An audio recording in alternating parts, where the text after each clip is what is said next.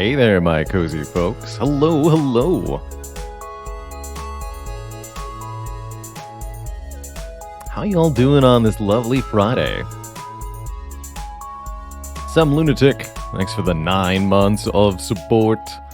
How's it going, Janice? Luigi Head. That's Your Blood. HR Homer. Cotty. Bailey. Beards and Bacon. 6'4 Ninja. Happy Spire Day to you. Mark McCarr. Really been liking the stream title game lately. Call it a fit of inspiration, if you will. But I figure I'll continue in the same vein for a while, because I can keep this up for a long time. I assure you. Who knows how many songs from the past couple of decades have been lodged deep, deep within my mind to be punned upon in the now times. Probably too many is the answer. All right, where's that Slay the Spire? Let's get that booted up, and then I can properly say hello. Adventure Log, greetings, and thanks for 3 months. How's it going, Stolid Fox? Hey there, Josh Prox. 90s Nostalgia Bait Playlist. Yes, there we go, Cotty. I've already got Britney Spears reference queued up in my head here for a future title, so you have that to look forward to. How's it going, Arantan Lad? Pika Keung. That's Your Blood. Too long for the YouTube archives? Yes, unfortunately. There's a pretty short character limit on what can actually be a reasonable stream title, and I know I'm pushing it. Like, today's is way too long. Oh well. Oops. Okay, fix the thing.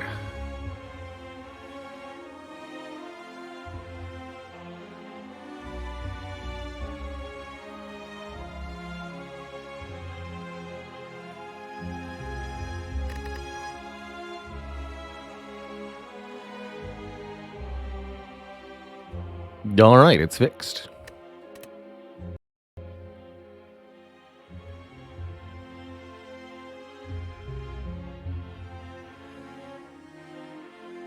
Oh, that's right. And YouTube and Twitch have different character limits, too. Hit me, Baylor, one more time. That's right, Flintlock.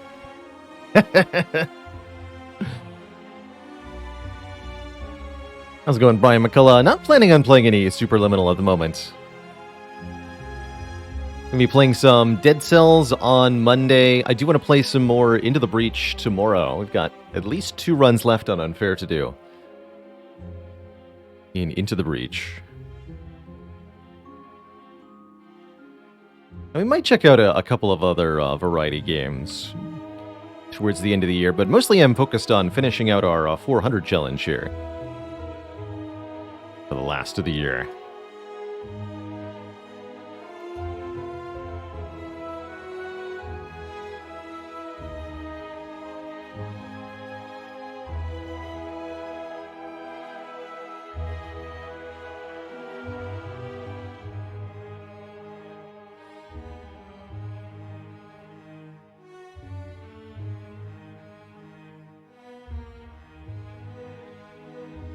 Got some vanilla chai tea in my cup today. I've watched a little bit of Super Auto Pets. That looks pretty good. Oh, I should not bonk the mic with the cup. That sounds loud. That is the difficult part of having a mic that's quite close to your face. It's actually really difficult to maneuver things sometimes. Winter's Trial, thanks for 8 months. Been recovering from surgery and just wanted to give a thank you for being an incredible streamer with an incredible community. You're so welcome.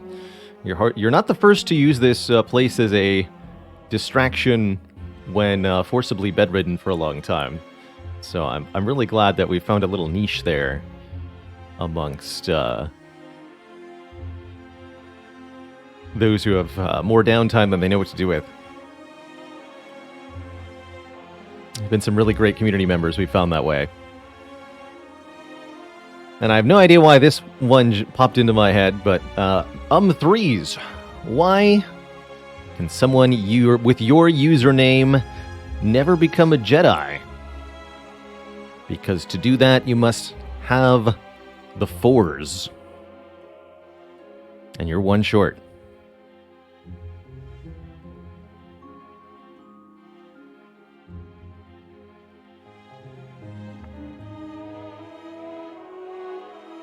The double ugh. It's a good sign. Things have gone well.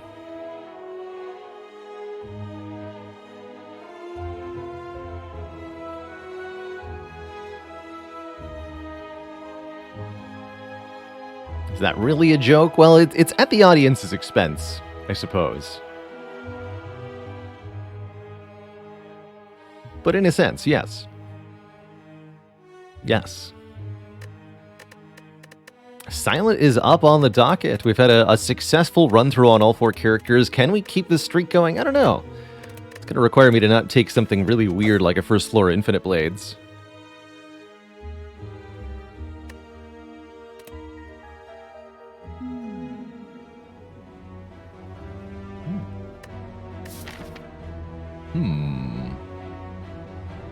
Okay, first thing I see here, Mandatory Elite. The Wall of Pain. Pretty common formation in Act 1. Always makes things difficult.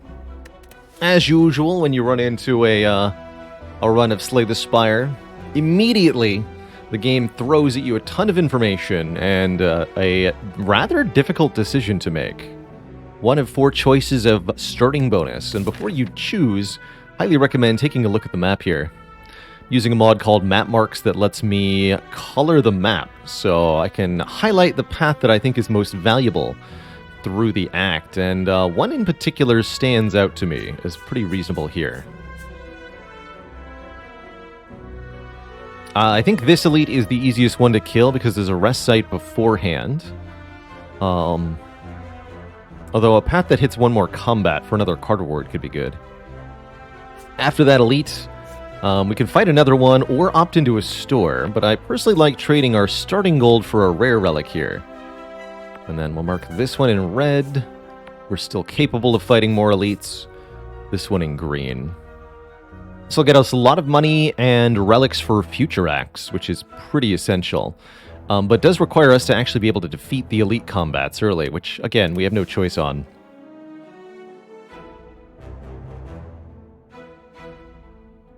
Boot on head or pre-recorded?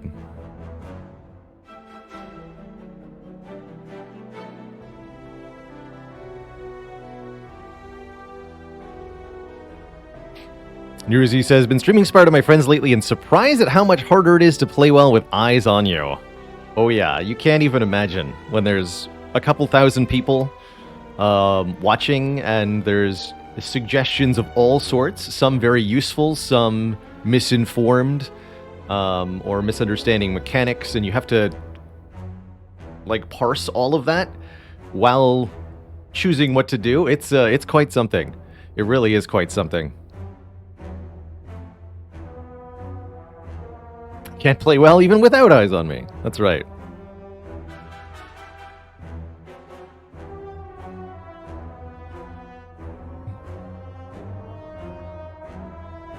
Oh, but yeah, not to complain about chat too much.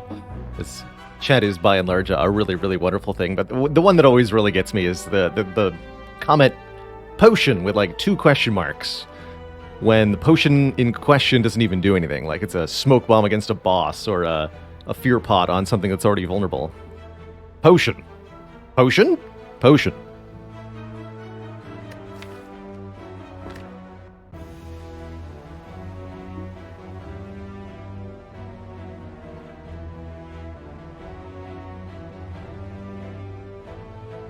But potions. There's no potion start here, though. That's the sad thing. Now, if there was a potion start, we might actually have a good Niao choice.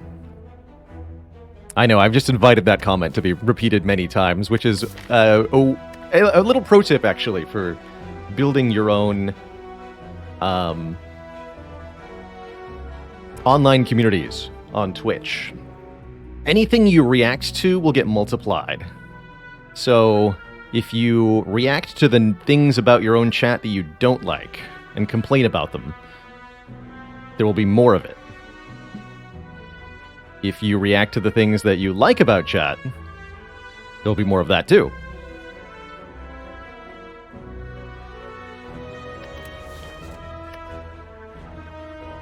Take the good, leave the bad. That's right. Positive reinforcement's a powerful thing, especially in large groups of people. Anywho, I think this could be a reasonable common relic pick that's more likely to give some kind of immediate advantage, but I'm a rare relic fan. Let's do it. Give me that turnip. We're immune to frailty. That means no Spheric Guardian, nor Snecko, nor Slime shall we fear.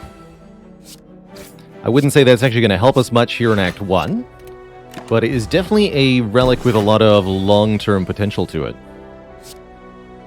Alright, there's not much point in playing a strike for 1 damage here. I'll just block 3 times. Jawworm floor 1 versus Silence, always a tough matchup. We've seen before how that can go really badly if your draws line up perfectly wrong, or if the Jawworm buffs too many times. This Jawworm's been very tame, hasn't buffed strength even 1 time. Let's actually talk about Jawworm for a second here. We've got Bestiary installed. Jawworm can only do 3 different things. They always attack for 12 on turn 1, and afterwards it's random. 45, 30, 25 split between Bellow, Thrash, Chomp, but can't use the attack/block 3 times in a row or the others twice in a row. So after chomping, turn 2 is either always attack 7 or buff. And then from there it gets quite a bit different. A buff is always followed by an attack, whereas it can do the block and attack multiple times in a row. And that's usually the tame way to get a Jawworm, is it goes chomp, thrash, thrash, chomp, thrash, thrash, and never bellows. That's basically what this one did. All right, I have an easy choice. Actually, you know, you could take a dodge roll here. I think it's a little bit better with the turnip. But since we have a mandatory elite coming up, attacks are a must, and Sucker Punch is a completely reasonable, common attack to add to a silent deck.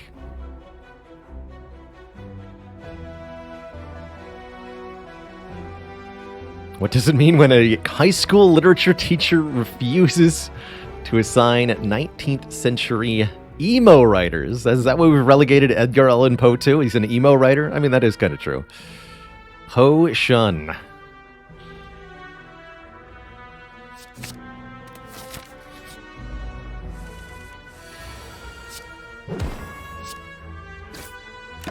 Yes, Edgar Allan Poe's works located in the emo section of the library.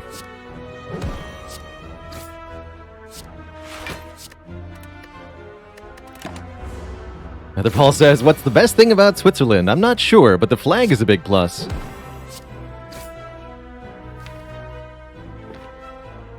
Take 3 here. Next turn it's going to attack for 16 base. We can do 12. I'm taking 3. Next turn I'm likely to either Sucker Punch, defend, defend. Strike, strike, Sucker Punch doesn't kill though, huh? I don't think this goes badly. Yeah, this is good. We Sucker Punch, defend, Survivor, and we probably have a kill next turn. Although we could actually draw 2 more defends, and that would be completely miserable. We're good. Okay, saved all the health. That was... I'm actually not sure if I made the statistically correct play, but I made the hindsight. I made, like, with the actual RNG we got, that ended up being the correct line. I'll take it.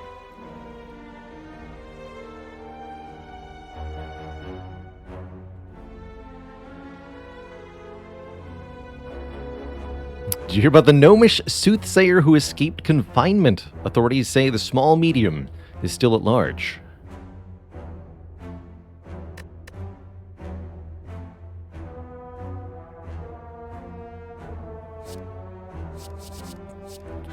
I pretty much never advocate for Quick Slash. I don't like it very much.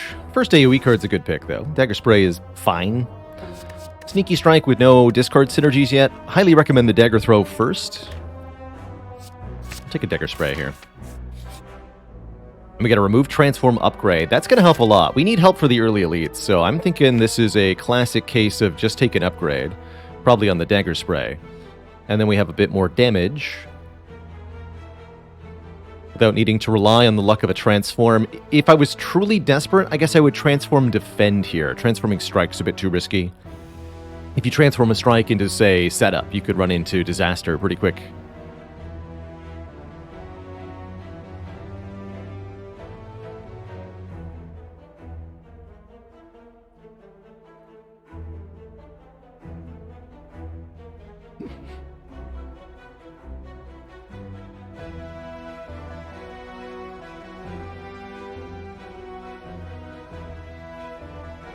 Glenn, I really want to modify your joke slightly to make the punchline the Count of Monte Cristo.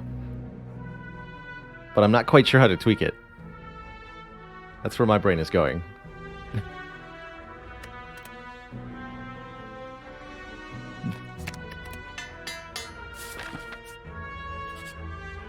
Stop! You violated the law. Well, that surely is an early face trade here. Thing is, if we get a bad face, we'll be in a much worse position in the short term. Although losing health is also bad in the short term, so I think we probably do it. We risk it for the biscuit here. Good face, bad face, what do you have for me today, sir? It's good. We get the face of Cleric, 1 max health per combat. And a face of Cleric this early in the run is a huge deal. Huge deal.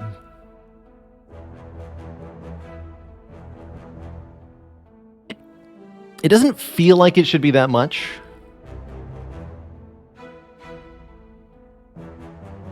But this is going to be like more than 2 mangoes by the end of the run. Just an obscenely huge amount of health. The average Spire run faces 25 to 30 combats. So it's a lot of health. Would Thwack make you gain 2 max health with Face of Cleric? Yes. Yeah, it is 2 separate combats. Just like you can feed twice separately in that as well. Where you benefit twice from Black Blood. All that stuff. Does it work with Magic Flower? I think so. I don't know if I've ever had Magic Flower Face of Cleric. But if you have both of those, what should happen is you gain 1 max health and 2 current health at the end of each combat.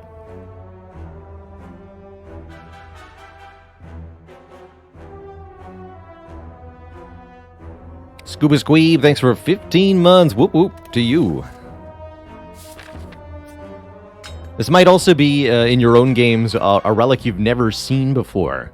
You have to take the face tray. There's 5 different outcomes, and the game does track which ones you've seen and haven't seen in your save file. So I highly recommend trading until you've at least seen each of the 5 one time. Is Magic Flower the only thing inspired to round something up? Yes. My theorization is that the reason for this is that healing is coded as negative damage, which means that healing is actually rounding down, but because it's a negative value, down is up. Solar System Wolf, thanks for the 14 months of support. Much appreciated. And Gagula, thanks for the Prime sub as well. 10 months of support. Cicero, thank you for 3. You're welcome.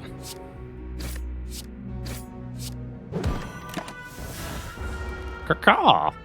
Oh, I'm immune, you fool. Get turniped on, son. That'll teach you to disregard the rutabaga. Will be the root vegetable cause of your destruction. Early Terror. One of the best ways for Silent to hurt things is by making them vulnerable forever. Looks like we're in pretty good position here. We have a useful-ish potion for Lagavulin / sentries. We have Dagger Spray for sentries. We have Terra for Lagavulin and Gremlin Knob. I'd say we did well enough that this first elite shouldn't be too bad. Potion? Yeah, potion. What have I done? What have I done, Twitch chat? So ironically, our best damage upgrade is actually Strike. But I think a more reasonable upgrade is the Sucker Punch here. We get 2 additional damage and 1 more weak. I would rate this very slightly higher than the Neutralize upgrade, which is 1 additional damage and 1 additional weak. Every single point matters in Slay the Spire sometimes. And even though the Neutralize is 0 cost and the Sucker Punch is 1 cost, that 1 additional flat damage added from the upgrade played a couple of times over the course of the fight, especially against the Lagavulin fight, is quite important.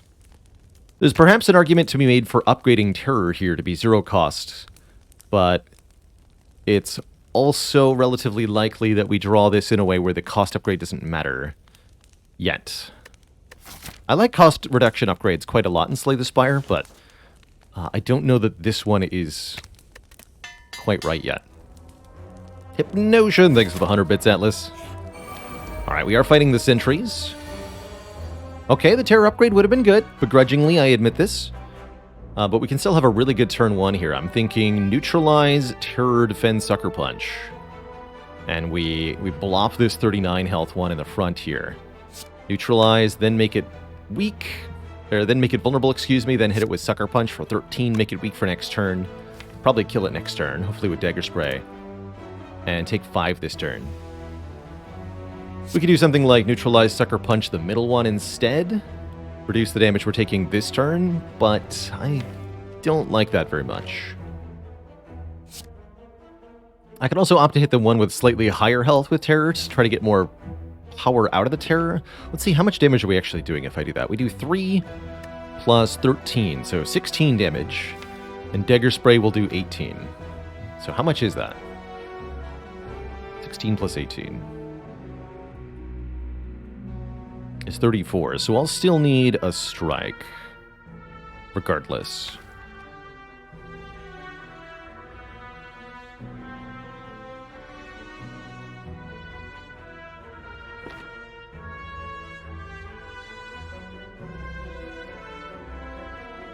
So I think we do actually want to hit this one, because it's saving 2 health from the next sentry kill, essentially. Okay, so we are going to go for this one.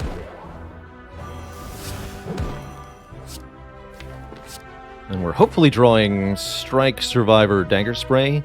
We can also kill with 3 strikes, or we can full block with 2 defense and a speed pot. There's a couple ways to do it here.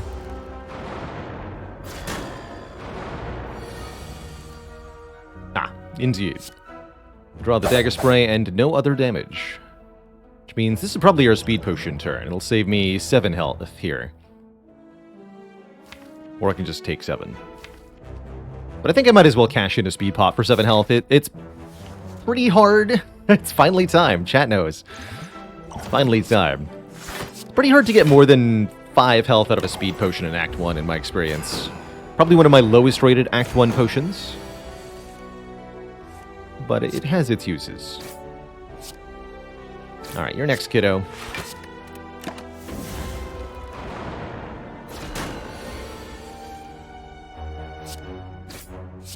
Pretty good draws so far. Probably take 10 to 15 more damage. Yeah, there it is.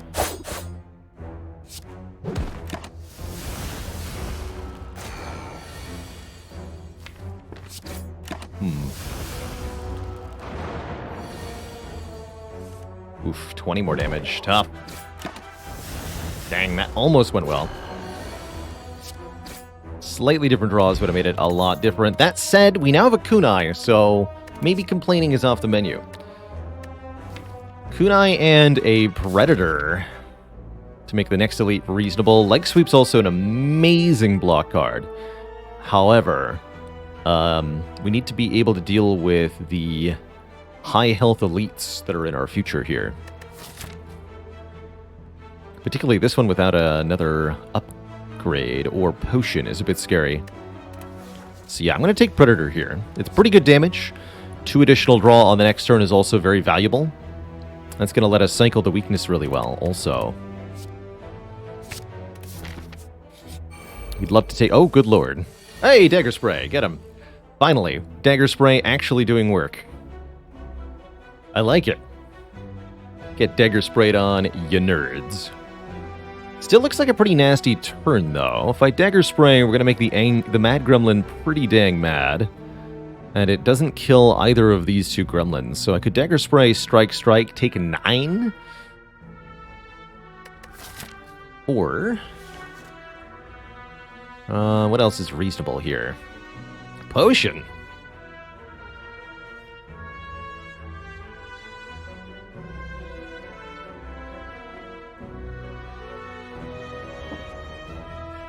That gremlin has 12 health. It'll die instantly to the Dagger Spray. Sneaky. Actually, I can cut the top off right there. Hold on. Shoop. Aha.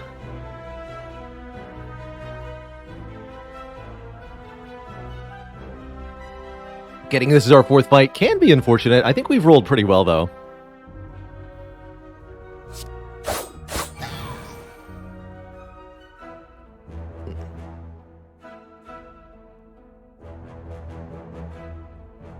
So Strike takes 9, or I can Strike Survivor, take 6. Be frail. And weak next turn. Let's try that. But I don't take more than 2 next turn, no matter what. Oh, return it! That's right. We're immune to frail. Even better. Perfect. That's 11. So I can't kill them both. 6-4. Can't kill. Okay, so we do it this way. Perfect. Not bad. So we took 6 to win this fight. This is 4 plus 9. That's enough. Yeah, 6 damage to win that fight's not bad, especially since we get 1 health back. A decent potion, and... I'm going to go ahead and take Cloak and Dagger with Kunai. I'm just going to put that out there. It's a good card. It's not a Blade Dance, but it is, you know, it's a Kunai card. Still a little worried about this fight. I'm sure we'll be fine. Get a relic after all. War Paint, upgrading 2 skills at random. Come on, Cloak and Dagger, Terror. I'll take it. Cloak and Dagger Survivor. Would I prioritize upgrading Cloak and Dagger with this setup? Yeah. Yes, I would. In fact, I've already done it. That's how good I am. Also, actually very, very, very good here is that we got a fight in this node. Because it means we get another chance at a potion, it means we gain 1 more max health, it means we're going to get more money, and it means we'll get another card reward before this upcoming elite, which is very important. Another chance at a Blade Dance or something. And this turn 1 is even better. We just get a free turn 1. I'm going to Terror Predator this fool. We're immune to the frail anyway.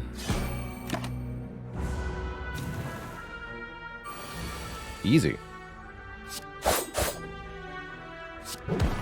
Look at that. Free fight.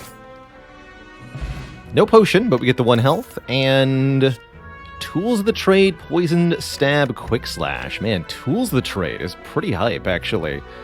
I particularly like Tools in a block-heavy Silent deck. And what I like about it here is that it lets us get our Cloak and Dagger more often. Also enables us to take a Hovering Kite as our boss relic, potentially. Although makes our Gremlin Knob matchup a little worse.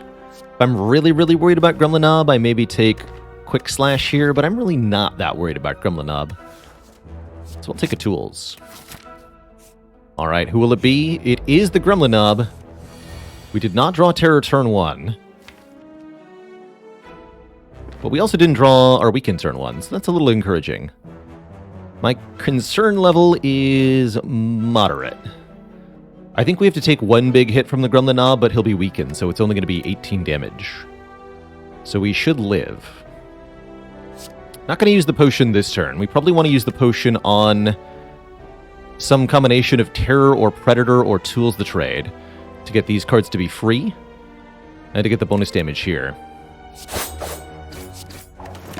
Misfire, thanks for 11 months. Cheers!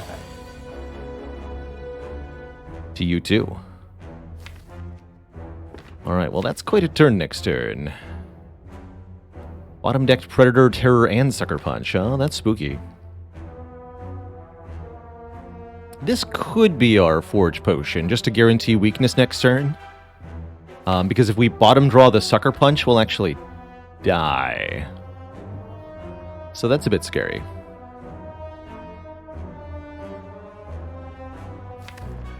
But ideally, my hand next turn is Tools, Terror, Sucker Punch, Predator, Zender's Bane. And I just upgrade and play Terror, Tools, Sucker Punch, Predator, and we have a great turn. Yes, if we use the Forge Potion this turn, we play Cloak and Dagger first, then Forge Potion. Neutralize, Strike, Shiv. Could maybe full block with a Defend, but I think it's a bad idea.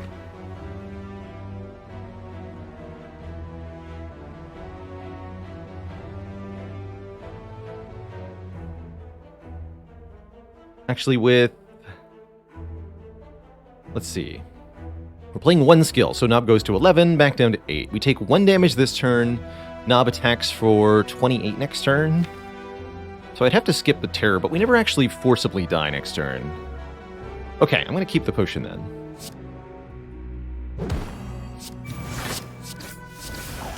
Take 1 this turn, at most 28 next turn. That leaves us on 1. We did fail to get Sucker Punch.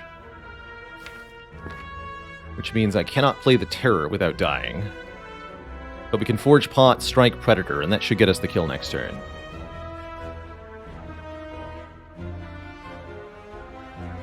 Terror plus Predator plus Strike with the upgrade potion is 30 plus 9. 39 damage is not enough to kill, unfortunately. So yeah, we'll go to 1. I think that's fine. I think we'll win. Play the Defend for 10 block instead of the Strike, but 24 damage next turn seems pretty hard to do. Yeah, Face of Cleric literally keeping us alive here.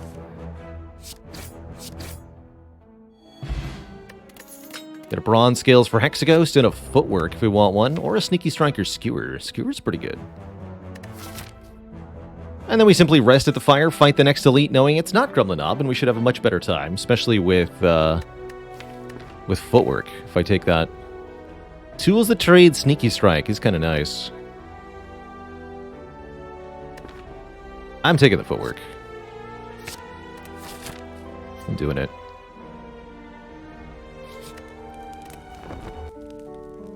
Alright, we got through what should be the most difficult encounter here. This could still go all kinds of awkward, though.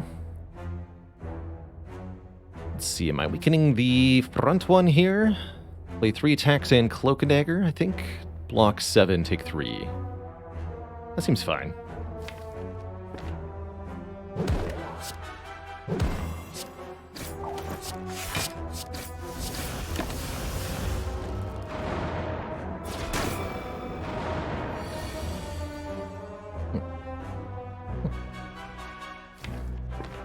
Tools, Defend, Survivor. Take 0. Dish out 6 damage with the Bronze Scales. Hey. My Dagger Spray. Playing Footwork is an important question here. Take 2 more. I think we should play the Footwork. Playing the Predator seems to be out of the question, sadly. We're drawing plenty of stuff next turn anyway. So do I strike or block for 2? I think we strike. It's going to be you. Shame to shuffle without the Dagger Spray. Good.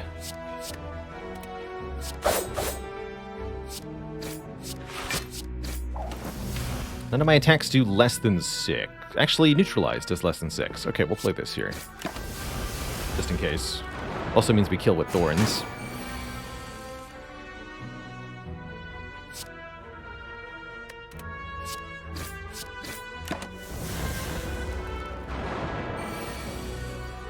Ooh. Correct move was actually to play both strikes on this one last turn and block to kill with Thorns damage. Didn't see that. Interesting. It's a fun line. Got a Centennial Puzzle. We're down on health again, but we are offered some sweet stuff. Dodge a roll here to work with our immense dexterity and our kunai, and our turnip.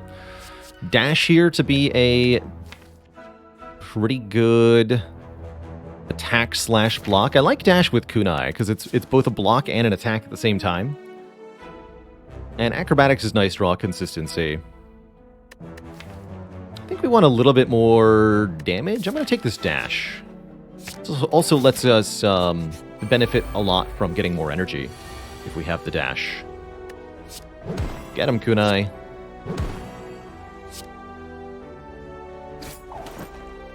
Curious here. It actually might be correct. In fact, there's a world where if I don't use the Centennial Puzzle for draw here, I die next turn. But I think most frequently it's correct to just full block this hit. But we could draw 4 strikes in Ascender's Bay next turn, and that'll kill me. That's fun.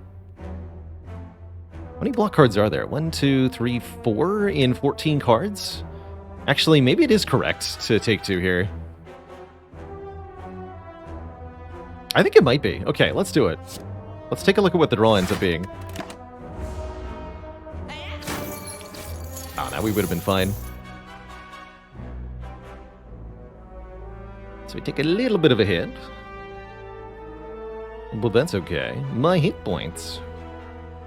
Try to avoid losing any more, though. Let's go Footwork, Terror, Cloak.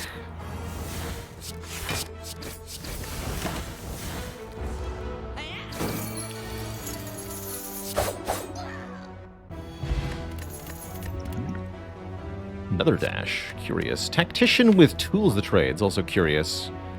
Before Tools of the Trade are actually played, though, it's very bad. I'm trying to figure out if we can beat Hexaghost on 7 health. Sometimes we can. But only sometimes. We're much more likely to beat Hexaghost with a rest. This Hexaghost fight might also go long. Yeah, it's probably better. Although the Predator upgrade would make a really big difference in our ability to damage race Hexaghost here. And I don't have any good potions, so I think I'll rest for safety here as we go into the Hexaghost fight. I don't love that, but here we are.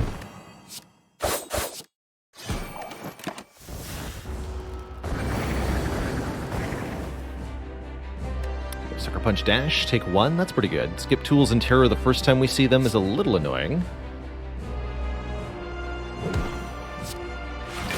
Here we are.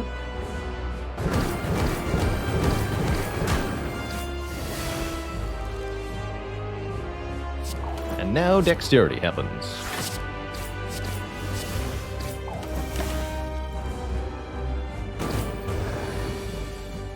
Here's Tools. Definitely behind on damage for not having played Terror yet.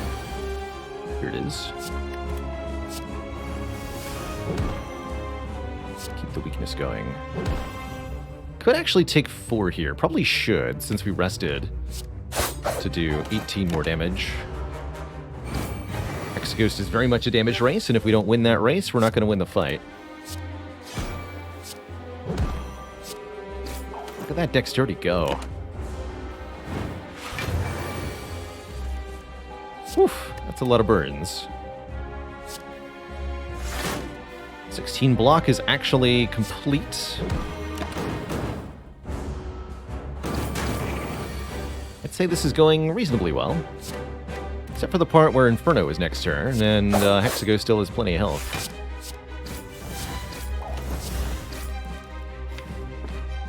So, here's the part where had I upgraded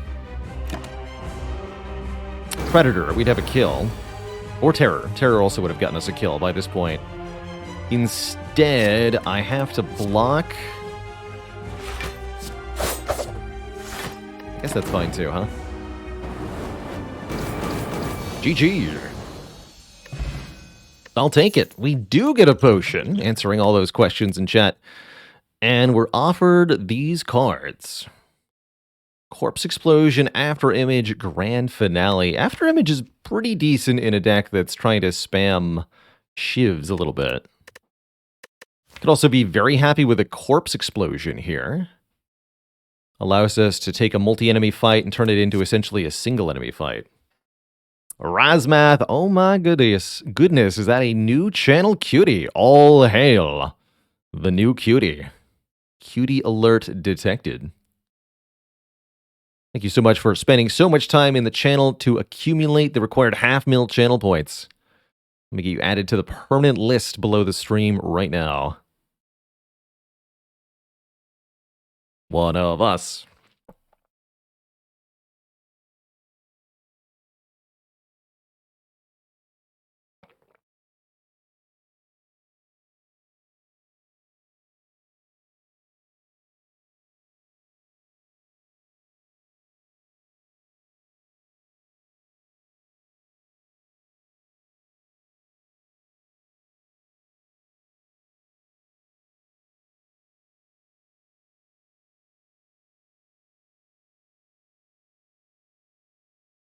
If you're just watching the channel as the point farming mechanism, I think it takes over a year to get a 500,000. It's a lot of hours. At least 1 hour. I think I'm taking Corpse Explosion here, although After Image is pretty tempting. We've got powers galore already. Well, it ain't Joker, so it's either Ring of the Serpent or Astrolabe, and I'm thinking it's Astrolabe. Watching almost daily for 2 years and you've got 250k. Yeah, it takes a long time.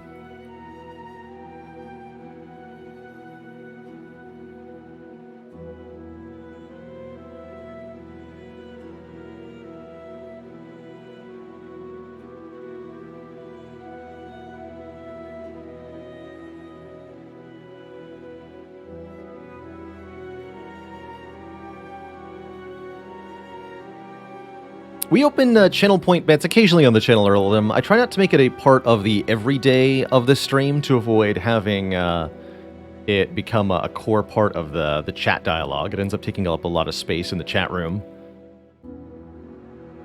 Gooseberry5, thanks for 19 months. Los Riantos, thanks for 39. Takes a lot of time. But we do it for Slay the Streamer and for a couple of things. Speaking of, I owe the chat a dad joke here.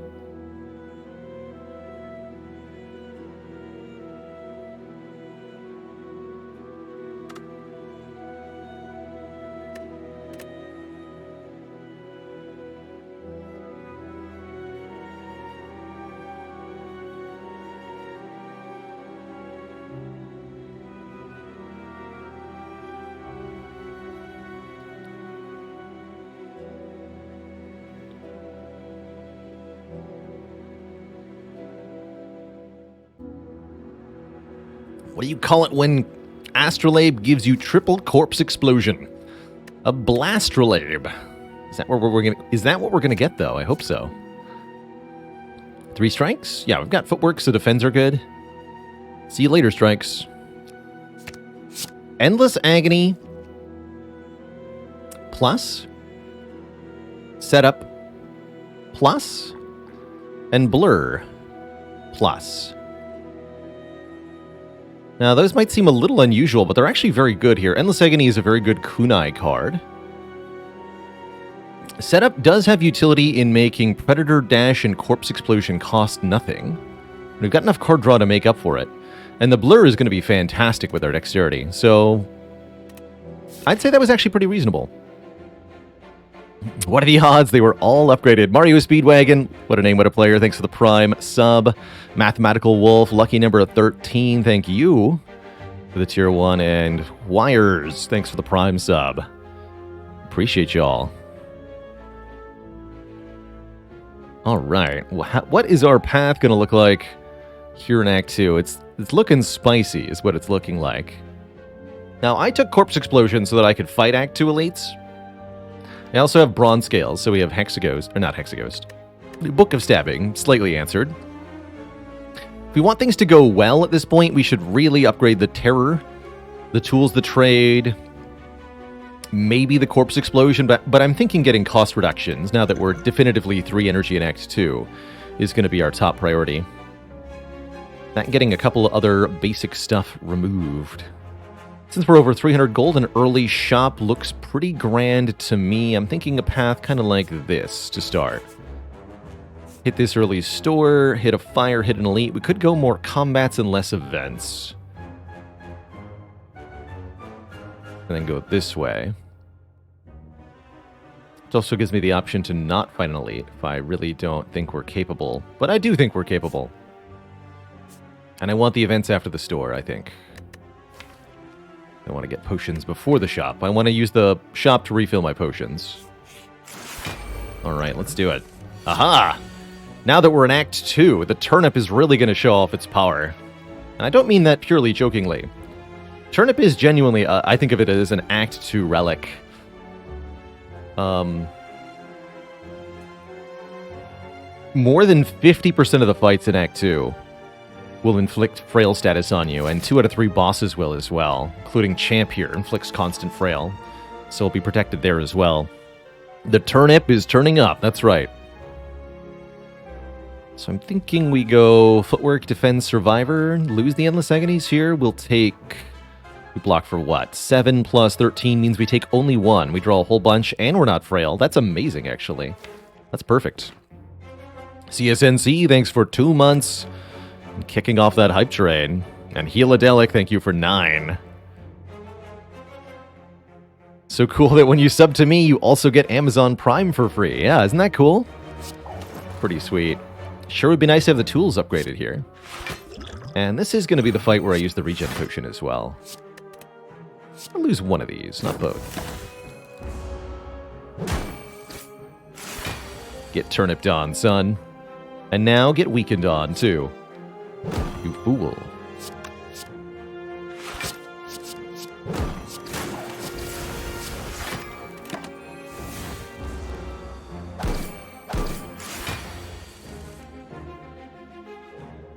You fool.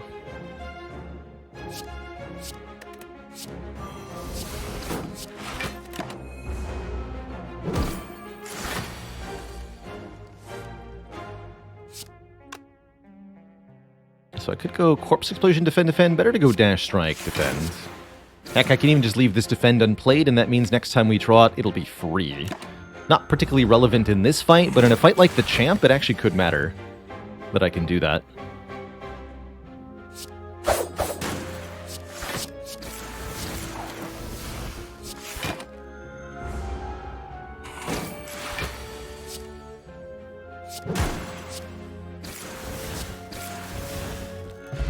Potion exclamation point. Another chance at a dodge and roll here, which is very reasonable with our dex total. Or a catalyst for poison multiplication. We do have corpse explosion, so it theoretically does stuff.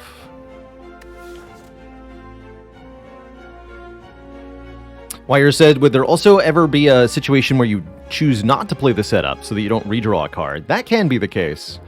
There I wanted to redraw the defend so that I'd guaranteed have enough block, but I guess with dash I already did, huh?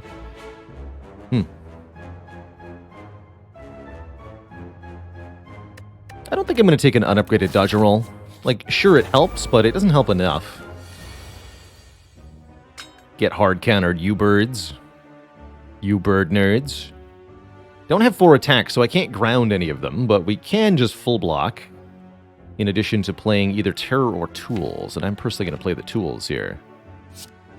I'll hit the middle one. That's the one I want to Corpse Explode.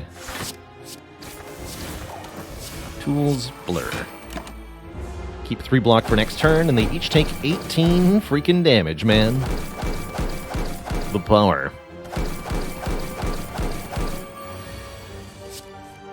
Hey. Corpse explosion when?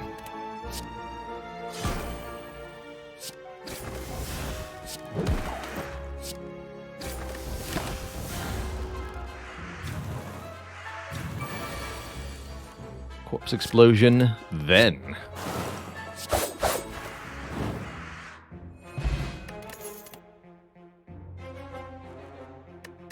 Piercing Whale, or Riddle with Holes, Blues. Pretty hard to really want Riddle with Holes. You can do some fancy shenanigans with setup here. Such a weird card.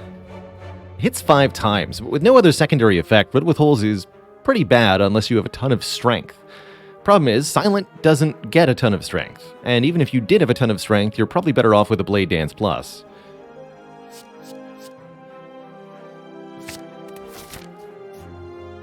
Oddly enough, though, it is just kind of a card that's better than Heavy Blade. So if it was an Ironclad card, it would outclass Heavy Blade, which is pretty funny.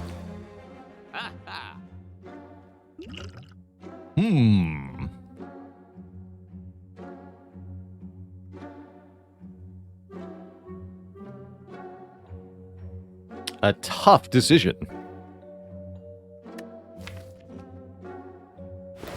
Even this Infinite Blades is pretty good, actually. And there's Apotheosis here? Oh, man. I didn't even notice the Apotheosis, actually. I'm going to be really honest. Apotheosis is incredible here, because it makes the Terror and the Tools cost 0.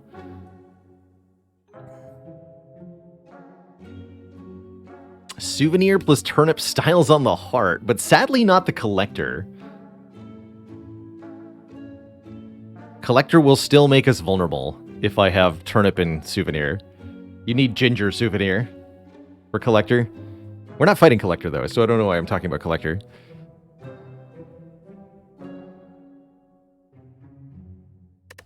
We're fighting the champ.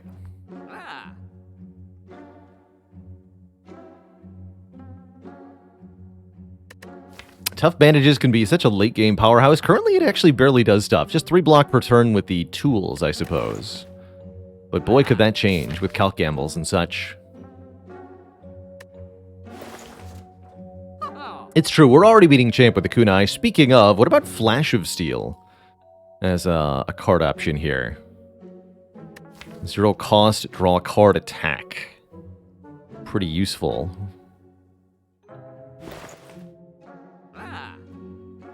Can you at least get a nickel back? I'll allow it, Haligonian. Cry of the Wind, thanks for 2 months. It is time.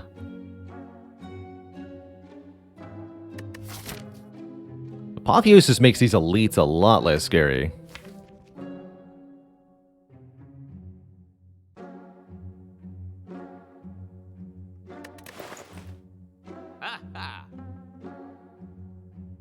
Tough.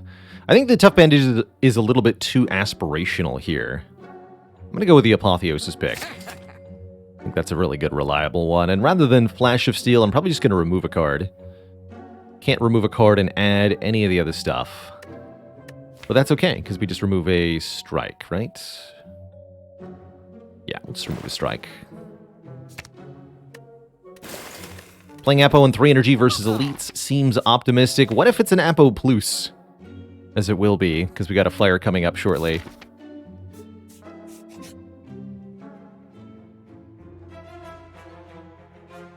$60 gold for a relic? That's actually a pretty good deal, Ranwood.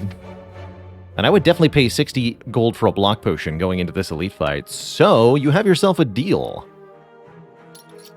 This will be quite handy if I run into those mask-wearing hoodlums again, says Ranwood.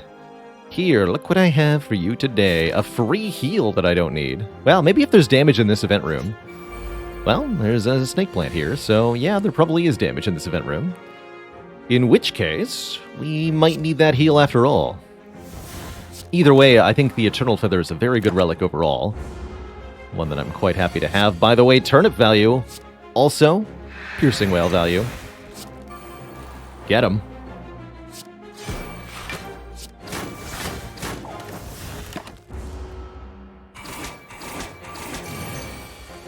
Problem is, if I perfect the fight, then we don't get any Eternal Feather value.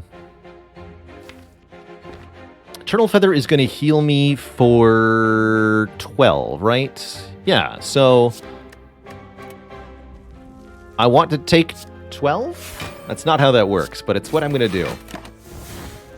For the value. Perfect Eternal Feather value.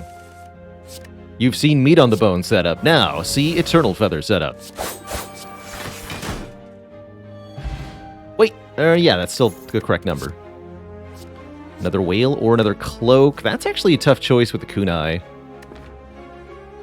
I'm going to take another cloak. Ancient potion, you're out. Liquid memories, you're in. Full health. Exactly healed. Optimized. Eternal feather.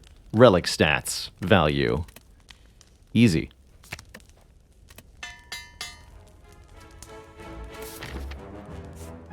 All right, who shall our opponent be? I've got pretty good hopes here. We're at completely full health. I have 2 potions.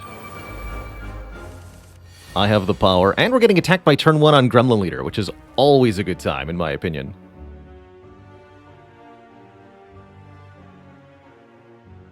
Turn 1's a bit awkward with the draw we have, but that's no biggie. 28 damage incoming. Really want that fat gremlin to perish.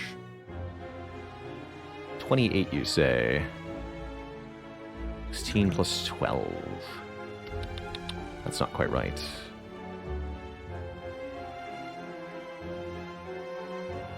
I don't want to block 28, though. I want to block 27.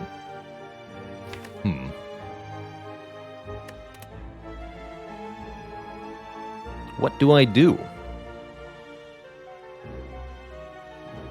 Actually, maybe I let one of the gremlins hit me next turn. That might be the play. Okay. Oh yeah, you're going to be alive still, right? Because if I'm not playing Strike...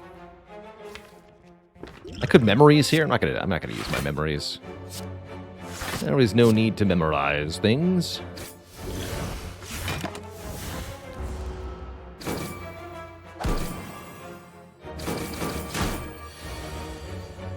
Perfect. Yeah, this is fine. Apo. Terror Corpse Explosion prevents any damage at all.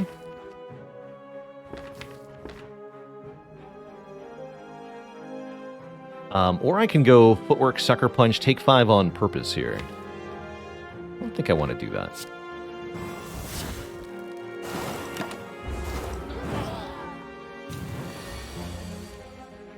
Ooh, and I get to blur some block. Excellent.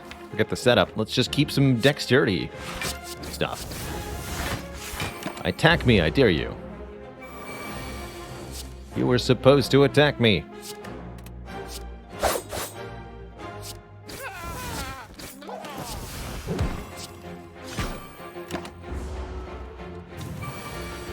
There's the attack.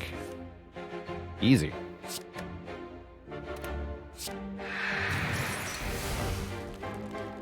Still 18. So Cloak and Dagger nor Dash will actually full block. We have to use Defend, Defend, or Lure Defend here. But otherwise, we end up with a perfect elite fight, and I gotta say, that's pretty good. To leave this with full health and one of our potions still. Get a Sundial, giving us energy for shuffling through the deck a few times. Good reason to pick up an Acrobatics here. Or a Caltrops if we want more passive damage.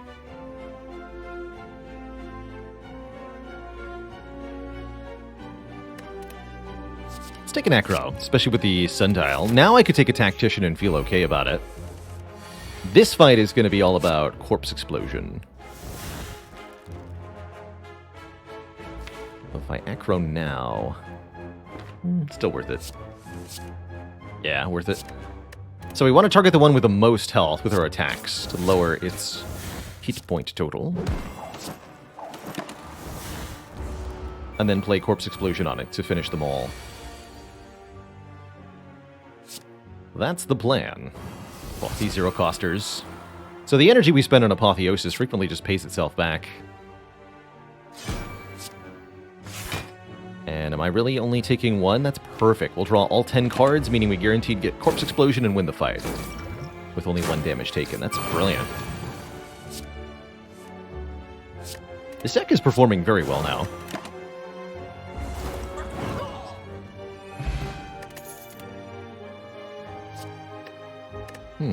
That's a way to gain energy.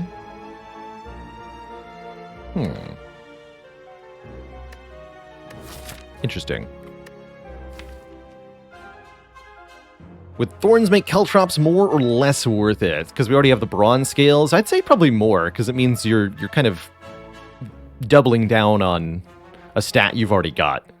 I think it is pretty good. The setup makes the outmaneuver feel a little weird. Like, if we need energy generation, we do have a card that can do that. I don't have any retain yet. I don't think I like it. What are we at so far from Face the Cleric? 13, so we're almost at a mango's worth of Face the Cleric, and we've got almost half the game left. That's pretty good. I don't see any reason we can't just go this way now. Although, we probably don't want to go here. We probably want to go here. Unless this is Smiling Mask or something. Are you Smiling Mask? No, you're Juicy Bracelet. Get the heck out of here. How dare you pretend to be Smiling Mask? You would dare?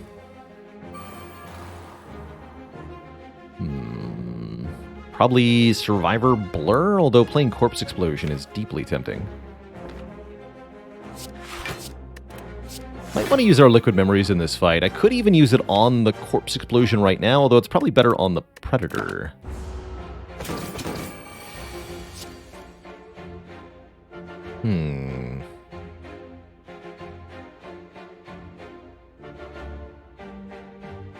Not the turn to draw Piercing Wail, alas.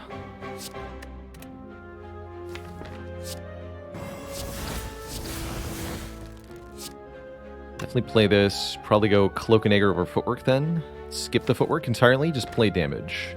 Next turn we draw a full 10 between the Predator, the Centennial, and the Tools of the Trade. We'll draw 10, discard 1, so I'll have a very good turn next turn. I can probably set up the dash, then Acro into it. That seems alright. Still don't think we actually need the Liquid Memories.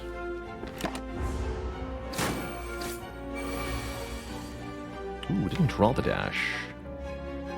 Curious.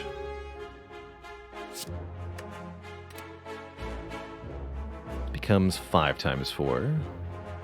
Can Sucker Punch, Cloak and Dagger, defend, take just a tiny amount. That lets me set up the acrobatics. Seems pretty reasonable.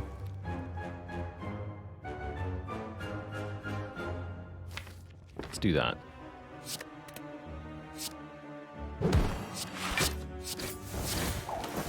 And we're doing constant damage thanks to the bronze scales. Almost done with this fight. 3 acrobatics. Okay, here's Piercing Wail. So we can Piercing Wail and Predator. That's going to be good. That should get us the kill next turn.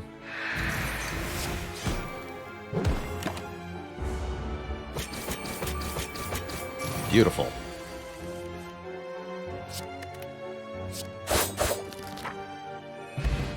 Peace Pipe. Ooh, we can now remove cards from the deck at rest sites, and that's an incredible find because we picked up an Apotheosis, which can upgrade everything in the deck. That means we can use our rest sites now as easy-peasy card removal, rather than getting, quite frankly, nearly useless upgrades. We can remove Strike, remove Defend, do anything we want. Gotta say, Blade Dance with Kunai is pretty good. Even here in the middle of Act 2, it's a great find. And you are a stinky Snecko. No one likes the Snecko. Stop confusing me. Yeah, heal plus remove is a really good use of a floor. We go Strike, Dagger Spray, Cloak and Dagger Blur. Yeah. Yep. Keep a whole bunch of block. Tools Dash or Corpse Explosion Dash? I want to play the Tools.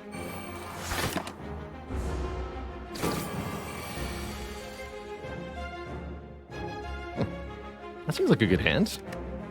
Apotheosis will make the terror free. And we get Sundial Energy. Amazing. So we can actually discard this. So we play Cloak and Dagger, Apotheosis, Terror, Shiv plus, Blade Dance, Shivity. Shivity-doo. That's a lot of shivs. Deck wants an accuracy now.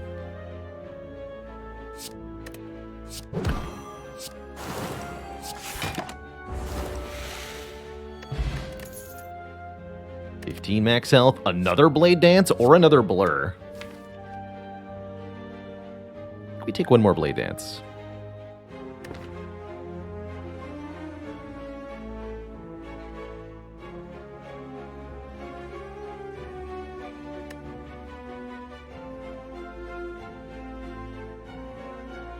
Yeah, there's probably going to be a couple updates to the exclamation point WR command in the near future. I figure I'll let some of the streaks in question just like play out, particularly Coach's streak. I'm not planning on watching somebody else's stream 24/7 to keep my own command updated. So I'll just let it play out and then update as appropriate at the very end.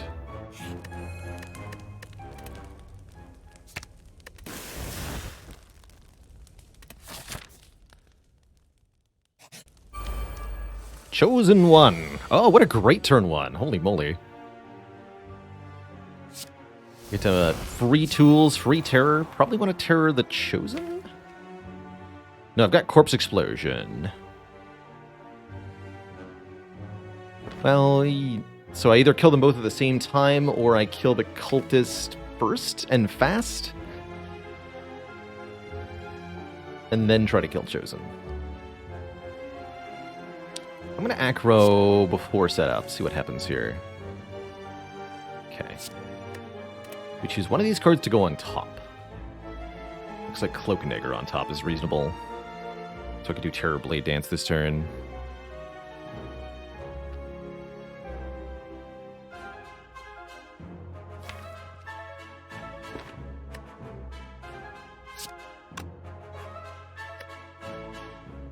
How's it going, Quirky Quillfish? How often do these streams happen? 5 days a week. Exclam schedule. Stay to a pretty strict schedule here on the stream. We're live, you know, within a 10 to 15 minute period of the posted starting time. Basically every single day without much fail. Alright, I think I am going Cultist first. I don't know if this is the correct answer, but it's what we're here to do.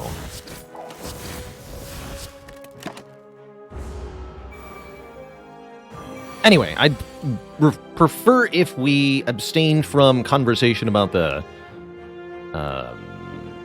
minutiae, refrain from nitpicking the specifics of streaks here, and focused on the current gameplay for the channel. Anything else can go to the Discord. Thank you, and please. Alright, we did draw a Corpse Explosion here. We've got our Cloak and Dagger as well. This looks like a great turn. So we Corpse Explosion the Cultist. Cloak and Dagger Blade Dance kills them? Question mark? Each shiv is 6 damage. We have 6 times 6, 36 damage. Yes, we kill you, and we can you. Perfect. So Corpse, Blood de Dance. Many shivs as is required, which is that many. Then neutralize, block with this. Take 1 is going to mean more draw next turn, too. That's good. Hopefully that means next turn isn't too bad. I feel pretty good about that order that we chose to go with. Dagger Spray, Agony, Agony, Defend, Defend. Looks good. Looks great. I don't need to use our potion or anything fancy like that.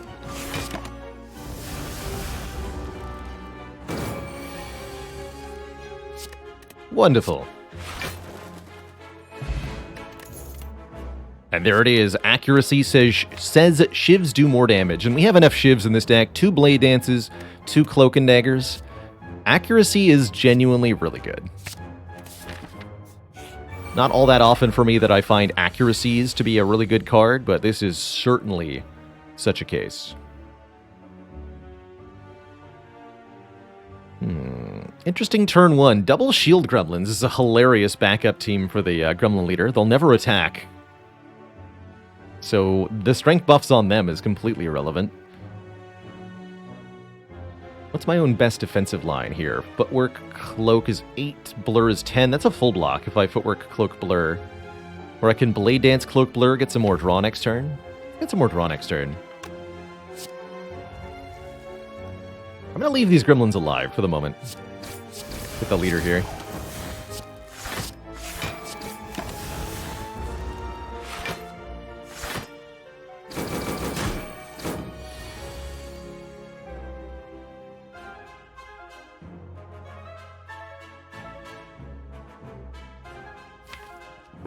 And I can just set up Piercing Wail and goad Gremlin Leader into attacking me here. Let's do it.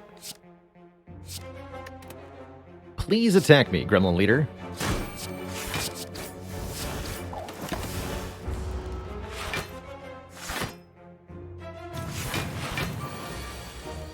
Oh no, how horrible. I'm being attacked.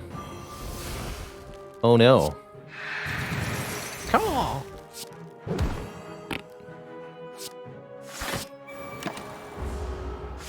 Alright, now we kill the shield gremlins. And that way the Gremlin Leader probably won't attack us again. And we get to blur some block this turn, even better. 10 damage shields. Let's go.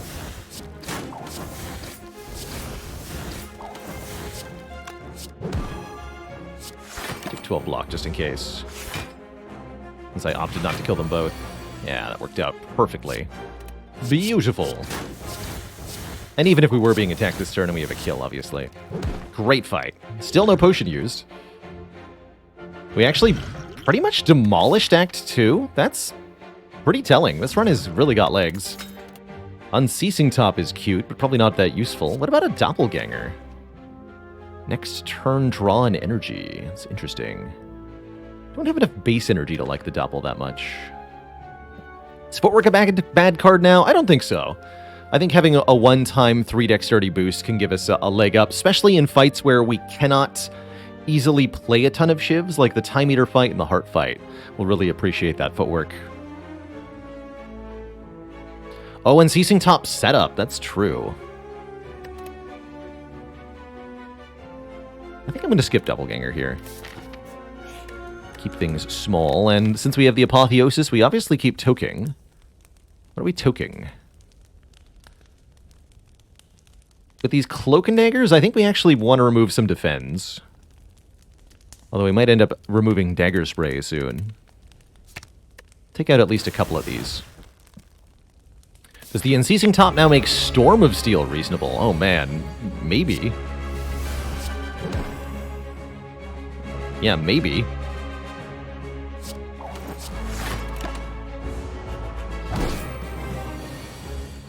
Get Turnip done, son. Champ should be pretty easy. Our main goal in this fight, just gain an absolute boatload of dexterity. Guess we'll also race Champ down to half health here, although he's likely to metallicize twice before that we can stop him. We could set up some cards. And then not play them. Oh, right. Actually, maybe I wanted to do that.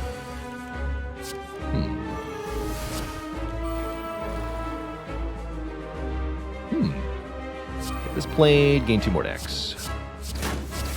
But now, since I didn't play it, the next time we see it, it's still 0 cost. So there's... Maybe I actually wanted to do that, but I'm not sure. I'm not sure.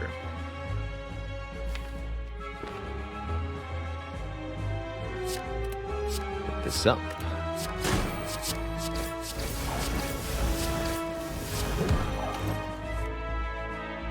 Do I play it? I'm gonna leave this unplayed too.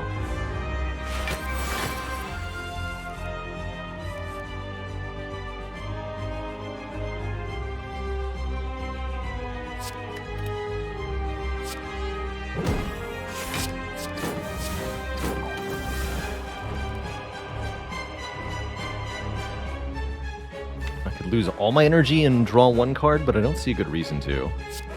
Let me play this. That's a ton of block. Alright, he's going for a strength buff. So we bring him below half health this turn, use Blur next turn. Life's good.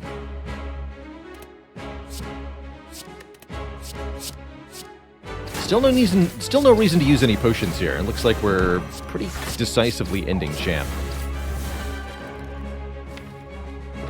Why I keep forgetting that's going to happen.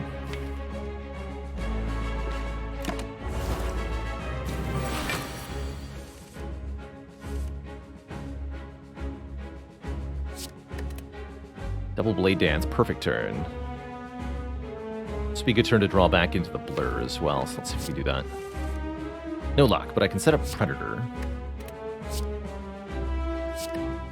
I'll be doing that. Could also just use the Liquid Memories to instantly kill Champ, but I'm pretty sure we kill Champ, again, with no potions used next turn. Also, my blocks block for 20 plus, so we can actually just completely block Champ. Fun fact. Here, die to Thorns, friends. GG. Beep. Good fight, sir. Malaise tools unload. I am a malaise liker here. Double tools could, like, oddly enable the unceasing top, too. But I think a minus strength permanently is a good thing to include in the deck. We're really hoping we can get a 4th energy from our boss here. I think that would help a lot. Hovering Kite is definitely the way to go. That's a way to gain energy.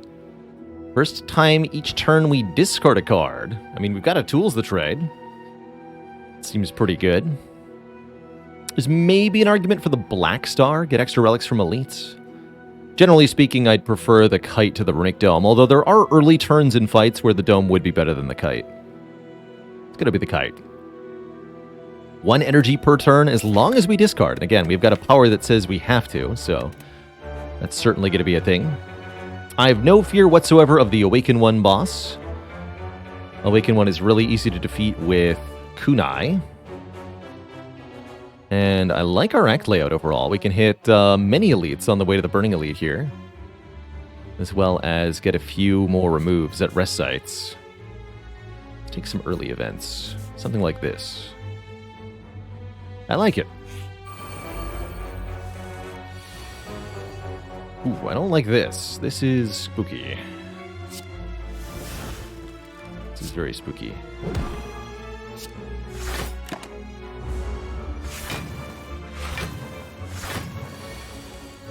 Okay, not too bad, not too bad. Probably going to involve our Liquid Memories here, though.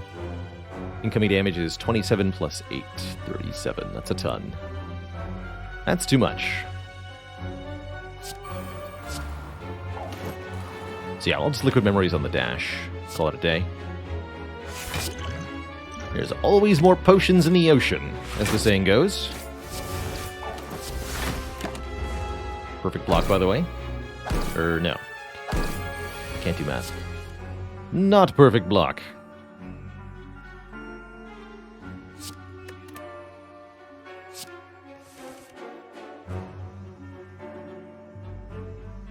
D4. So I can go Corpse Explosion, Terror, Blade Dance. I think we can kill them all this turn.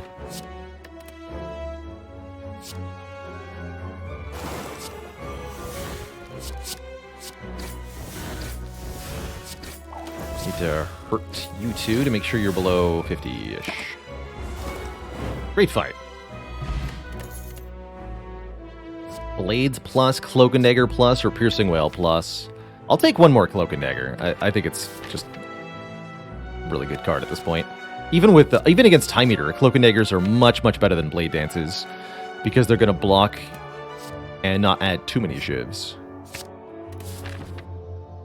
Yeah, just remove all of our defends, replace them all with Cloak and Daggers. I think that's a pretty cool build, truthfully. That's how it ought to be done.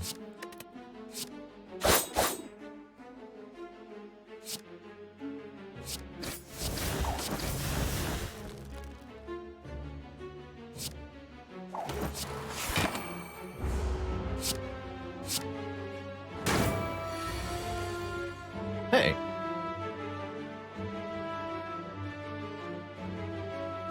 Very well. I will draw 5. Plus 3. If I must.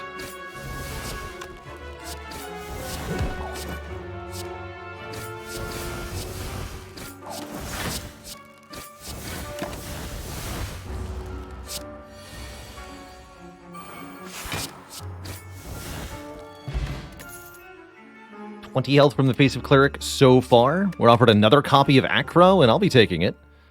I'll be taking it. And what's our event? Falling. We lose one of the cards in our deck. We choose between an attack, power, and skill chosen randomly from the appropriate card types in the deck. Hurts a bit to lose Neutralize, but I could afford it. What about Setup Plus? Setup Plus has less value than before, but I think it is useful here, especially with double Acro. I'm going to lose the Neutralize. Certainly not losing Tools the Trade with the Hovering Kite.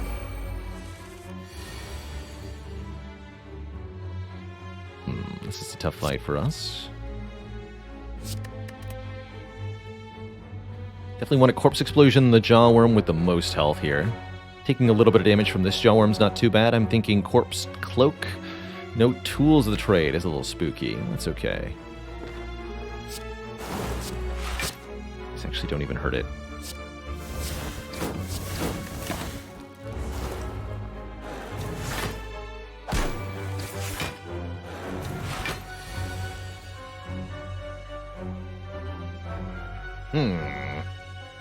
Don't tell me I have to use my Flex Potion here. Okay, let's see. If we Accuracy Blade Dance Cloak, we get 5 shivs that do 8 damage. That's 40. 8 times 5.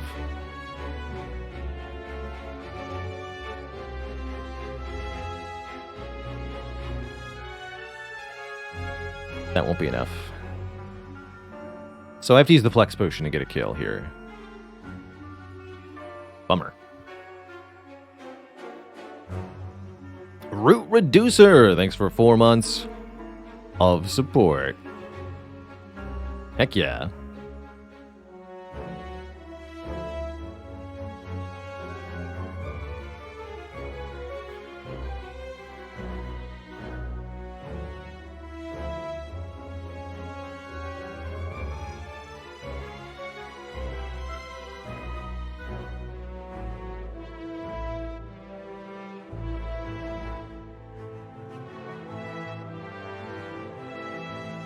And Clerky Turkey, what do you call it, Turkey?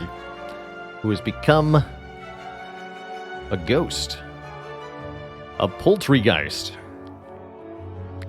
Fisk Stick, thanks for 3 months of support. Heck yeah.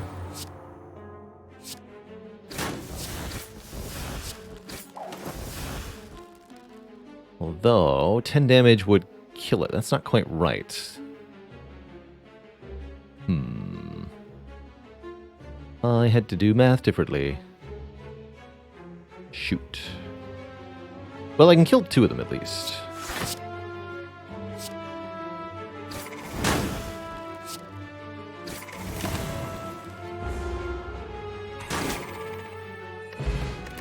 Get a potion back.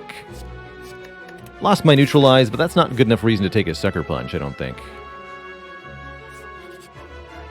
When we get some colorless cards, which are going to be really good. Flash of Steel is good. Finesse is really good.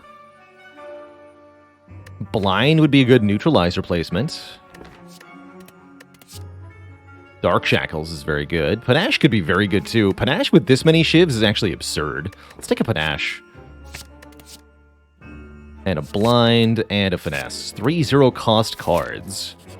Don't mind if I do.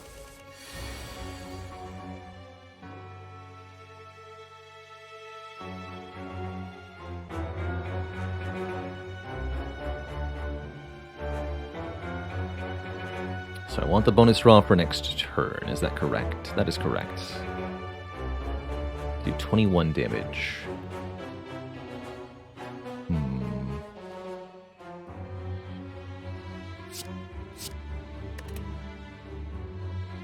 Block 6. So I could make this one die to Thorns. If I wanted it to. I think I do want it to.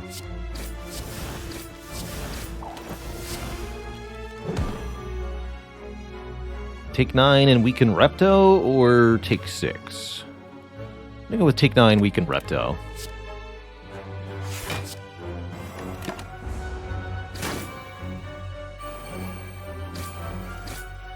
Okay, we do get Corpse Explosion. Perfect.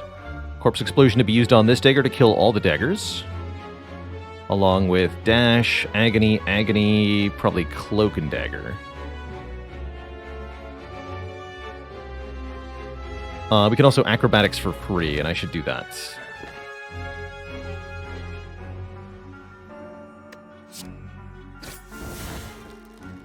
Okay, Dash Corpse Explosion kills it, so this can go here.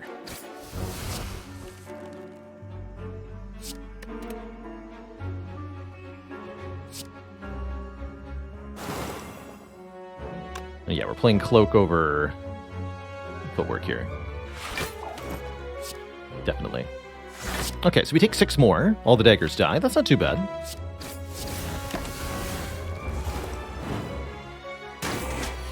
Repto even gives us a turn off here to go Terror, Tools, Malaise for 1. Not the best turn in the world, but we get set up a little bit. This turn looks a little better.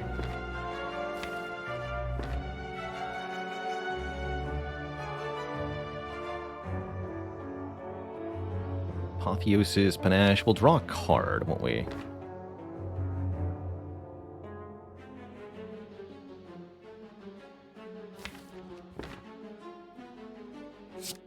Hold the phone for a moment. So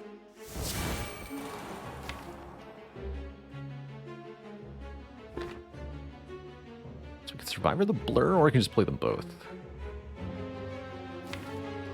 Just play them both. Worried about that. That's okay. We'll get another accuracy, and we can use Panache to kill everything next turn, hopefully. Yeah. Perfection. Super perfection. Corpse Explosion's a thing of the past here, because we have the power of double Panache.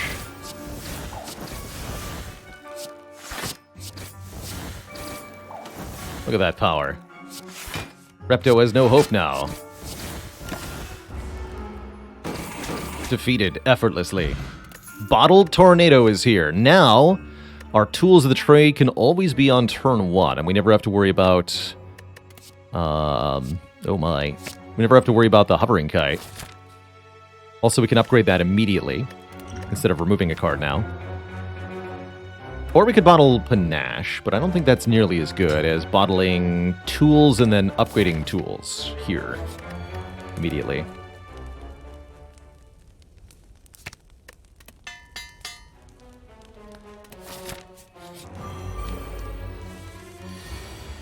Yeah, that just seems like a good play, generally speaking.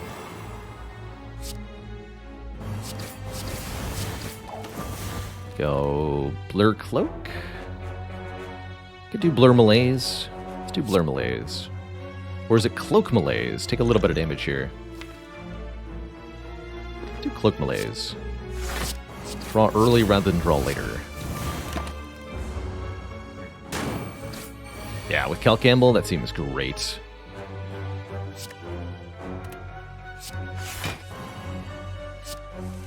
Okay, there's Apotheosis. Good. Let's lose that. Upgrade everything. Now what's important to get in play? Terror.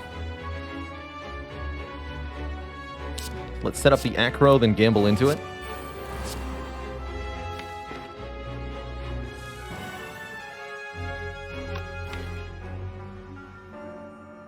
Footwork's so important to get to play just so that I can avoid redrawing it. Next turn looks fine. Okay, let's play Footwork. Keep Acro as it is. And we have one more setup turn here.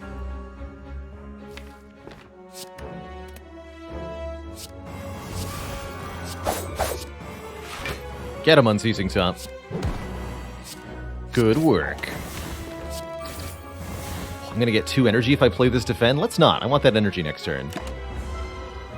There's a Sundial here. Yeah, that feels better. Forget this card. 6 energy now. We can set up the dash, which I'm super going to do. Can discard Sucker Punch with Survivor, which I'm also super going to do. Calculated Gamble will draw nothing by default, but then the Unceasing Top starts to draw. Perfect.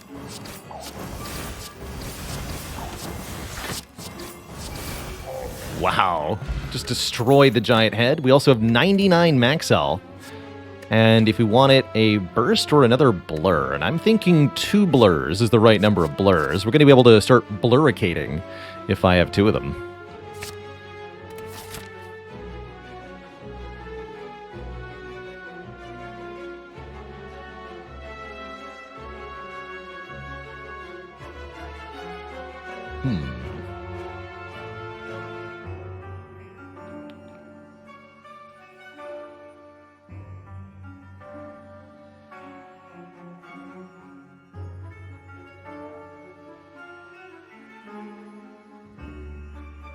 What's in the chest? Ornamental fan. Oh my, that's going to be a big deal. Now, every time we activate the kunai, we also get 4 immediate block. That's going to help this deck ramp up a ton in the fights where it suffers the most. I like that quite a lot.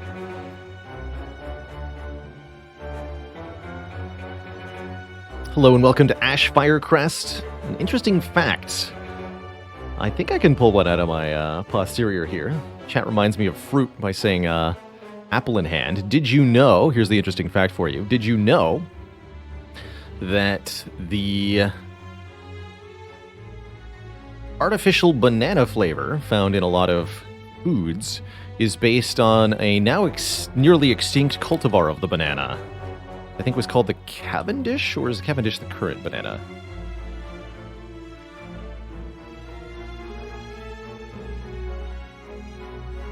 Cavendish are the current bananas, and artificial banana flavoring is based on a species of banana called the Gros Michel banana, which became mostly extinct because of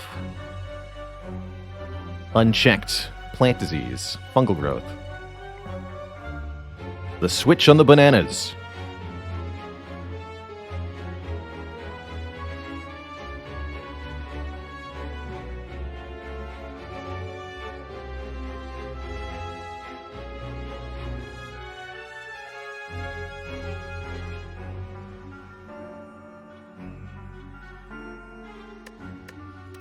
And yes, that fact was indeed bananas. Turn 1 tools, excellent. How are we fighting Reptomancer again? This seems unfair. Wait, this Reptomancer has way more health. Oh god. Dear lady, why are you so chunky? Probably want to go Accuracy, Blade Dance, Dagger Spray, Agony, Agony. We get 2 decks that way. We deal 12 to each, so one has 14 health. We do 8-6, that kills, and then I have... Oh, I can kill them both. Okay, that's not too bad. They're both dead. Or I could leave you alive and deliberately take 1 damage to draw more next turn. That actually seems smart. So let's do this. Rather than killing the dagger by playing the Endless Agony here, we're going to play it here. Block for 8, take 1, draw 3. It also dies to the thorns, so it can suck it.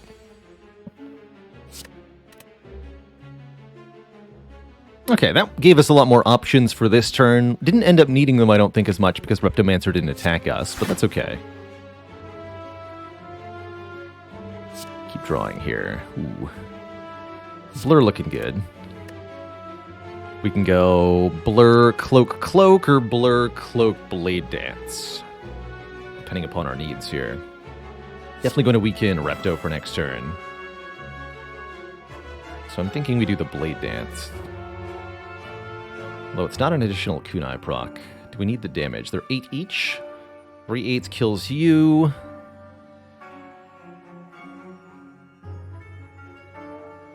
Two and Thorns kills you? No. Needs to be 3.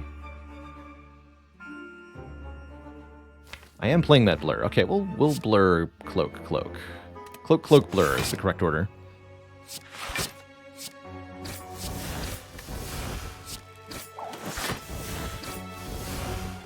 Let's get rid of this card. Anyway, we keep 23 block into this turn. Oh, good lord.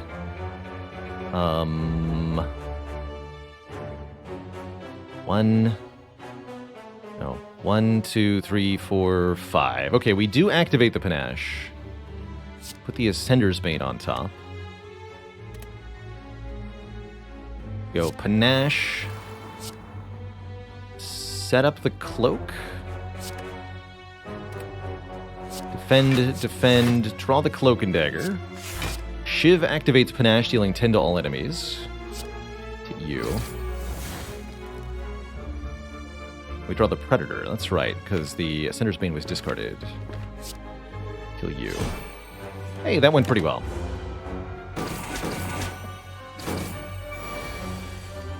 I'll take it.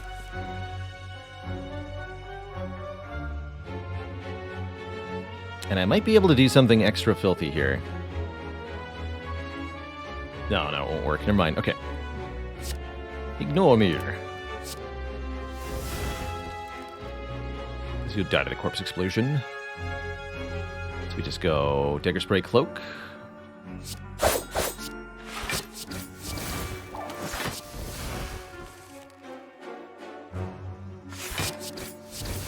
Seems fine.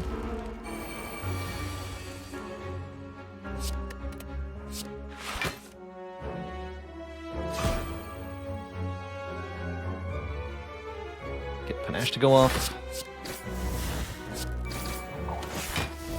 Keep some block. All is going according to plan.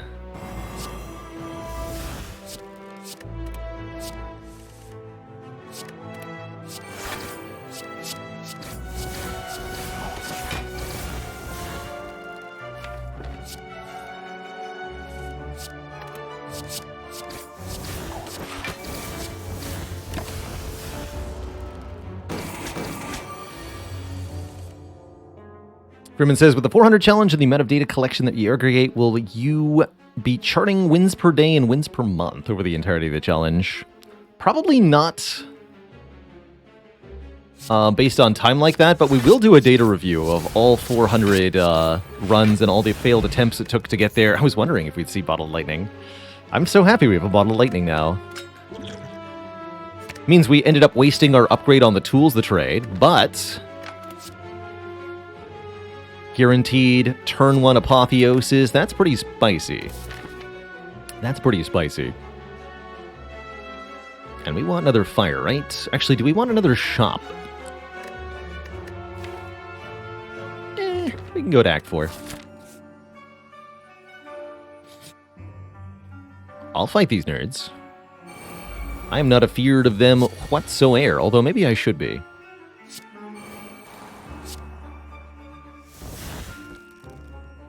Agony, Agony, Blade Dance, Cloak and Dagger. It's a lot of block. Go for the one with less health, I guess, because we have some AoE damage in this deck. That's not bad. We take a little bit of damage. We'll draw more cards next turn. Even though there's 2 burns put into the draw pile, I rate our success odds is pretty high here.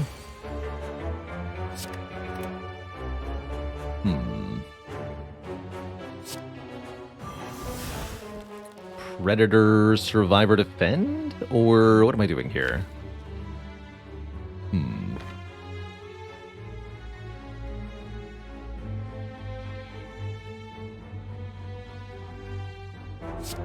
Yeah, Predator, Survivor, Defend, and I can malaise the front one. Take very little here.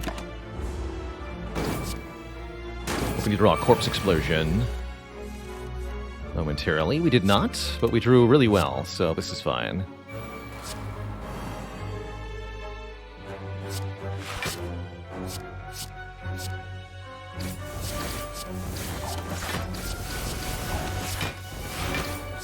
Oh, okay, really good fight. All things considered. Chat wants pizza. Now I want pizza. Pizza for everyone. Will be the rallying cry of our community. All must feast on the pizza. Wow. And look at that man go. We are a 115 max health silence with an extra Piercing Wail Plus in the deck. That is chunky. That is really chunky.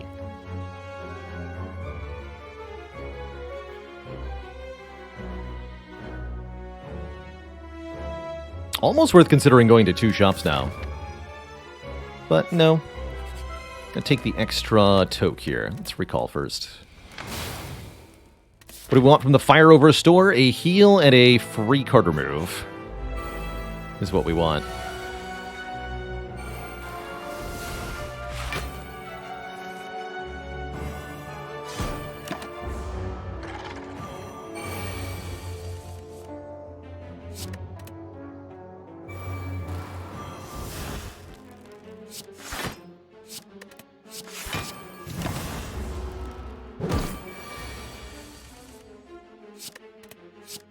Those would be appreciated. Just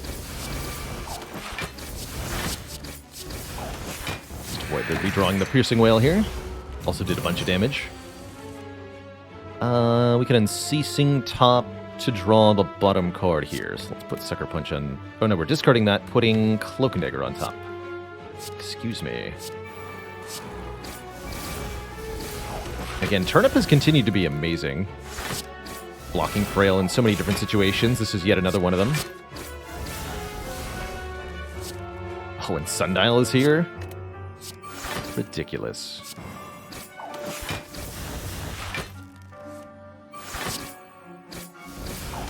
We just activated Panache 3 times that turn? That's pretty ridiculous as well.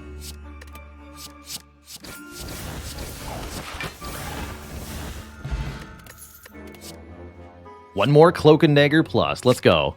Now we have 4 of them, and I can just keep removing defends. All defends must go. Event or combat? We haven't seen Mind Bloom yet, right? Let's take an event. Potion Seller. I've got money to spare. Let's see what your 3 best potions are. Those are pretty sad. But I'll replace this block potion with a new one. Actually, no, I changed my mind. I want this one instead. Let's go. And let's Toka defend.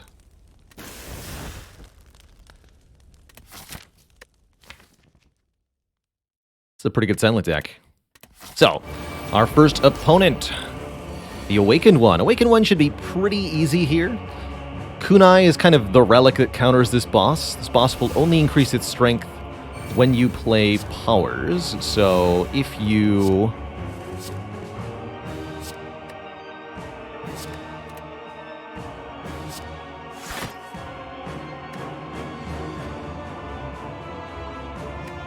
stop doing that, then the boss will stop gaining strength.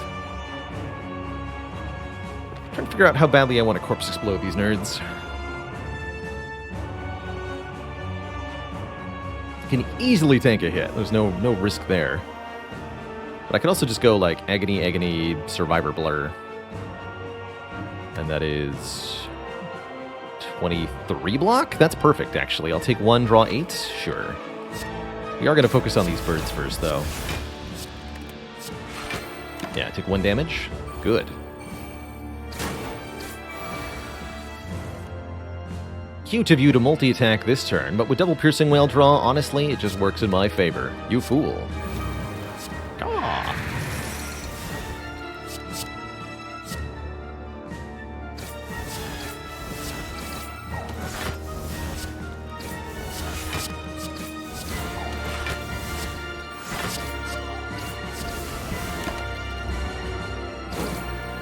Centennial Puzzle has been really, really good this run. We've deliberately taken 1 or 2 damage a number of times, and each time we've done it, it's been exceptional. Simply exceptional.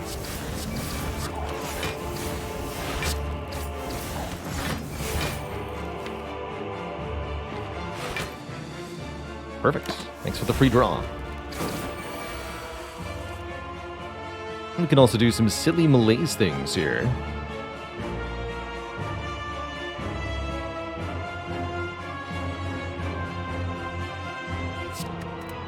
Discard that for the moment, though.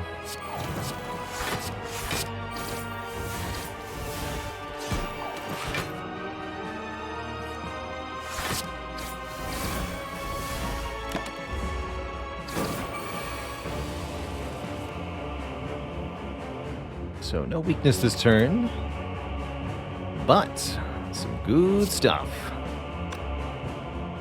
Guess we're going to refrain from accuracy. Do like Blade Dance, Cloak Blur, or I could even do Cloak Blur Blur. Let's do that. The double blur. Be back for that accuracy. Here we go. Now I can play Malaise for a whole bunch. Take some of that strength away.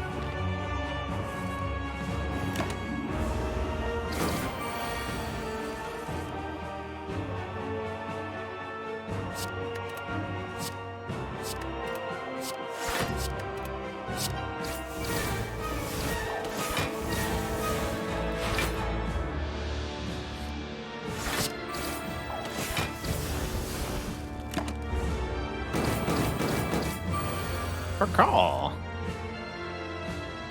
Okay, discard this. Set up this. Cloak and Dagger. I don't even have to play this one if I don't want to. Let's not do it.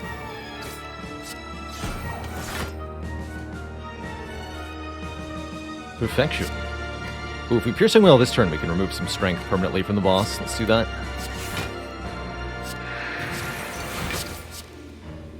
Grr. That way the Awakened One comes back with no strength. Not that we need to do that, but we sure can.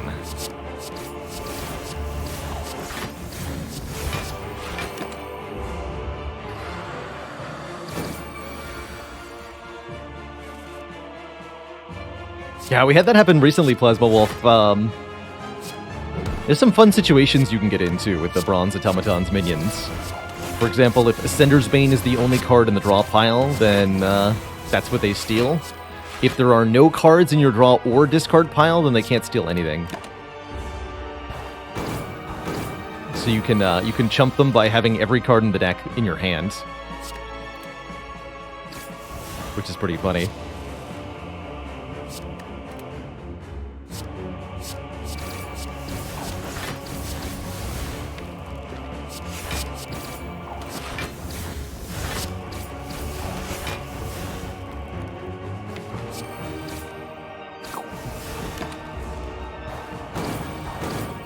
Get hecked, Awakened One.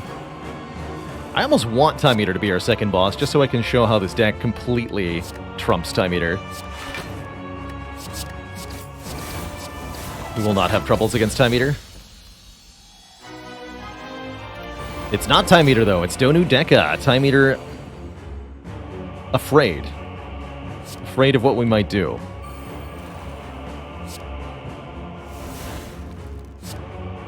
Time Eater should be afraid. 2 energy here. I can put Piercing Wail on top, play Footwork Blur? Or Blade Dance Blur. Footwork Blur, put Blade Dance on top. Take some damage here. Could block pot, but I have no reason to. We're going to heal with the Eternal Feather at the end of the act anyway. So we should be at full health going into Act 4. Base of Cleric is almost at 2 mangoes worth, by the way. We said it would be about that. Lo and behold, it totally is. Pretty spicy.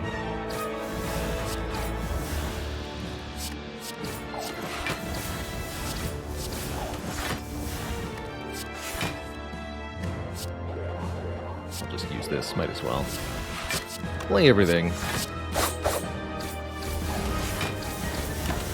Might actually be a fight where Deka first was correct, because the strength scaling of Donu is irrelevant thanks to the kunai. Kind of out of habit going for Donu first, but it might be that it's not correct here.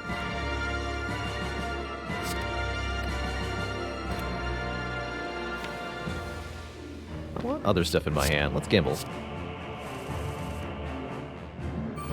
We've also got Corpse Explosion, so actually the matter of who's first is kind of irrelevant, because we'll kill them both at the same time.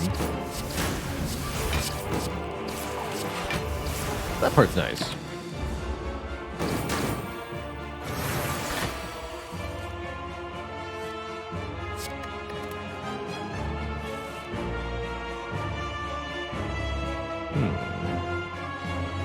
do Sucker Punch Piercing Wail.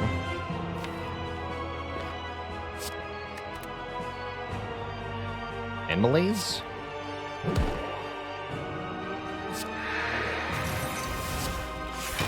That's pretty good.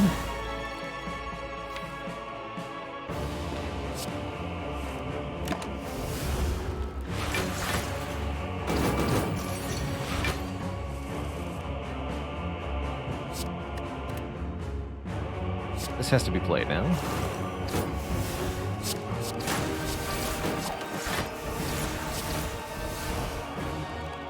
Will this kill? I don't think so. No. So we should play Blur here. Take a little bit more damage. Damage that shouldn't, again, matter. Although it will matter if we go down to like 20 out of 117.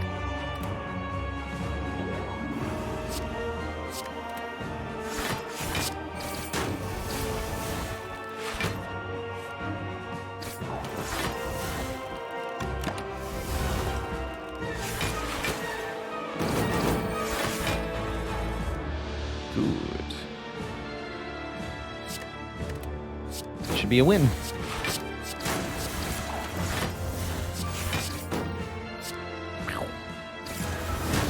GG.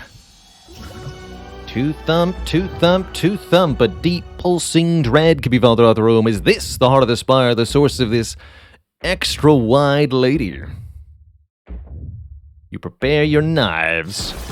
Deal 2169. Nice. How do I deal with eye fatigue? I don't find that I suffer a whole lot of eye fatigue. I do a lot of staring at screens. I have for my whole life, truthfully. So probably more than I should. Currently using a pair of 26-inch 4K monitors, which I'm very happy with. Back to full health. Means we can toke one more defend. Get out of here, defend. You are unwanted. Although, is Dagger Spray a better removal? Yes.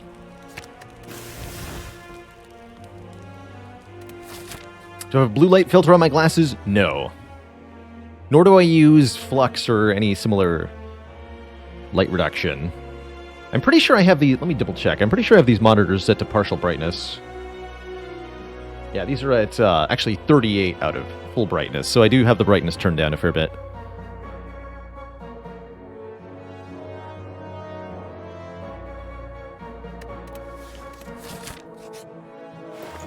Full intensity is a bit much. We can go double panache. My glasses, yes, they are comfy, including with headphones. These are a basic pair I got from Zenny Optical. Full disclosure, I paid $20 for these glasses. And they've worked for years without problem. Highly recommend Zenny.com for glasses. Especially if you don't have a particularly complex prescription.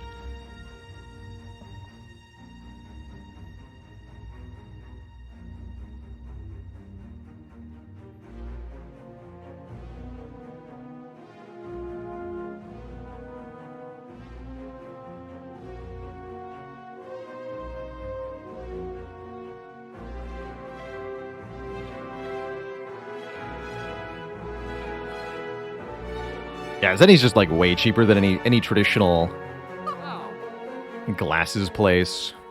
I don't have any specialness to my vision, so I don't need like bifocals or pentafocals.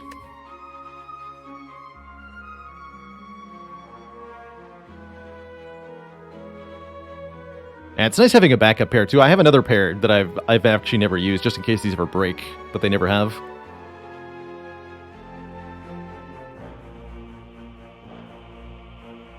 Yeah, growing up, I've had bad vision since I was like a teenager. Growing up, I definitely had watched my parents spend a couple $100s on a pair of glasses multiple times. It was never really required.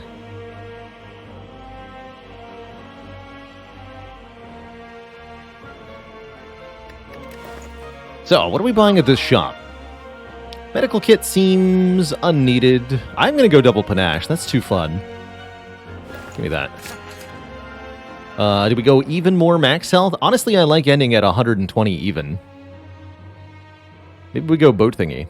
Or we can remove yet one more defend. Oh, we have the full fruit salad? Mango, pear, strawberry? Alright. I'm convinced. The chunk. Medkit unceasing top. Ooh. Chat may have been correct there. Medkit unceasing top is a thing. Actually, like to take one here. Let's do this then.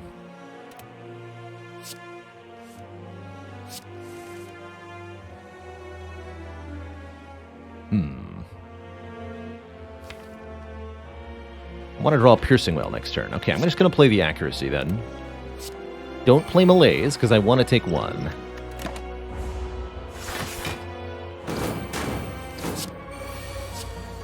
Aha! Double panache. Set up the cloak and then acro? Yeah, set up the cloak and then acro. And we can just discard the burns. Who needs the medical kit when I can just get all the burns out of my hand anyway, right? Pretty spicy.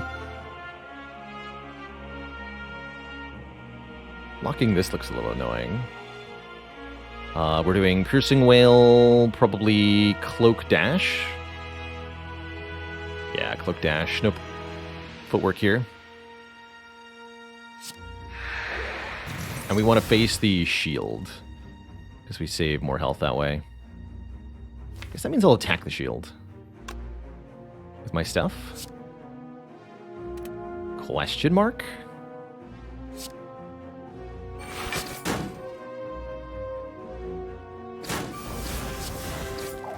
We both get hit either way.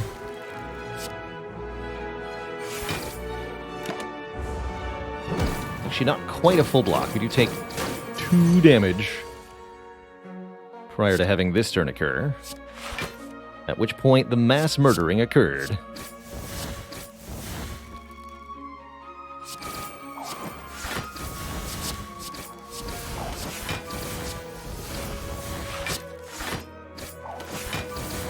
Wow, the panache just destroyed them both. 123 out of 126. Get a strength pot and a dupe pot. What am I going to dupe here? Dupe accuracy is tempting. Dupe malaise could be a thing. Dupe footwork? There's a few options. None of these seem all that good. Oh, no, no worries. I won't be stopping playing Slay the Spire when we reach our 400 challenge here. I'm not 100% sure what our content's going to look like in 2023. Haven't quite sorted that out yet, but it'll definitely involve some Slay the Spire. Why is Panache dealing 28 instead of 20? Because both Panaches are upgraded by the Apotheosis. So they're 14 apiece, times 2 is 28. 500 kills. That's right, we just do 100 more in the last month. Easy. Actually, I'm pretty happy with that block potion. Although I could draw 3 right now. Free. Probably just play the Predator here. Skip the footwork. Or we can dupe pot. Also dupe pot, panache, or tools. Double tools is pretty sweet. Let's do that. Double tools.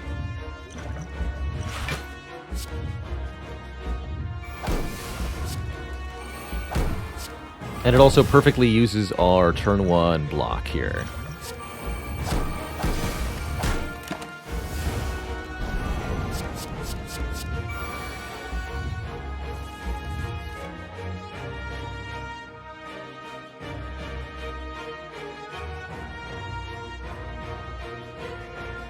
Excuse me. We have played Inscription on the channel, yes. I really enjoyed Inscription. This looks like a difficult turn.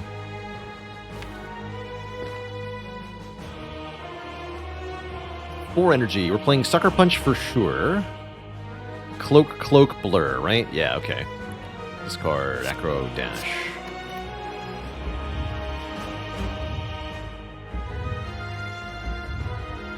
Panache doesn't have to be first. We go Cloak. Oh, actually, I want to take damage here, don't I? Yes, because I'll draw more cards. So, hit me. Okay, that means I don't have to play Sucker Punch and we can play Defend instead. That seems good.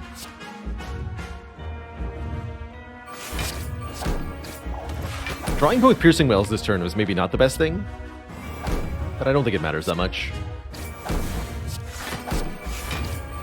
Alright, we blocked for 16, all things considered. That's not very much, but the good news is I have a buttload of health. So I think we'll be just fine. Yeah. We're doing Unceasing Top things? We are. I'll see you later, Void. I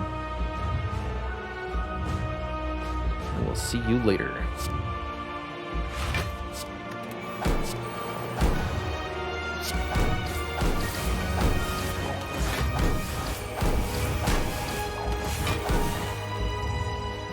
Take 28 more. Ouch.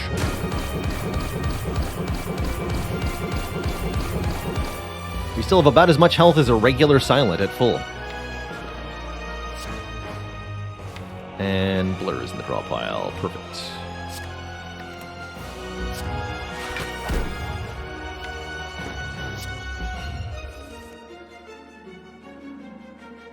I'm going to put Corpse Explosion on top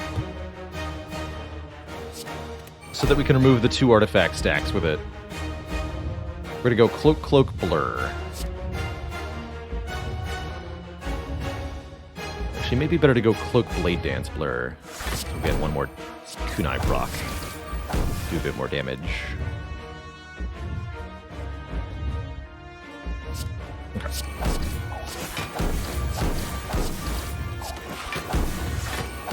Set that up. We also get bonus energy this turn. Aha, perfect. I was wondering if we'd see exactly this happen. The power. Corpse Explosion removes the artifacts. Malaise removes all the damage. But first, we Blade Dance. We need -3 on the Malaise, so we're still good here. Ow.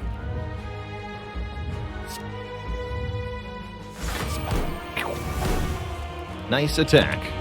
Nerd.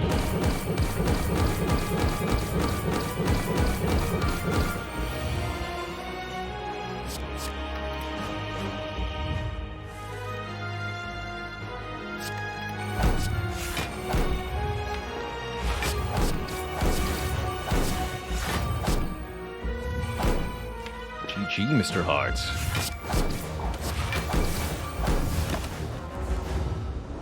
GG. This footwork ended up being a lot less useful than I would have liked it, but hasn't been bad. Just kind of behind the curve most fights. Smell you later, Hart. GG. GG.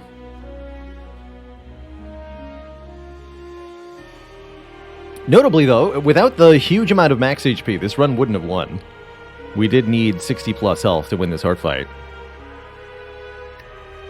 Pretty crazy. 30. 30 health from Face a Cleric. These are many, many hit points. GG, everybody. Kron, thanks for the 4 months consecutively, half year total. 29.69. Oh, yeah. Good stuff, Twitch chat.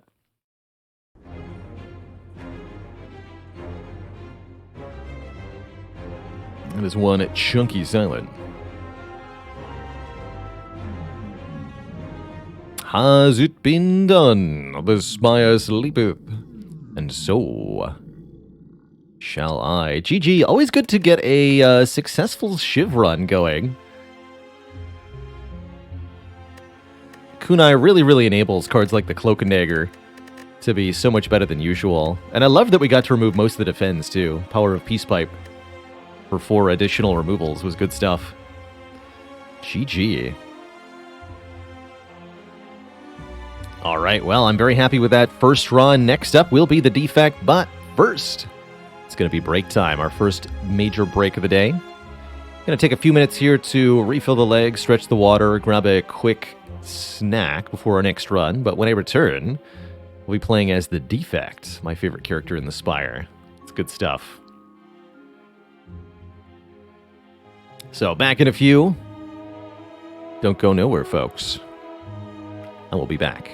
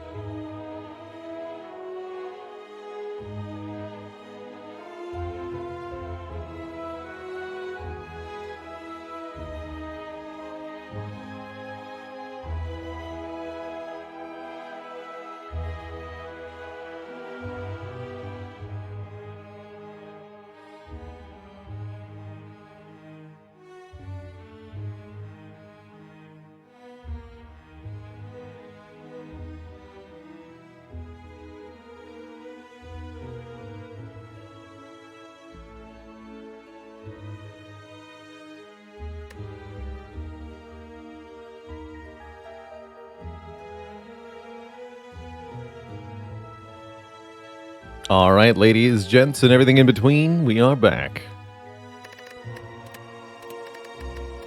Let's do some robot, shall we?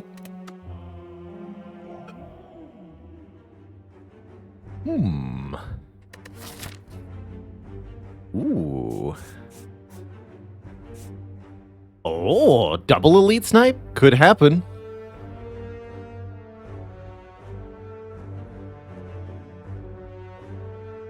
I mean, that's pretty tempting.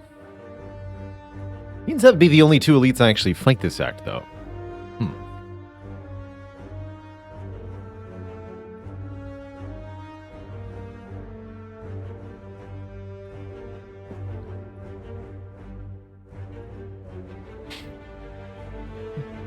Metal Philosopher says, Robot is in between. I don't know. I might be tempted to argue that the Defect is the only character in Spire we can definitively say has a binary gender.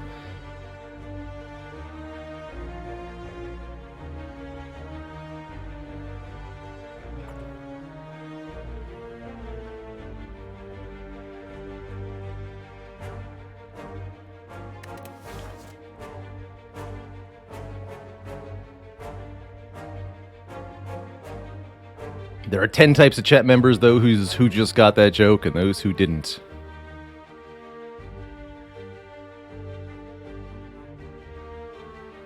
No refunds.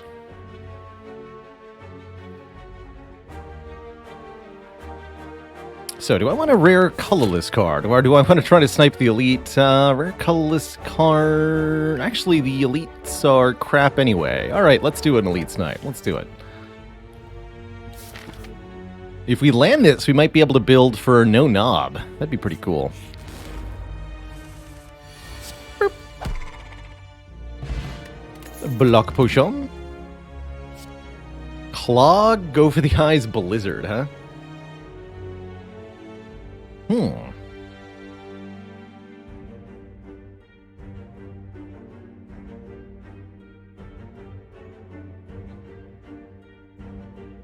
And then he forced Blizzard.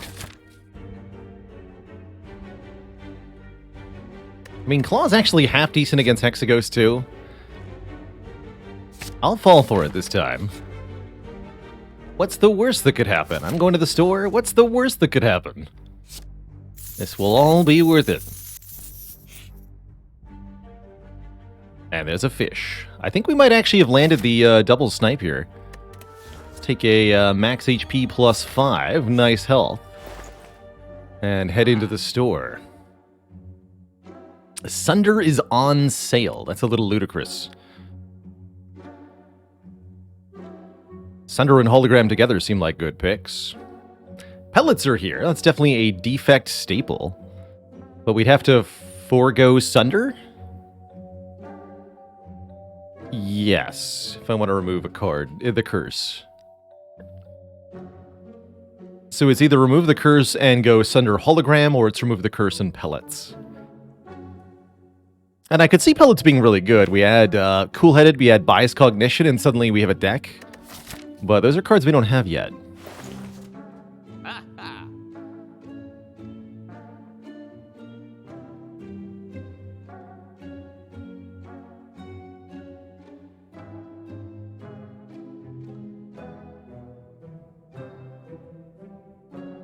Pellets are also inevitably good later for Heart. It's true.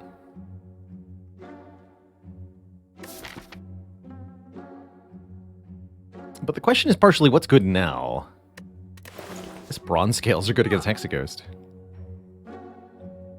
That is deeply tempting. Alright. I think this might fall flat in the short term, but we do have two elite rewards coming up here. As well as it's actually a comparatively free golden idol. I wouldn't mind losing health for this golden idol rather than max health, because both of our elite fights will be at 1 health, and then we're fighting Hexaghost, so I don't exactly need all of my health. Let's take 26 damage here. Go down to 43. Lagavulin, dead. Gets us a boat thingy, a very good relic for 14 block turn 2, and there's the Cool-Headed I asked for. We're halfway there. Now we just need a Bias Cognition. Don't want to multicast first. That's ludicrous. We're going to upgrade Zap. Yeah. And then Cool-Headed next, probably.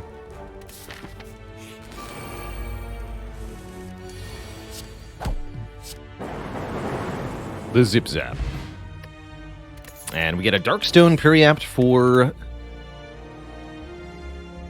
rewarding us if we take additional curses.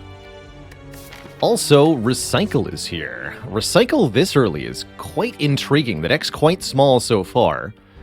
And we've gotten a really good start, I think, with the boat thingy especially. There's no Gremlin Knobs in our future.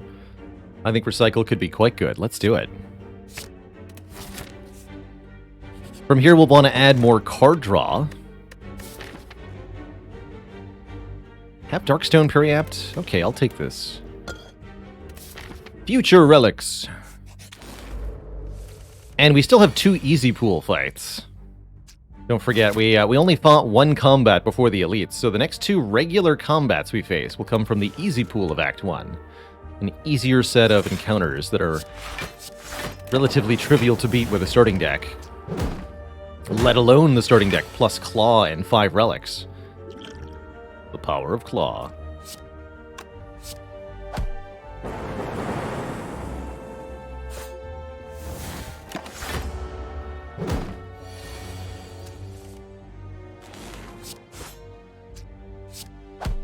So close. Might have actually cost myself by recycling that defend. Oh well. This is card draw. An unusual way to get there. It's also a power to let us activate orange pellets. I'm going to take a machine learning. Although rebound is not too bad with the claw here. It's going to be a weird Hex Ghost fight. Do I want the Blessing of the Forge for Hexaghost? I'm upgrading Recycle and then Cool-Headed. Actually, probably Cool-Headed first and then Recycle. Keep the current potions.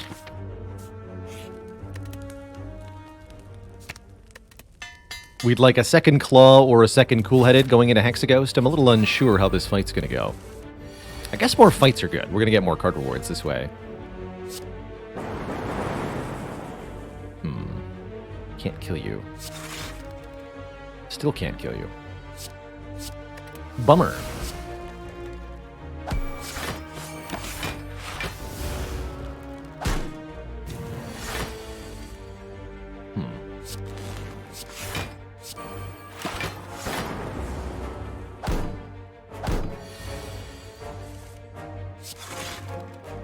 The Claw.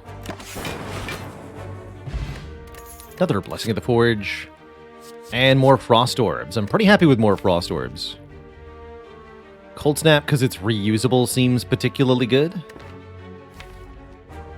For Hexaghost, especially. Let's take that over the Chill.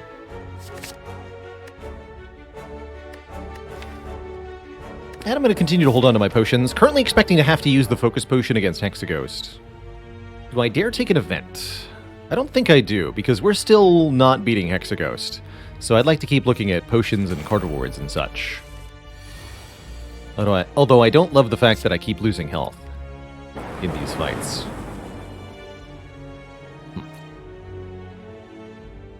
Guess I can use the block bot here. Let's do it.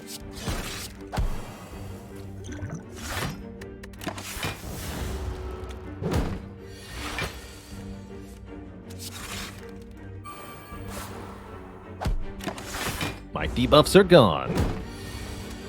The power. I'm really taking damage to this thing again? Heck. Wait, no, we gotta kill. Okay, good.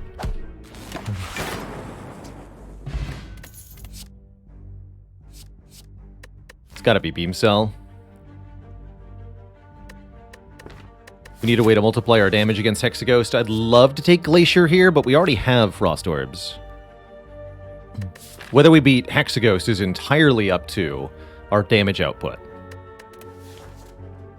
Oh, the Blizzard would have paid off. No, the Blizzard. How could I have been so foolish? Also, deeply regretting not picking up that Sunder, you know? Ouch.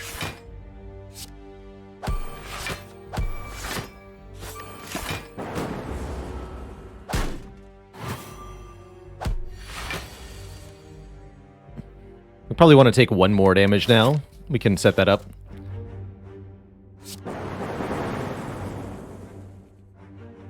We can set that up.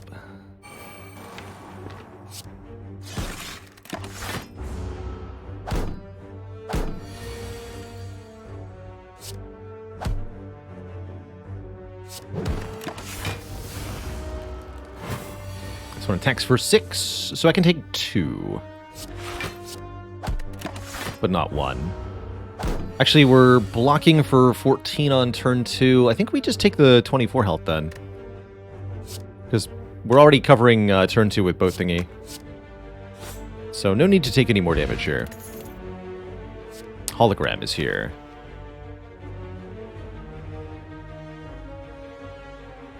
That'll be a better upgrade than Recycle. Okay, that should make the difference. With Hologram, we can play the Claw twice as much. We can also Hologram Recycle to get rid of cards faster. Although without the Recycle being upgraded, that's a little bit harder. Also Hologram Cool-Headed to draw more cards.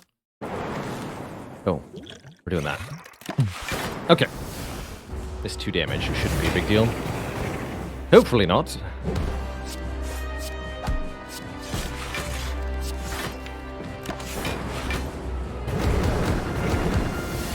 With these Frost Orbs, we probably want to get rid of the defense before anything else, but this is another good example of the Hollow Recycle being a thing. Let's just get rid of both of those starter cards, so we can draw the Claw more often. It is, sadly, going to be our primary scaling this fight.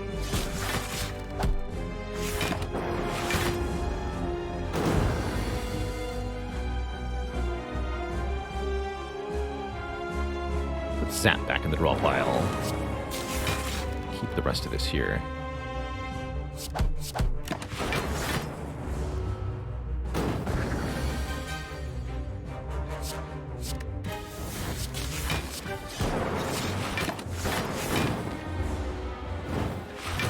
Beam Cell Claw, Hollow Claw is pretty good, but notice how we're kind of behind on damage.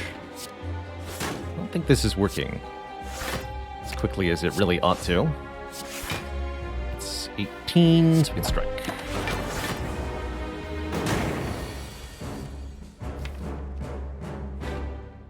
I see. Zap, then dual cast this, then Cold Snap.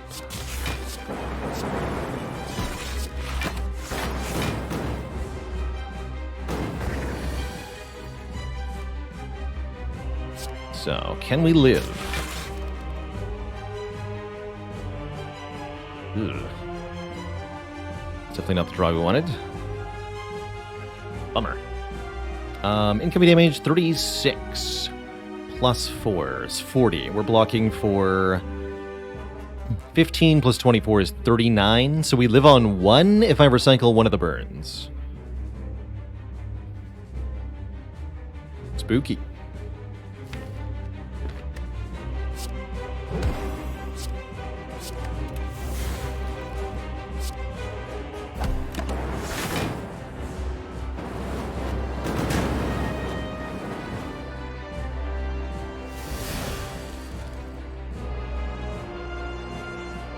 Help!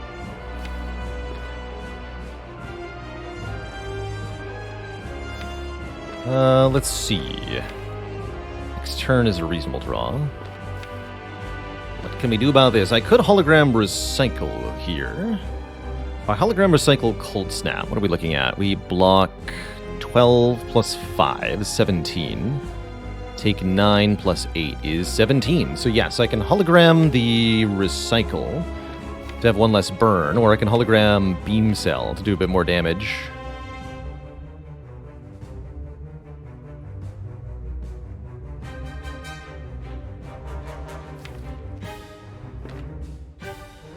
Or Hologram Cold Snap for essentially the same effect.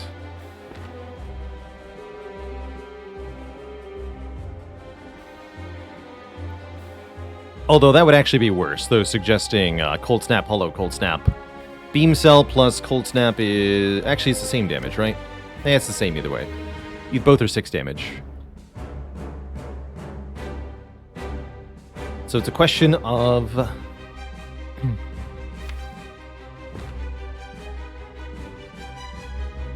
6 additional damage versus 1 less burn. I think I want 1 less burn.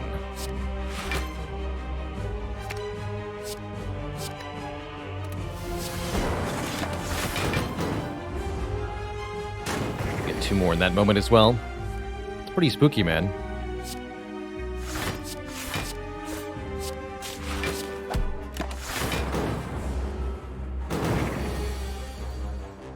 Okay. Okay. Incoming damage is 16 plus 9, 23. Okay, we're fine. I think we might have it here.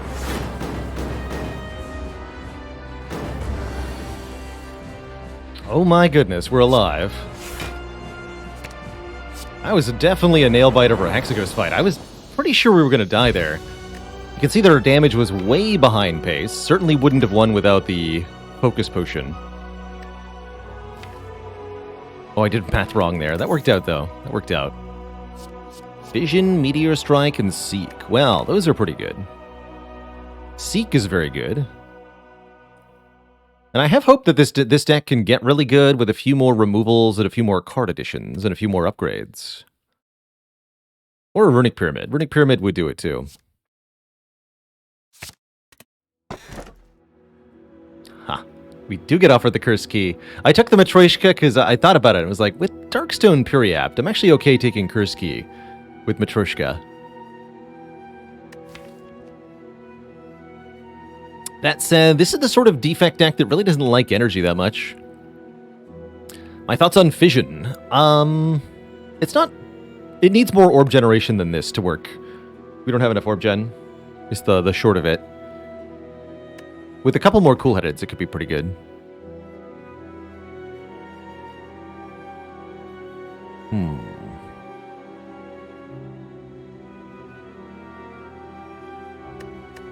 A Black Star seems pretty aspirational, though, so it's either Key or Dripper, and probably he'd rather take Key here.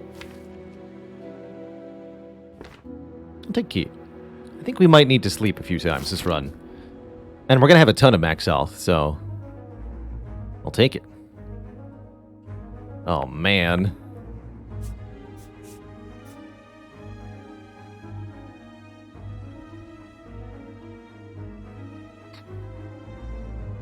Tough act. Definitely a tough act.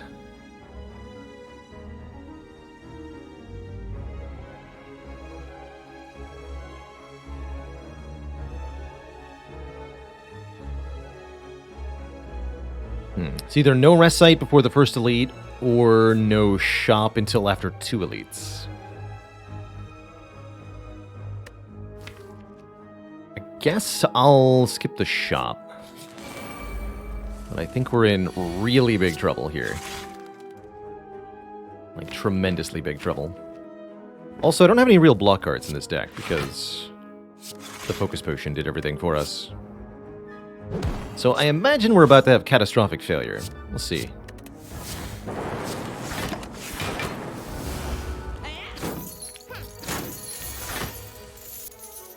Sure feels like Sunder would have made a big difference.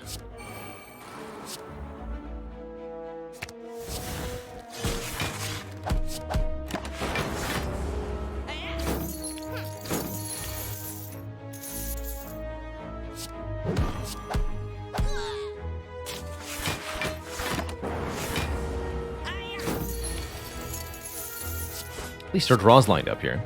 It's pretty good. Get back, Claw.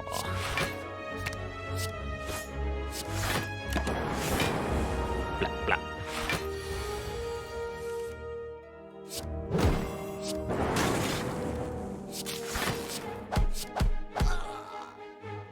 Didn't get robbed, that's a good sign. Do get offered to go for the eyes, which is not too bad. We need more card draw for that to work, though. This is gonna fall apart.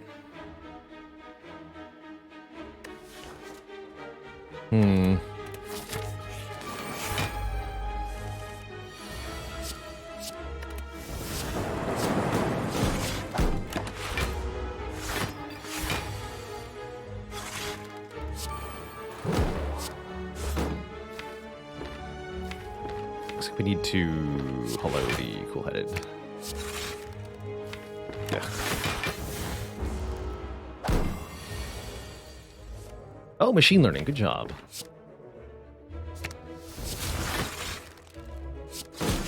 Okay, maybe not so bad after all.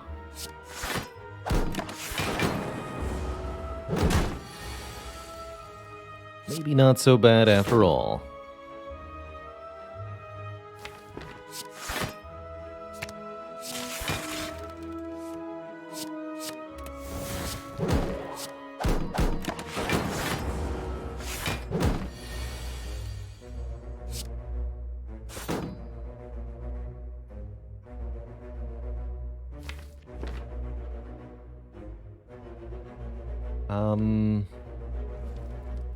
Can I do 31 damage from here?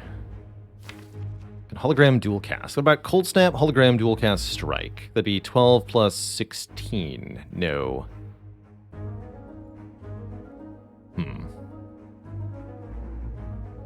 Can I block that way? Get 10 block plus 3, 3, 4. Be 20. Take 2.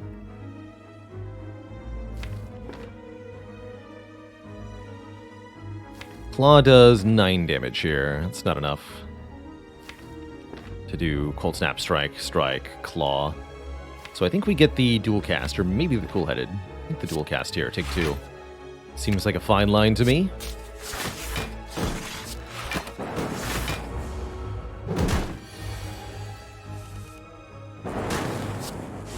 Okay, not bad, actually.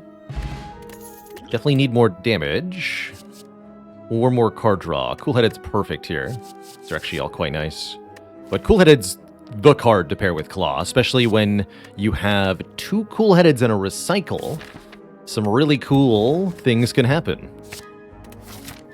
Acheron, thanks for 14 months. How's it going? All we have to do is survive at least the first elite fight. Unfortunately, that's easier said than done. Also, we have to survive Snecko, which is also easier said than done. But I have orange pellets, so maybe that is not so difficult. Especially if I can lock in those prices.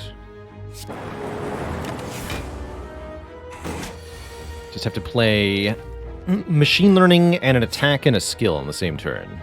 And I can seek for machine learning to guarantee that happens. So let's go seek.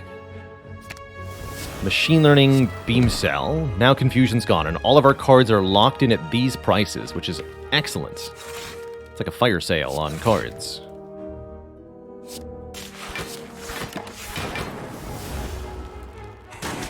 So I think we've at least beaten this fight. That's good. And I can even recycle the ones that are locked in at bad prices for bonus stuff. Just keep getting rid of cards here.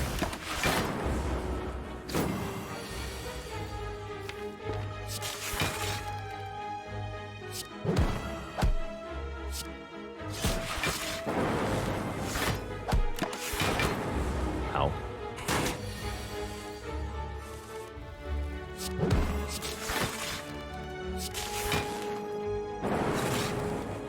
Get that.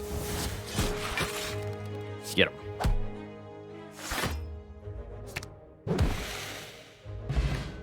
Okay, 2 potions, and there we go. A skim, draw 3. Perfect. Okay, we upgrade the recycle, and I think we're almost at critical mass. This deck will start to operate really, really well if, and only if, oh yes, we can draw through it quickly. Free removal here from Cleric is incredible, although I'd actually prefer a heal right now. He is Cleric. Incredible. This coming elite fight is dangerous enough. I think I actually remove defend over strike. I don't like doing that. But Feels like I gotta. And it's a big chest. I'll gain 6 max health, 6 current health, and a curse. In addition to 2 relics right before the elite, I feel like that's worth it. We get a doubt, a symbiotic virus, and a singing bowl. Not bad. Not bad. Alright, we super upgrade recycle. And let's hope.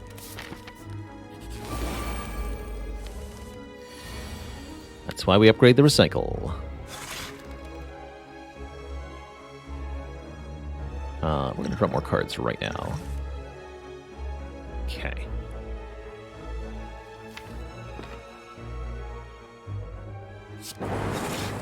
Okay, Pling Zap causes the Dark Orb to hit the Sneaky Gremlin and it dies. We'll just do that right away. And get Machine Learning down. Let's recycle some stuff that I don't want.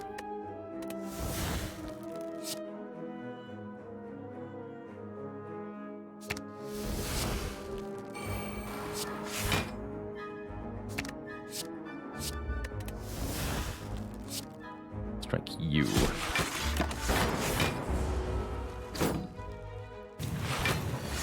It's actually good that we get attacked here since I have the 14 free block. Seems quite nice, actually. And then just what? Dual cast, defend, defend. I don't think I can kill the Angry Gremlin, right? We can do 3, 9, 9, 4. That's not enough.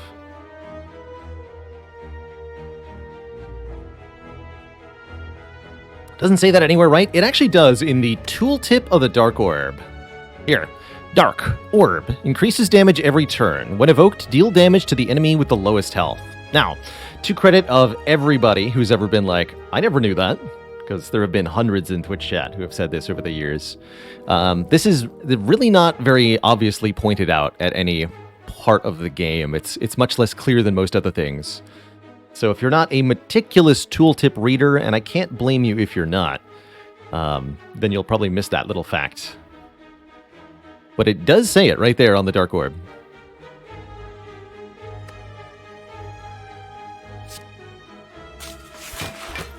Yeah, no shame in not knowing that. And that's fine. Let's take some damage. The longer this fight goes on, the better it gets for us. So knowing we have at least 2 more turns, it's pretty spicy here.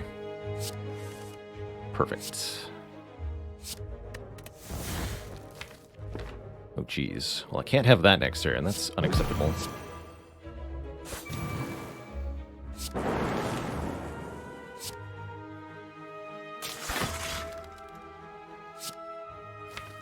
It's a bit better.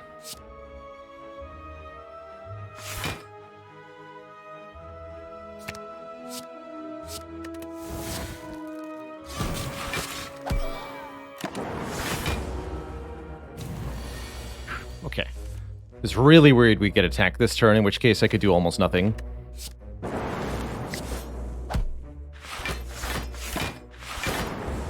And if this is a buff, please be a buff. Good, then we should be totally fine. Totally fine. Now I get to do all sorts of fun stuff. Let's recycle this and then skim. Then hologram the skim. Guaranteed to draw recycle.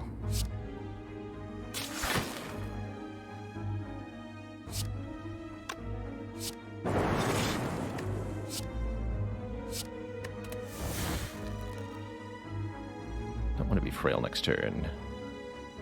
You must die.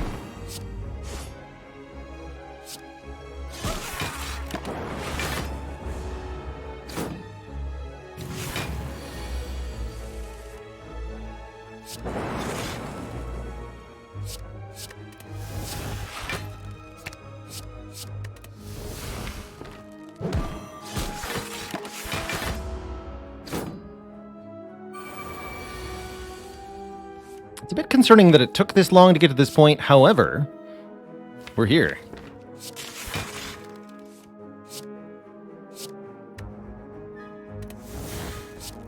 Claw, Skim.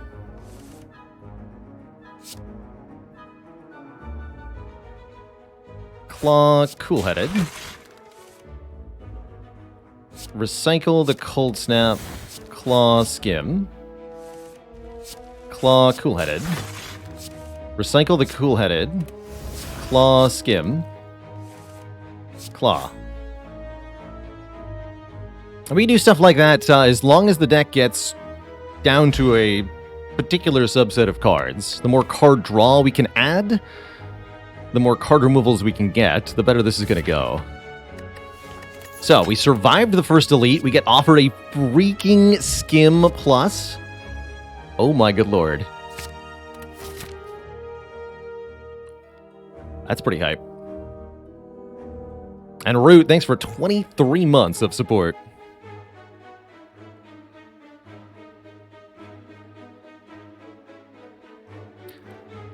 So I think we sleep here, we don't open this chest, and then we fight this elite. I'm a little worried about the next elite, though. I can't, like, kill slavers very easily at all. Actually, slavers are a huge threat. We're fighting Champ? I can beat Champ if we get to Champ. But having this curse is bad. I'm not sure if I can fight this elite. I'm going to be really honest. I think we just lose to slavers from any amount of health. The wounds will outpace my ability to do what we just did. Book of Stabbing is pretty bad, too. So... skip the chest and the shop. I guess we could look at an event. But I need the heal, too. So I'm thinking our path from here looks like this, then.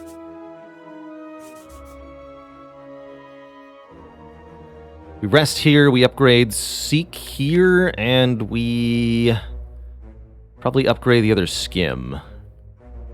And once we have 2 upgraded Skims, we're cooking with gasoline.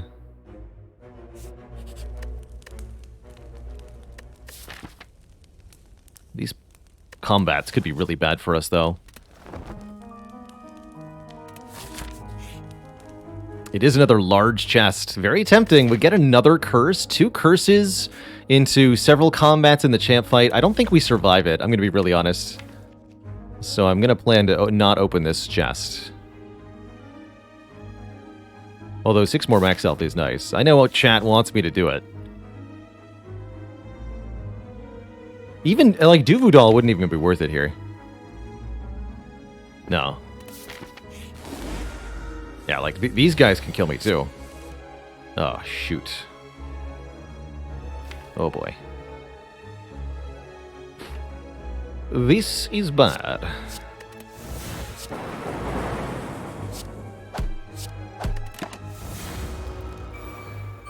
But this fight exactly is why I didn't think we could take the curse, because this fight with another curse would be way worse, especially if that curse is normality or something.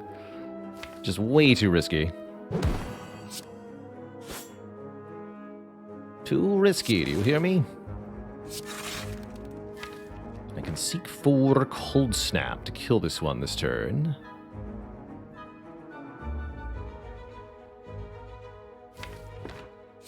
Sure. Actually, no, I want the...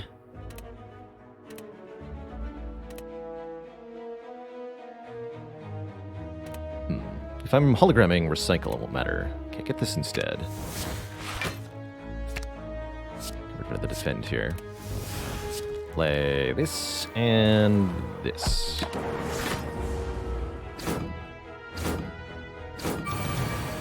This turn's the first one that's really scary. Okay, good. We can kill this one, use the Dark Orb on the next nastiest one here. 5+7 on the claw kills. There's no way to get them both, right? So we're taking some damage here. I'm hologramming claw. Let's assume what I'm doing.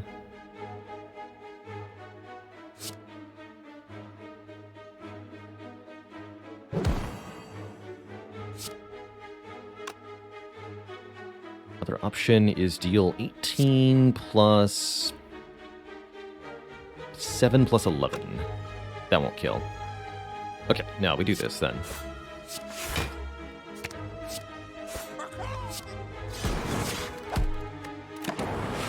Take more damage than I'd like, but we are able to tolerate it.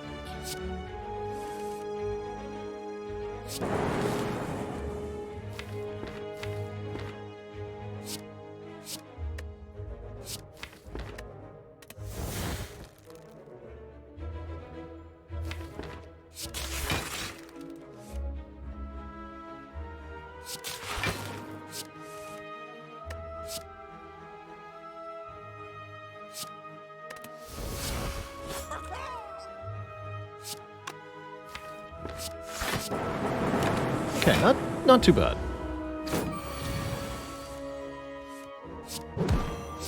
As you can see, it's really only the first draw through that's awkward in most fights. Once we have a couple recycles down, we're actually in control. Oh man, Hyper Beam. Hyper Beam actually solves the glaring weakness of this deck, which is a complete inability to solve any multi-enemy fight. Giving me Hyper Beam, especially with a Beam Cell and a Seek and a Hologram, is going to be a huge game changer here. I like that much, much more than Chill. We really, really, really need this to address our glaring weakness, and it's an immediate solve. It's great. Absolutely great. In fights where we don't want to play it, guess what? You recycle it. And guess what? I now have a Golden Idol, healing me 5 health whenever I pick up money. That's pretty sweet.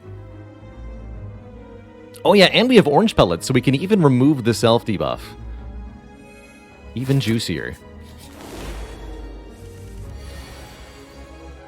So here, for example, I can Hyper Beam. If I had one more energy, I could double Hyper Beam. Still probably going to Hyper Beam here. Actually, am I? I might need those Frost Orbs. Okay, dual cast Strike. It's basic enough, but it works.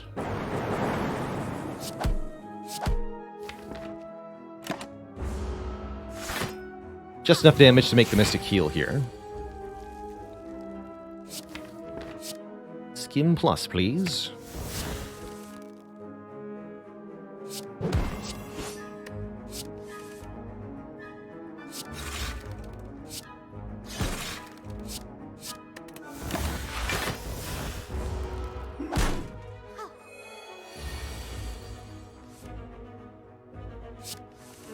So here, if I use the Dark Orb, it's going to hit the Mystic currently, because the Mystic has lower health than the Centurion does.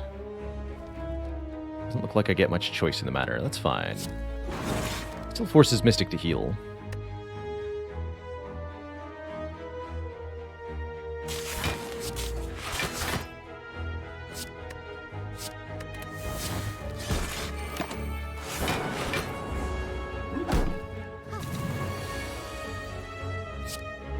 Here we go.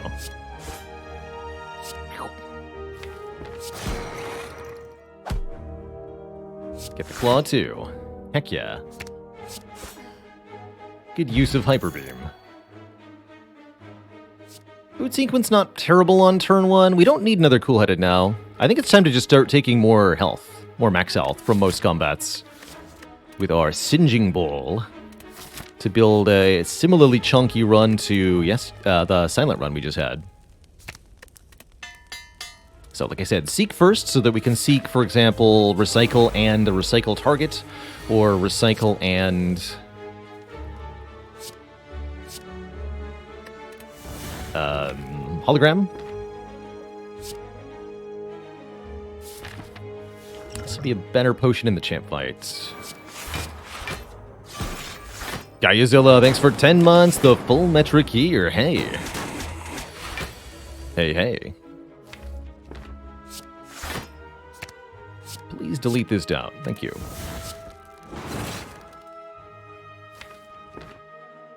Like Beam Cell, Hyper Beam. That is not going to work.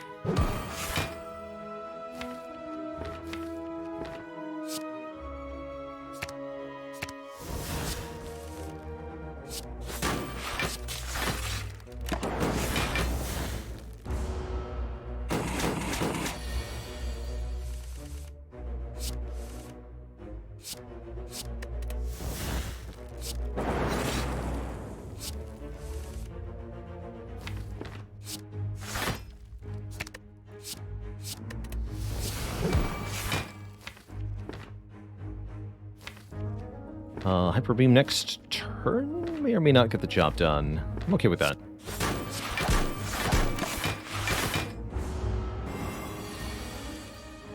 It's only 19, but we got Beam Cell, which means it's 29. There we go, not bad. Heal 5 back, and 2 more, or get an upgraded Go for the Eyes, which is genuinely pretty dang good. That's gonna help me buy time, big ways. So we'll take that, we'll upgrade the other skim, and poor Champ is not gonna know what happened. So let's talk about the deck and its situation for the moment. Champ is a fight that requires your deck to scale up over the course of a battle. You need to be able to produce very large block or damage numbers per turn. However, Champ usually gives you a fair bit of setup time, and that's exactly what this deck needs. Using the Recycle, we can get rid of every card except for, let's say, both Skims and the Claw and the Beam Cell. And then we can play Claw very many times per turn, with all of the starter cards completely destroyed. It's going to be quite useful. You know, I'm actually going to be very, very happy with getting out of Act 2 alive on this run. Feels like a pretty difficult run otherwise.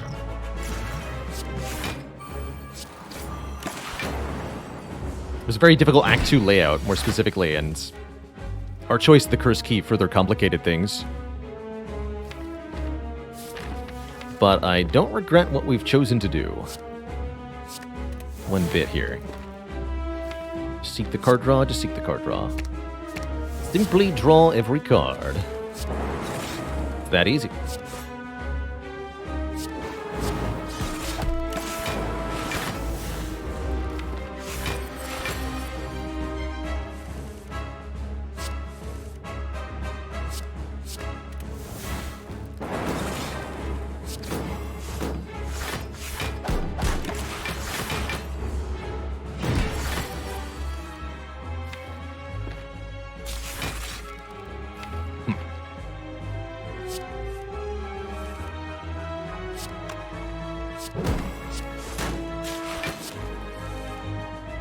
No sign of Recycle. We get recycled out next turn, though. That's fine. Just get Claw back.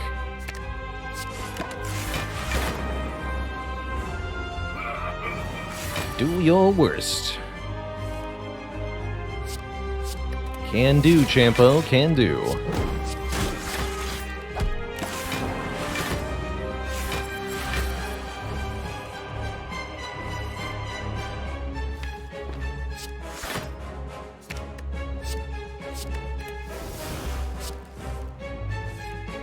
And once we start to draw the Recycle multiple times per turn, that's when things get good for the deck.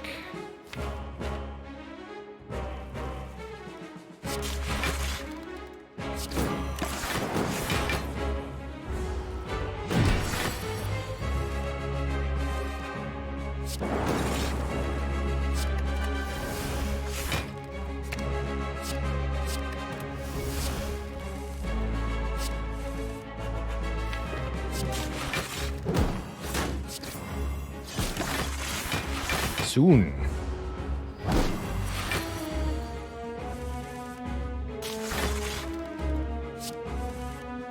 Hey.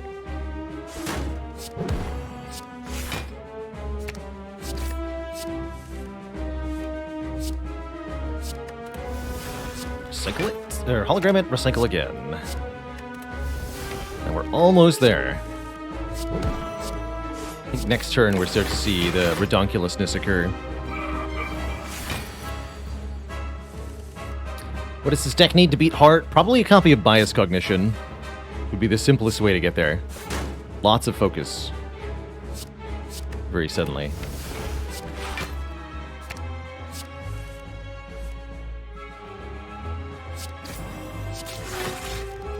Okay, get rid of Dual Cast, Skim. Get rid of Cold Snap.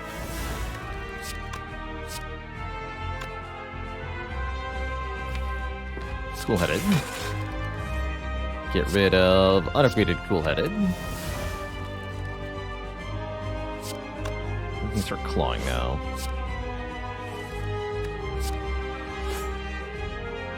Keep the beam cell. We can get rid of Zap, too.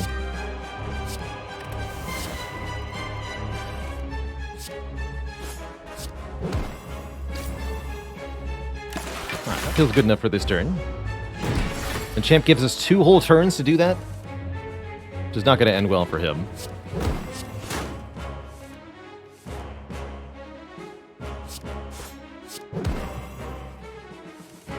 Beam Cell, Claw, Skim. Beam Cell, Claw, Skim. Ka-claw! Alright, poor Champ never knew what hit him. Once we boiled down the deck a bit, here's Fission looking a bit better than last time. Or Seek again. Fission is better than last time, because we have more Orb Gen. No Bias Cog, though.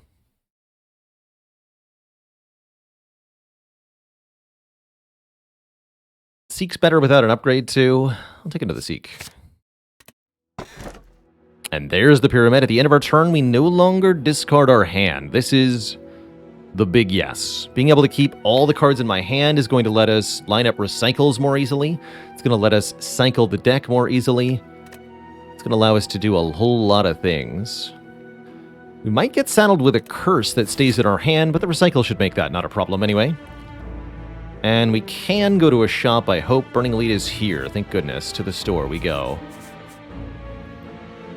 I'll have to open this chest, though. That's going to be pretty spooky. We go through Time Eater and 2 Elites with whatever this curse is. Not my favorite. But we get no choice in the matter. Good/bad news, it's a 4 Elite act. That may or may not go well for us. Here's a fight where Hyper Beam does work. Although we're actually really crap at upfront blocking. We need more help blocking.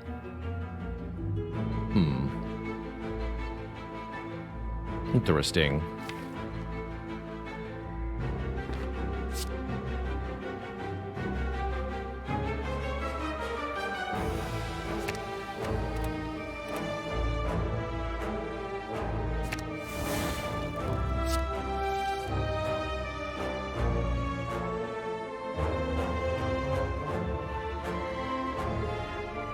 If I want to Hyper Beam, I have to block 16. That's cheaper than doing this, though, yeah? Only 4 energy to spend, though. Actually, no, I can get more than that. No, I can't. Okay.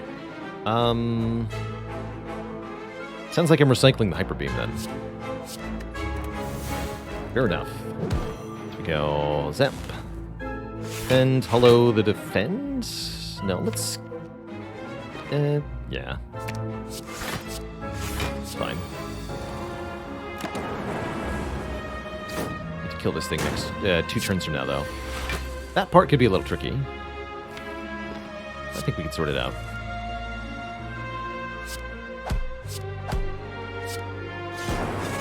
Seems very reasonable.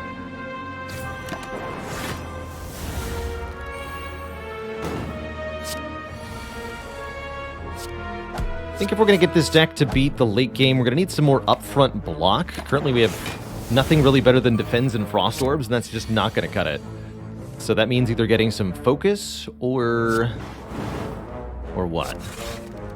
Focus is the easiest way.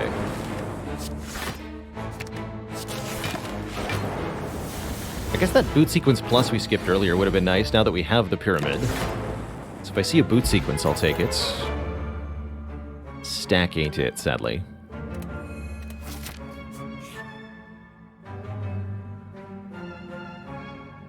I need this Hyper Beam. I'll trade Distilled Chaos for a relic, though. How's it going, Ranwood? Give me a Data Disc. 1 focus. Okay, that helps a lot, because it means our Frost Orbs just got way better. Oh my goodness. And we're offered gold-plated cables, which also makes the Frost Orbs way better. Tempting to take Centennial Puzzle, as that's upfront card draw. Now it's more tempting to take a Capacitor as well.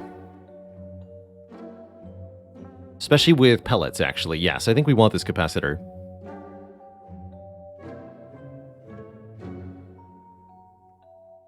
But if I'm buying the cables, then we're not getting a Glacier.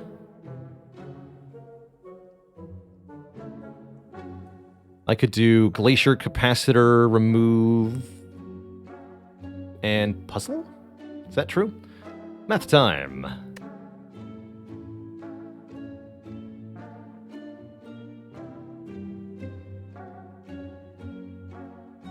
Oh, I can't even afford Capacitor Cables Remove.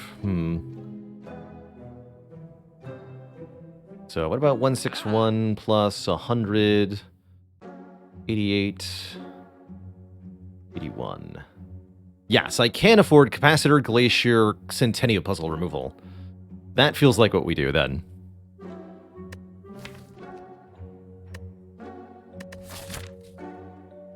Yeah, that has to be correct.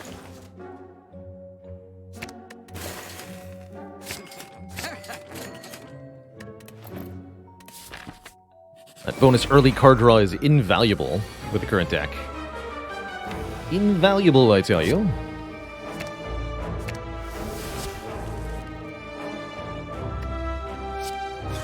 Oh, I love that those are more block.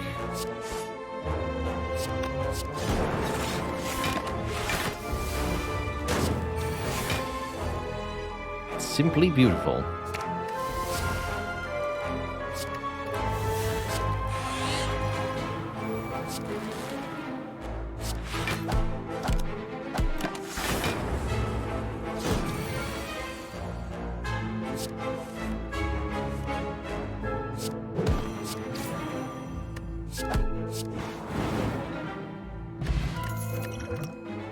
Blessing of the Forge is pretty good. Recursion would be good if I could upgrade it, but I don't think I... Yeah, I've got no rest sites, so that's not happening. Sorry. Transients here. I don't think we go infinite. Can I kill Transient? I doubt it.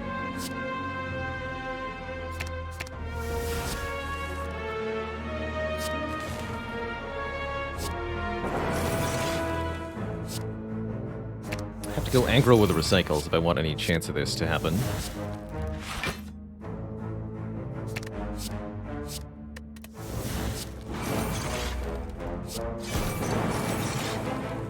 Okay. This enemy only gets stronger and stronger as the turns go on, so we must be very careful to avoid unnecessarily incurring their wrath.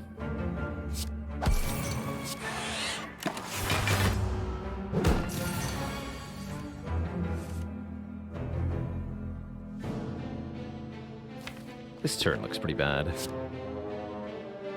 Is our Blessing of the Forge? Feels like a terrible time to use it.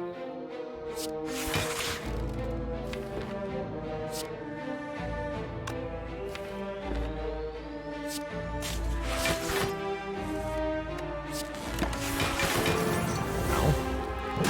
Thank goodness for my healing.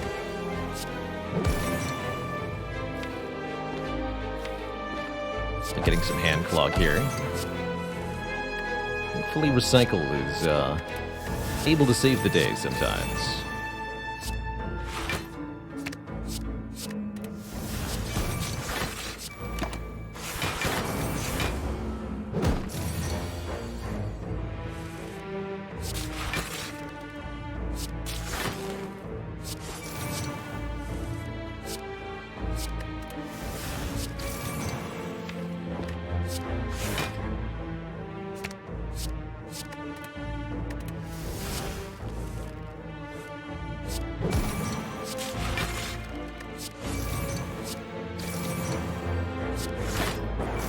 Yomar, thanks for the Prime sub. Welcome to the Cozy Sub Club.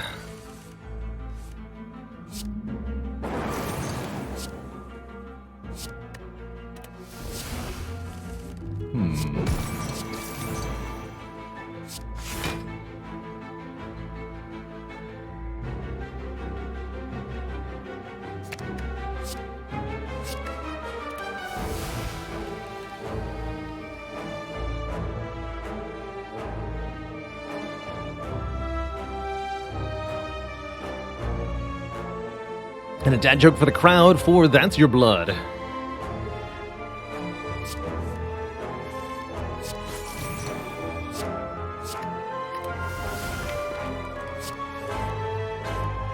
soon as I think of one.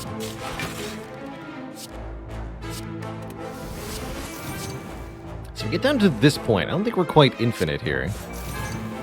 Can keep burning cards for more energy, but we run out.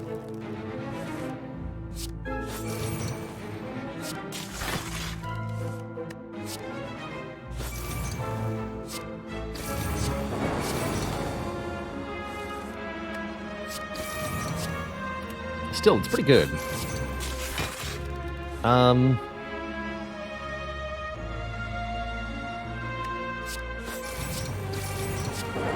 to make this punchline work.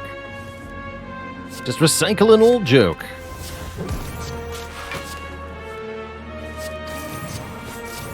It's actually pretty sage advice.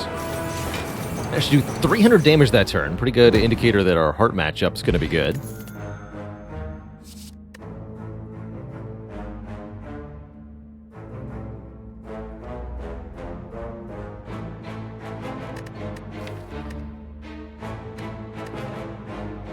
How does a dad defect tuck in their kids at night?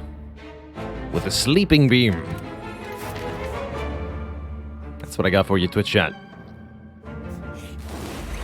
Oh, Giant Head should be super easy for this deck. Let's go.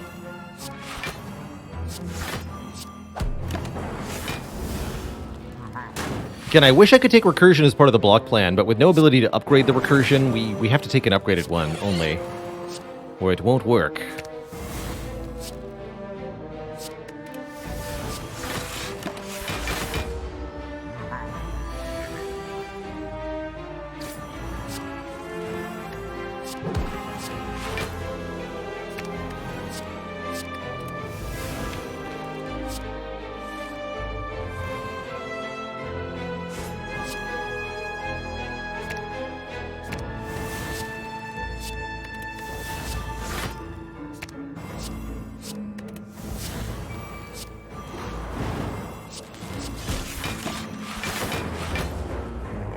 One.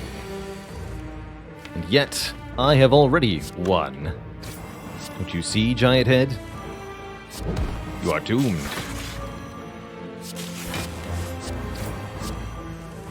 Doomed, I tell you.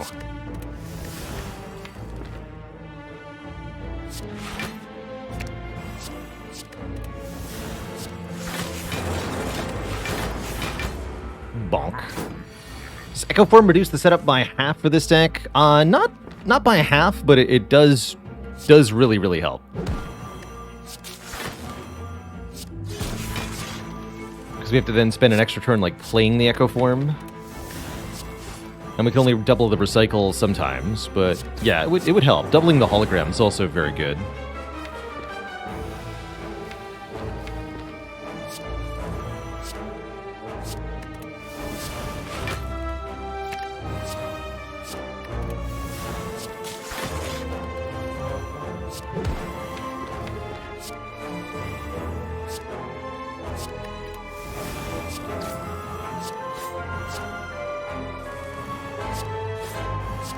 You know what, let's just keep this going, hey?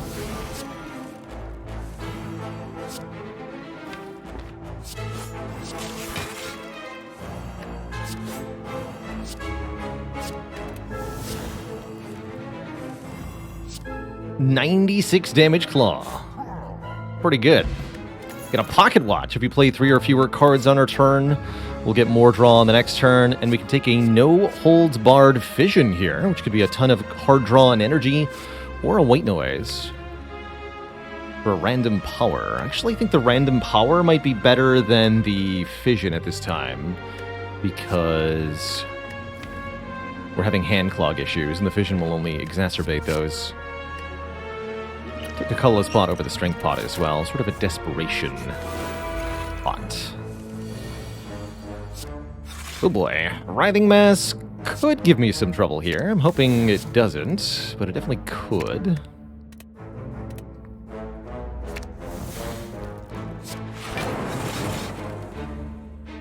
Perfect block, get rid of this.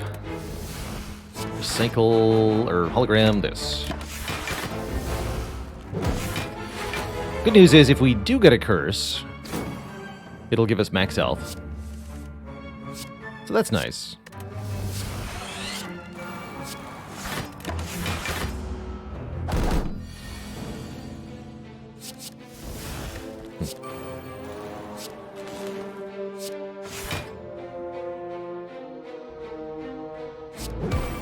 Gotta play some attacks here. Perfect.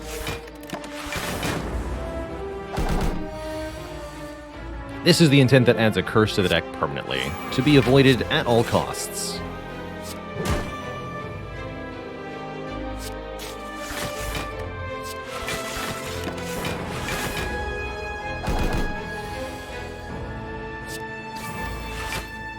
We'd also like to avoid the debuffs, but they're not as required.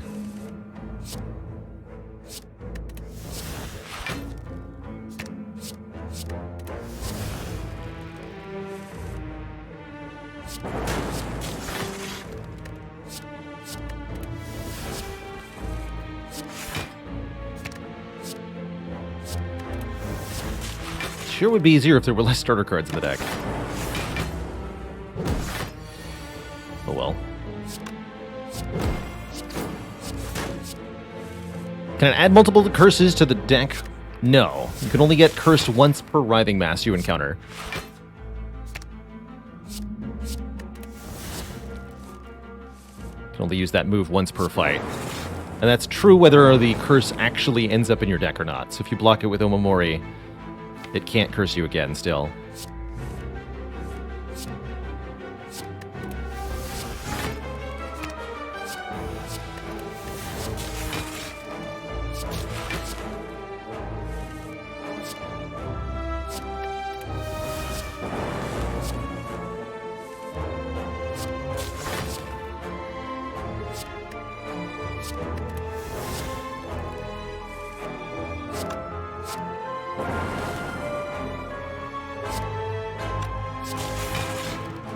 The Blappening.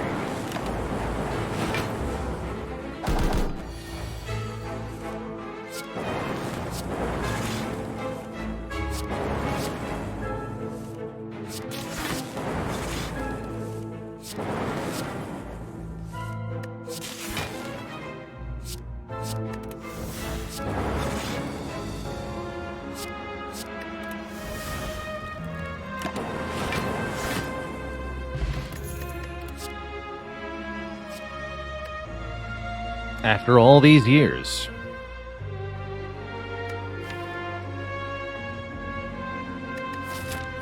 The second claw. I think it actually helps. 2 claws is probably the perfect number for this deck. Be my guess. Time Eater could be a problem. If we don't find any focus, Time Eater might be a problem. Nemesis with burns could be a problem. Kind of a lame thing. You got white noise. Free Electro, huh?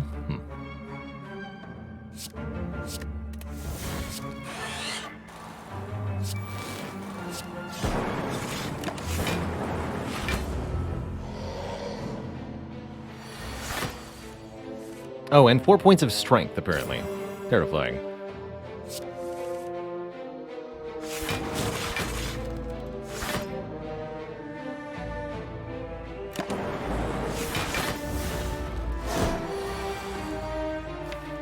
Ten burns. We should shuffle the deck before we get them all.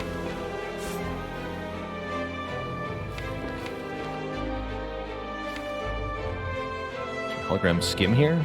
Yeah. Though I don't love it.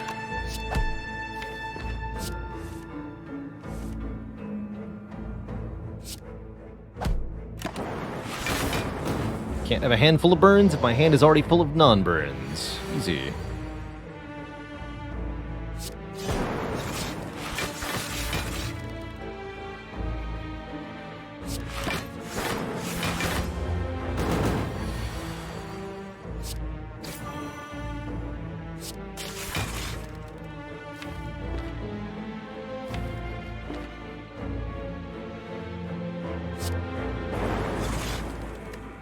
Problematic amount of damage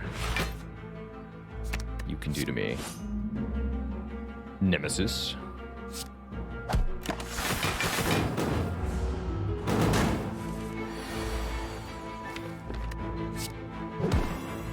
extra rude.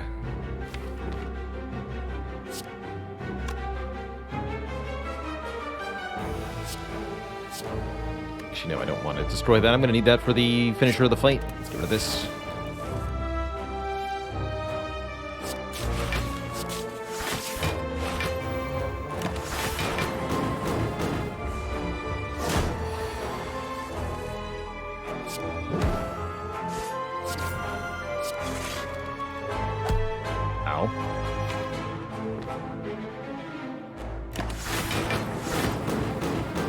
Not again, please. Thank you. Okay, hopefully we can make next turn work. I think so. Just with beam cell, right? That should be good. Okay, some damage taken, but we're through this fight. This very, very scary Nemesis fight.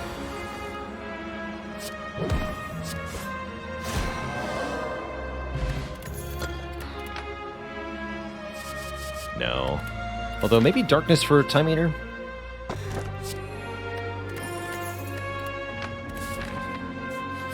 Get stuck with a parasite too. That's a little annoying, but not too bad.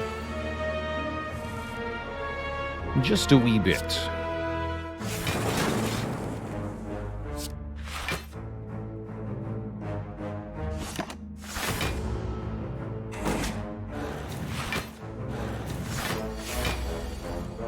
Aha!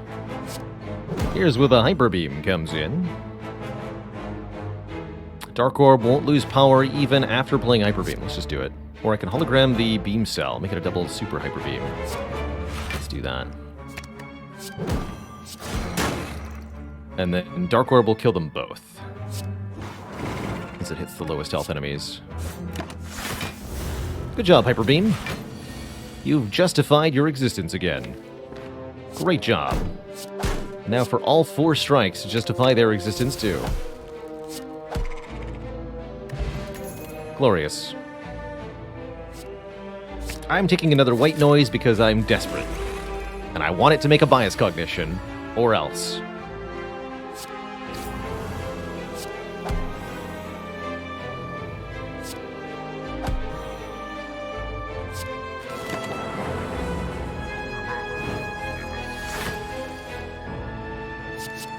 Yes!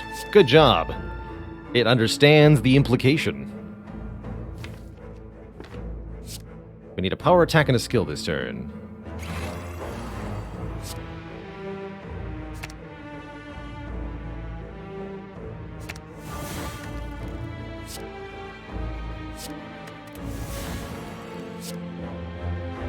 How about you?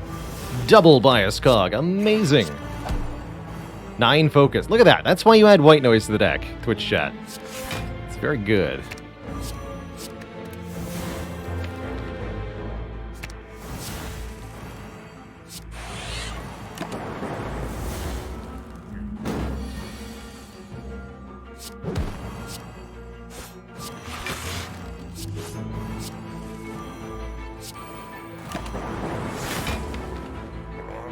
What?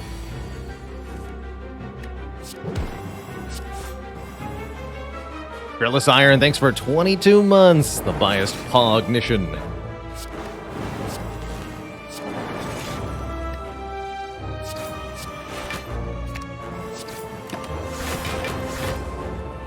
So if we can get to this state against Heart, we'll win.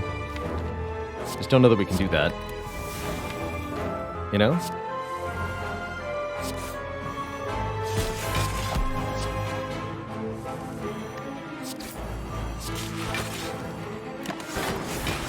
Hand clog.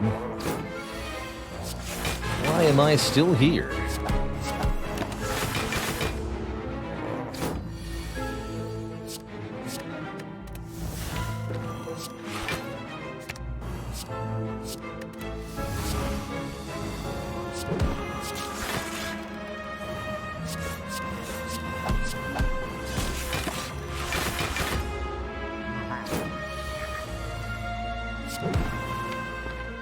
We beat Giant Head faster last time. Guess I had fewer cards in the deck. At that time.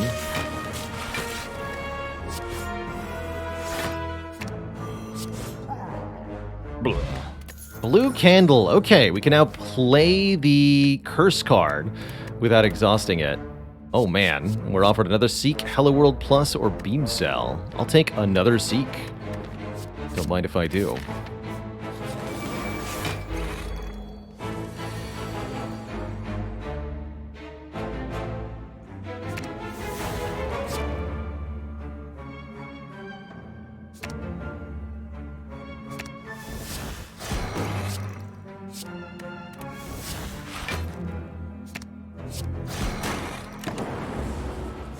Good fight.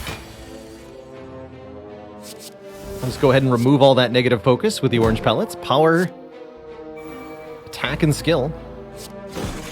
Like it never happened. Can remove the frail in the same way.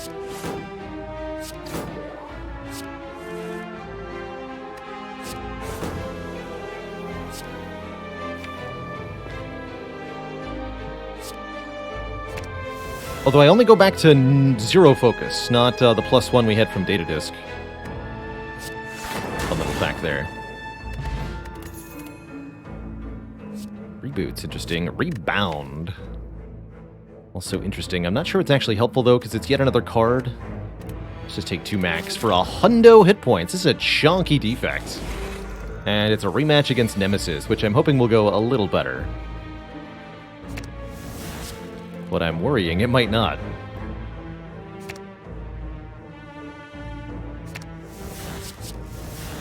Hello World against this fool? I'll take it.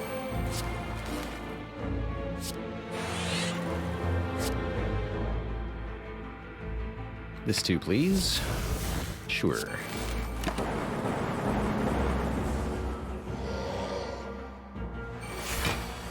Also, this Nemesis doesn't have 4 strength like the last one did. So I'm way less afraid of it for that reason. Good reason to not be afraid.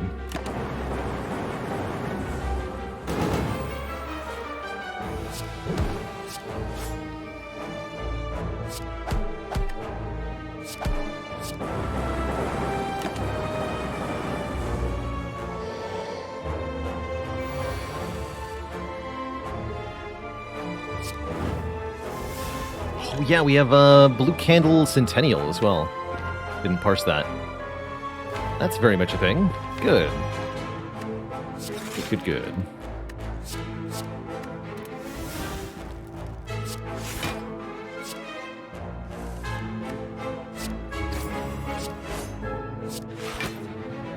Give me that for next turn, and we should be set here.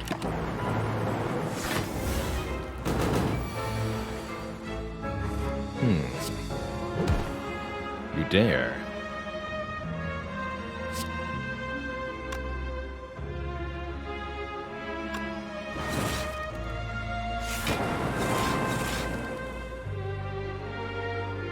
Can't quite finish the Nemesis, can't quite full block neither. Bummer. Let's take some more damage then. Not too much more. I accept this.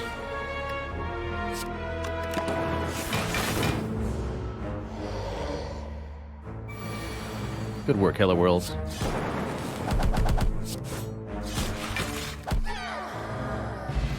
Bottled Tornado. And a Static Discharge Plus, or an Aggregate Plus, both rather interesting here. Aggregate can get me a ton of energy to draw through the deck and play through the cards more easily, whereas Static Discharge can be really good revenge damage against hearts. I think the Aggregate helps a lot here. And we're going to bottle what? Capacitor, Machine Learning... I guess Machine Learning. Kind of uninspired by that. Curse with Writhe. Receive 2 Madness. Wait a minute. 2 Madness. 2 Madness can actually make me really, truly infinite. As a way to win.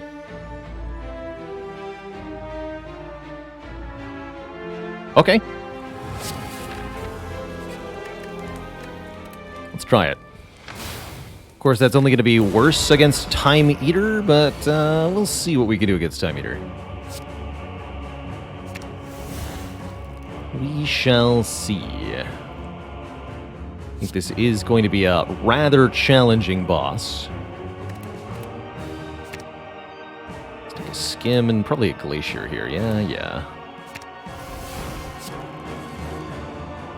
What does Madness need to hit for Infinite?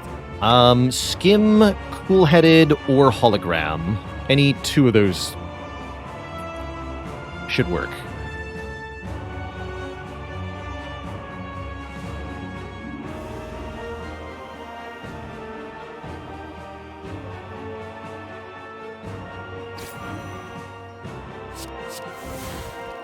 Does not help much.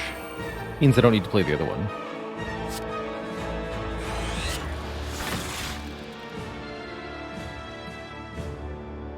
Not full blocking. I think we should play 4 more cards. 1, 2, 3, 4.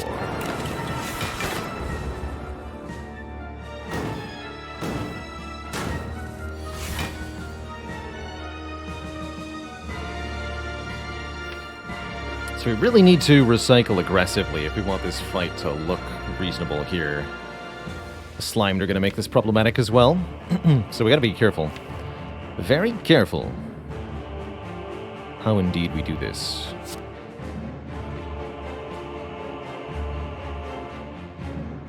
I think we'll Madness Hologram first. We should be able to do so by playing every other card in my hand. Or I can Madness... Oh. Or I can Madness the card that I choose to Hologram. Which would be...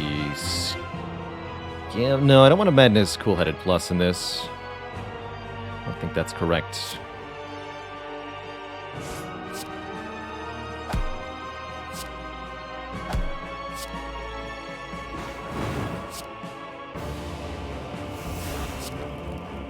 Madness on Glacier is reasonable, too. Maybe that's the other card we make free? With the other Madness.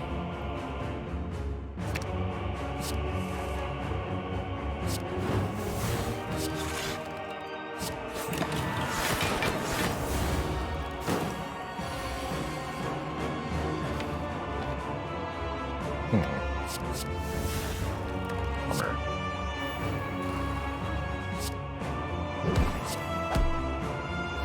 Oh, I should have left that heatsink so I could purge the debuff. Dang it. Mistake.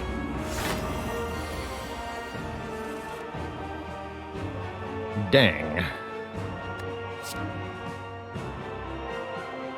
Alright, well I can double Glacier this turn. That'll help. I think we're gonna fall apart shortly.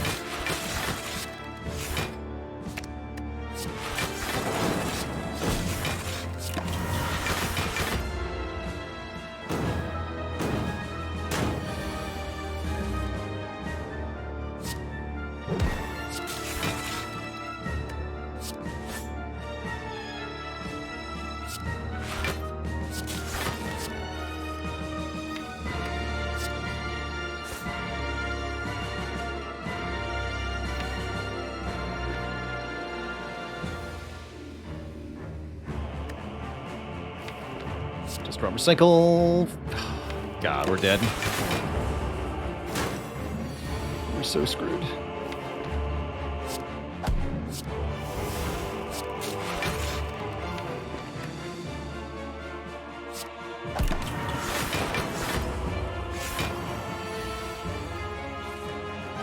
Oh boy. Okay, colorless potion. You gotta be a power. Purity. Okay, that actually helps a lot.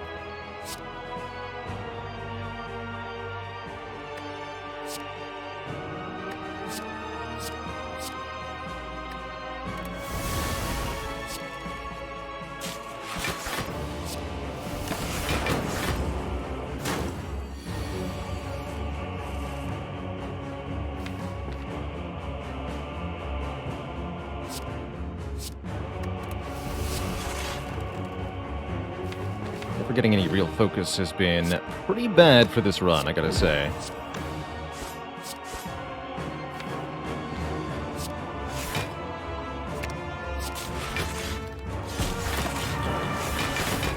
Yeah, we're just dead. We just did. There's not much I can do about it.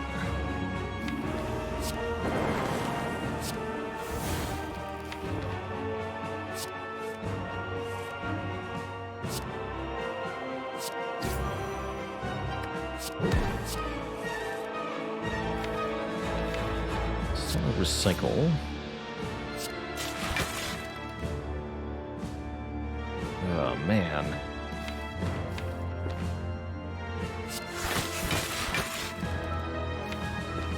We just keep adding more and more slime. It makes it more difficult to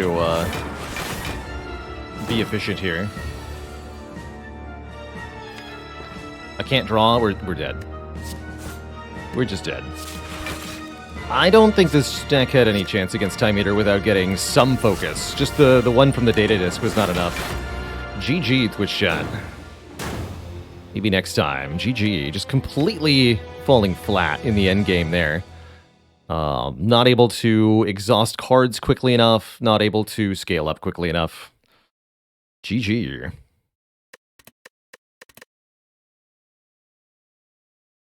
Interesting to see such an early orange pellets never pay off. That was curious. There might have been some things I could have done differently in that Time Eater fight, but I don't know. We never saw a bias. We never saw a creative AI. These are the cards that would have let us really answer the late game. It was like Meteor Strike, Fission Electro. I could have done Meteor Strike things, maybe.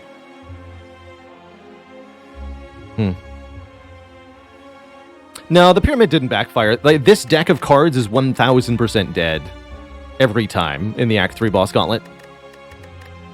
It's just not good enough cards. So we failed to build a winning deck, is what happened here. Like, maybe if the white noises hit... I mean, that's why we... Sorry. That's why we took the white noises, was because we needed them to hit good powers, or we just lose. And they bricked against Time Eater, and we died. No, there were no reprograms this run, no bias, no defragments, no consumes. None of that. I'm actually curious what we could have taken to win. There really wasn't a lot of the usual.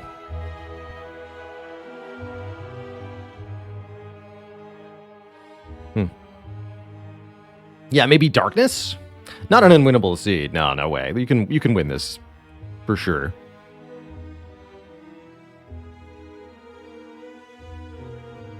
In retrospect, I would have liked Coffee Dripper over the Curse Key, despite the Darkstone Periap. Those curses were part of the problem. So I think this decision... I got lured into the Curse Key again by the frickin' Darkstone. I think that decision partially killed me. Anywho, we get to go again on the defect. I think I've got time for one more run before we switch over to our sponsored Moonbreaker segment today. So I'm going to take a quick break, refill my legs, stretch my water. When I return, we'll go again with the defects. Be right back, folks. Don't go nowhere.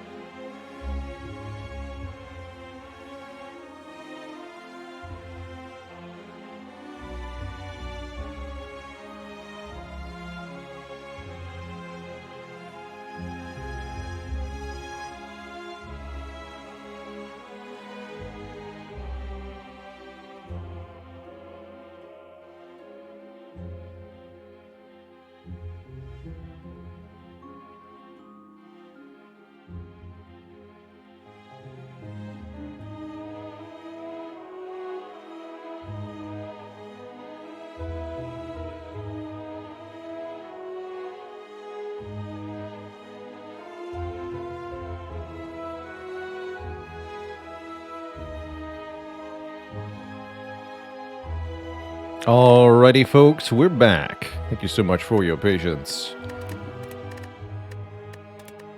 Let's go again on the defects. And I'm thinking I want to do a boss swap this time around. There's again an unavoidable early elite. That's not so bad here. This is iffy. This is okay. This is... it's okay too. Let's do a boss swap. We get... yeah, this is the Spire forgiveness run for what just happened to us with Time Eater. Pandora's Box, in my humble opinion, is probably the single strongest start in Slay the Spire. No matter what character you're playing. Replacing all your starting cards with random cards is almost always very good, and it means you'll also have a very cohesive deck with a couple upgrades and a couple removes. This looks like a pretty good start to a so-called Orb Monkey start. We've got Orb Gen in Ball Lightning and Rainbow, long-term scaling with Creative AI, double Melter to kill things in the short term. I'd probably remove the Streamline and the Reprogram. But overall, this is fantastic. And all hail the new channel cutie. Welcome, welcome. Hot soup.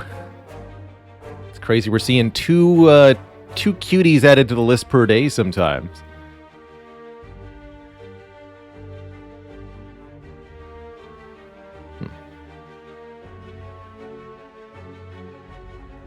I'll get you added right now. Hot soup.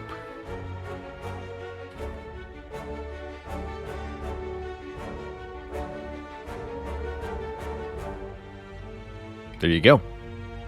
Thanks for hanging around in the channel so long to accumulate the required 500,000 in channel points. That's pretty redonkulous. So, one or two removals early is important here. Upgrades are important here. Looks to me like the path is as follows, then. I remove, probably Reprogram here. It's a card I really don't want to draw. We'd like to upgrade Dual Cast. Maybe the Charge Battery. We probably want to add another block card, because we only really have one block card.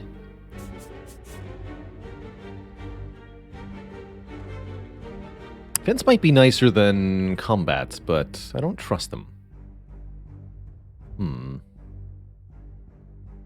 What if I avoid that first shop, then? Oh, that feels way better. Yeah, let's do this. It's only one event? No, we can make it more. Perfect. There we go. Yes, that's the path. And then this shop. We'll have to lug around the Reprogram for a while, but I don't think that'll be so bad. That won't be so bad. Really want this thing to be dead next turn. Well, let's just hit it like this then.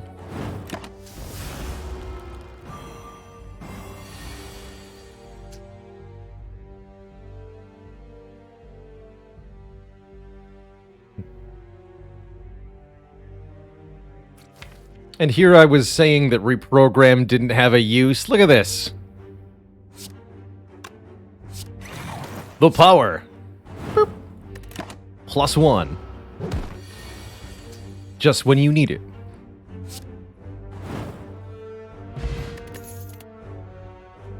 Compile Driver when you've got a Rainbow in the deck sure seems like a card draw card. Although it ostensibly draws nothing turn 1. I think it's still definitely worth including here. Compile Driver Melter just kills the front one. The Melter value.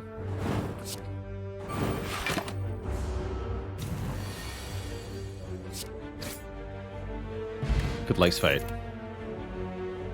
Okay. We want probably some more orbs. I think a rainbow, or a chaos to complement the rainbow is quite nice.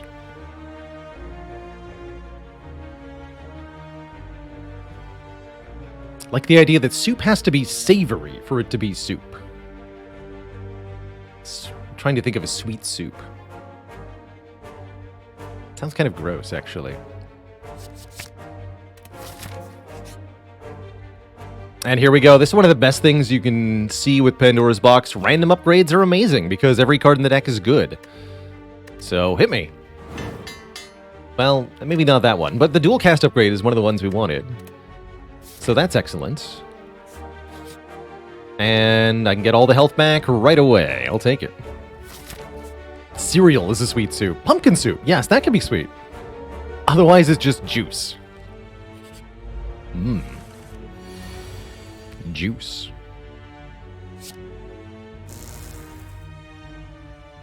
Draw one. Sadness. Take 12 is just a facet of life. When Jawworm is here sometimes. It's just how it is.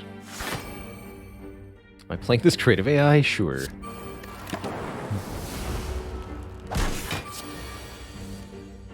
Biased Pognition. Get him.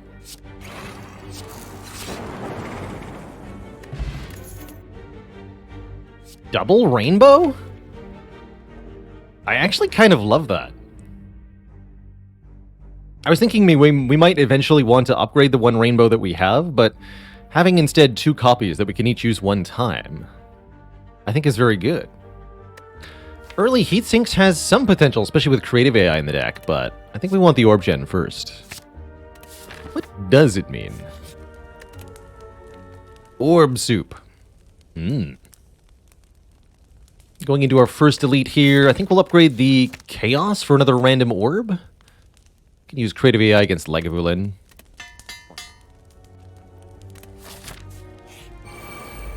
It's the Sentries. So we probably skip the creative AI, play the other stuff here. Yeah. Do 12 damage to this one if I dual cast now. Or 12 damage to it next turn if I evoke it one time. Yeah, it's might as well just keep it.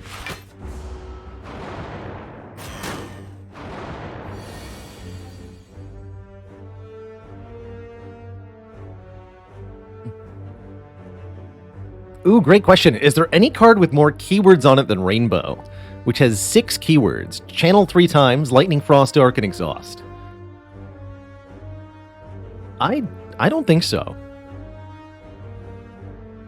I'd have to go looking, but I really doubt there's another card with 7 keywords on it.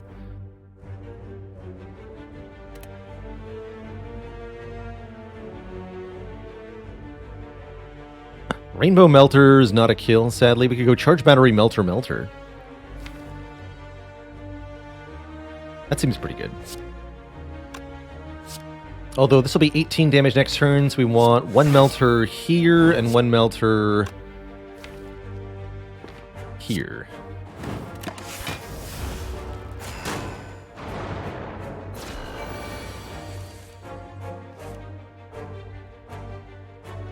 So now playing Rainbow kills this one. As before, the Dark Orbs always target the enemy with the lowest health. The game never really tells you this unless you are meticulous with the reading of the keywords, but it's there.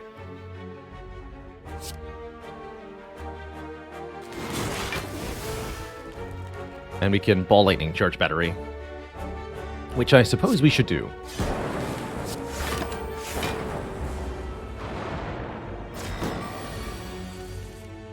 Hey, nice dual cast.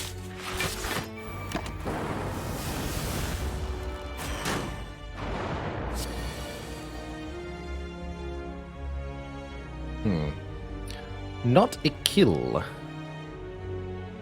Could do 25, leaving it on 7. 50-50 to kill with the biased.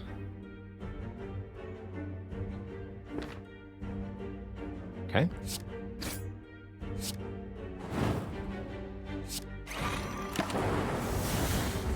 Worth a shot. Can always rest if we need to.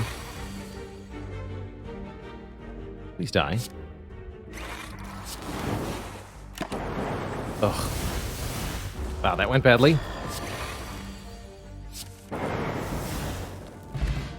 We get a fruit juice, though, for some more health, and a core surge. Or an auto shields, which is really important, or a double energy. Actually, that auto shields might be essential here. Might be essential. Core surge is also pretty good. We're fighting Guardian. I think I should take the block card. And we're gonna drink this now for more max health and then rest. to get as much healing as we can. That shop's going to be really good. Going to have about 300 gold going into that. And this hourglass is pretty nice too. 3 damage to all enemies every turn. It's good stuff.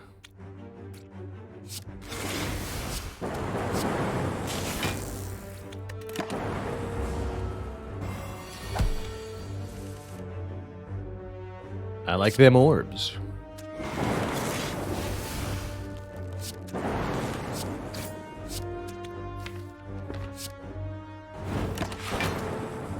There we go. That's a fight more along the lines of what we were hoping to have. Turbo seems pretty good. This deck has tons of energy of cards, but not a whole lot of actual energy. And we're certainly excited to add card draw from here, so sure. Larval soup. And what these are? Soup larvae. Take 6 seems reasonable.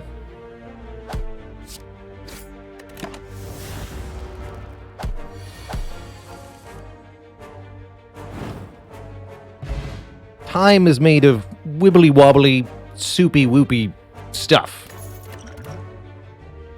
There we go. Second Compile River goes great with 2 rainbows and now a turbo. Here we go.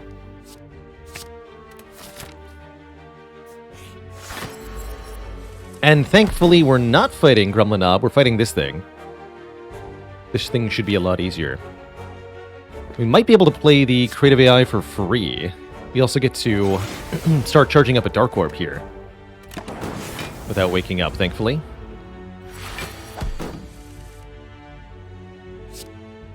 Melter, Ball Lightning's a decent enough open. Let's charge battery, though.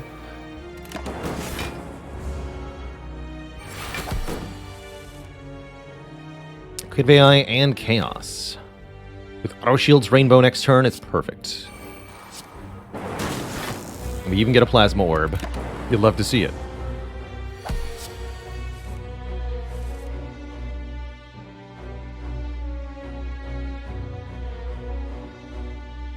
So, Auto Shields, then Compile Driver, then Rainbow, I think. You get 2 energy back after playing Rainbow. I could also go Rainbow, then Compile. They're both pretty similar. Actually, let's Compile first to see what we draw. Dual Cast. Okay, so rather than playing Rainbow, we should play Chaos. Then I can dual cast the Plasma, or I could dual cast this Dark Orb for 48 damage. But I think I want to dual cast this Plasma Orb for +4 energy here. Let's go... We can go Defrag for +1 damage. I'm going to play this Defrag one way or the other. Then Chaos. Then dual cast. Then Auto Shields. Then Rainbow. And now we're blocking. Look at that. Kerblam. Amazing turn. Draw 3. Just die. Great fight. Much easier than the Lice fight, even. Now we're Curse Immune, unlike last run. Oof. And a 3rd Compile Driver? Yeah. That might be peak Compile Driving at this point. Actually, I lied. Now we're at peak Compile Driving.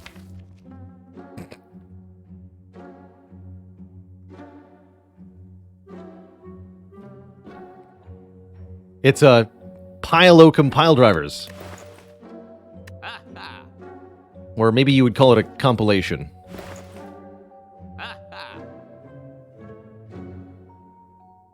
Look at that self-repair. The other thing I'm thinking about here is buying Gremlin Horn. Solves a lot of Defect's biggest problems. But I sure wouldn't mind... I guess I'd remove Streamline over the Reprogram. We can keep Reprogram for now. Adding Self-Repair and calling it a day. Hand of Greed could do some fun stuff. Well, I don't think that's where we're going.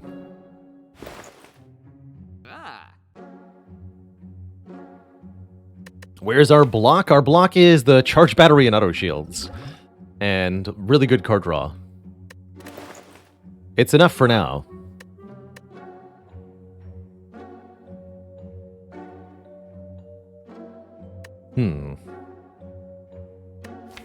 Would I pay for Flash of Steel? If I was going in on the reprogram, I would consider it, but I don't think I'm going to do that.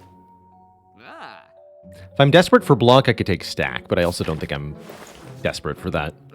I do think Self-Repair is very good in this situation.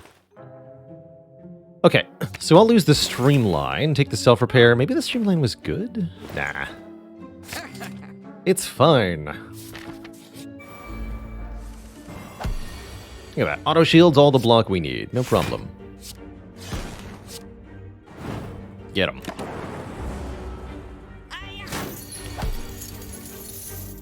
Also, when you have fantastic damage, you don't need block nearly as much. Maybe playing the self-repair would have been a good idea, though. Aggregate's an excellent way to get energy. Needs the deck to be fairly large, which is not necessarily something we're currently doing. I don't think Aggregate's going to be actually good. We'd rather have Recycle. Recursion could be very good in this deck, but it would need an upgrade. Currently, I'm going to upgrade Turbo, probably. Okay, we'll skip all this for now. Skill Pot could be life-saving against Guardian. Yes, let's take that.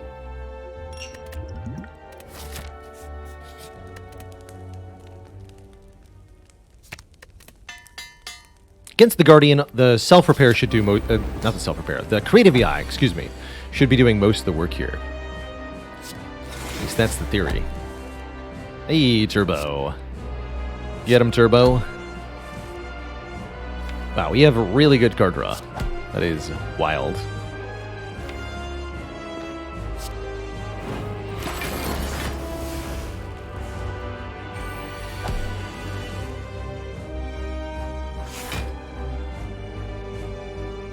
Battery repair or chaos repair? Don't want to draw the repair again, that's for sure. Got chaos, could be a battery. It's just dark orbs all the way down. It's not what I expected. Ow. Well, I'll dual cast this one, and I guess I'll just eat 16 damage to the face? No, this is when we use the skill potion. Looking for a block card. Or a fission. Ooh.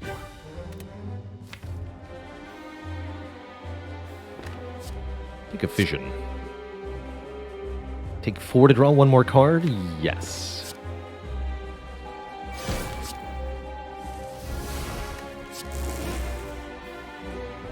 Alright, now we could trade health for more card draw again. Mixed feelings about that currently. Let's not. What about reprogram at this point? Let's also not. Ow.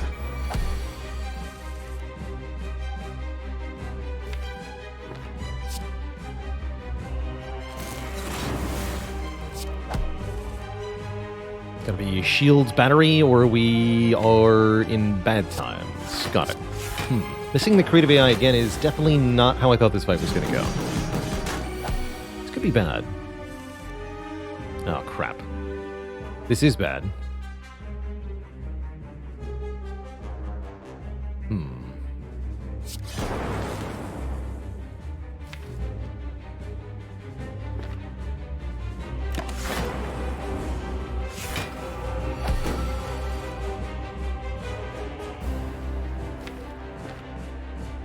Chaos alone will do it. Okay, what do we get here? Perfect. Okay, next turn we can play Battery Creative AI, and then we should be okay.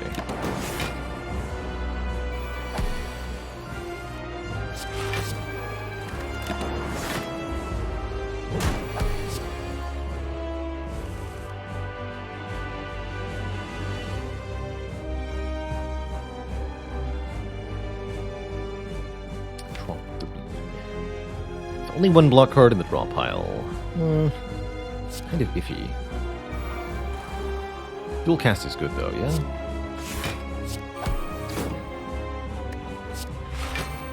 Perfect. I'll take it. I think we live with that lucky draw order there. Perfect. Totally perfect.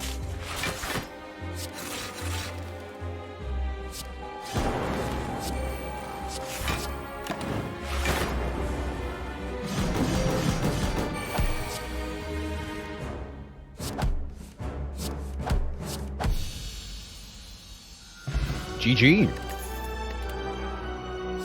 There's our bias cognition. Didn't take the core surge, instead we had the auto shields. I think we needed that auto shields. But I'm certainly going to take the bias. It makes all of our orbs so much more powerful. Card we were missing last run. If we can find any way to stop the focus down, we'll be rewarded. Snecko Eye is pretty interesting here.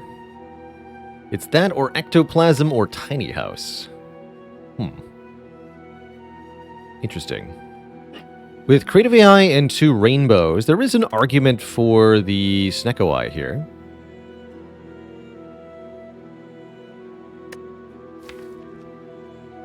The upgraded dual cast is a little sad.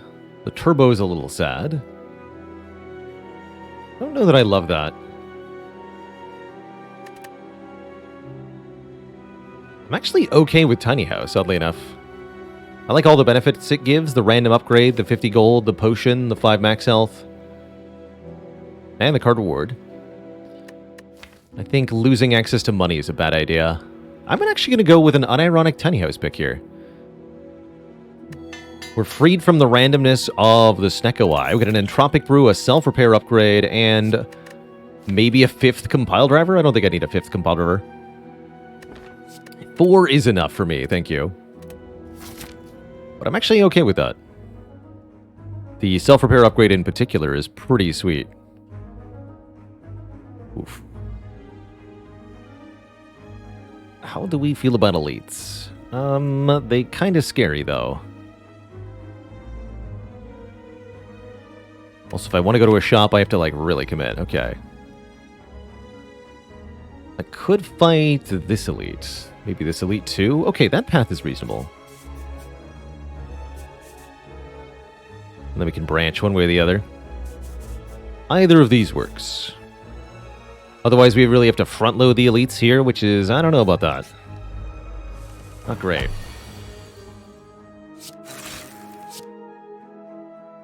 So I get 2 energy back if I just play the rainbow now. Let's just do that.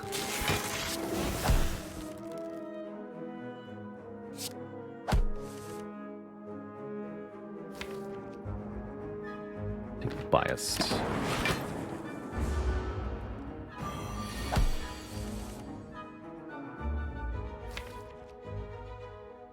think we just play Melter Melter. No need to complicate it here. Next turn's actually kind of bad, though. Beer Pot Melter Melter.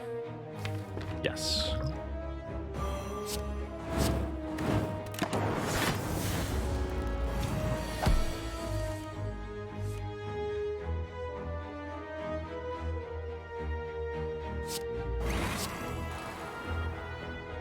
So I can either dual cast the Lightning Orb and then play Ball Lightning. That would deal 12 plus 12 plus 7 plus 7, which will kill. So yeah, we can go self-repair, dual cast Ball Lightning and win. Cool. Glad I used that Fear Potion. Very glad I used that Fear Potion. ×2? Another energy gain card seems really helpful in this deck, actually. Probably wants an upgrade. So would Recursion. Can't get them both. I think the double energies, it's more likely to be useful without an upgrade. And I'll take the free relic here. We have Omamori to block this curse. I'll take a free symbiotic virus, meaning we now start combat with a Dark Orb in the front slot. That's pretty sweet. We're offered the Abacus, we're offered Capacitor, we're offered another Charge Battery, we're offered another Compile Driver. All of these things have good use to them.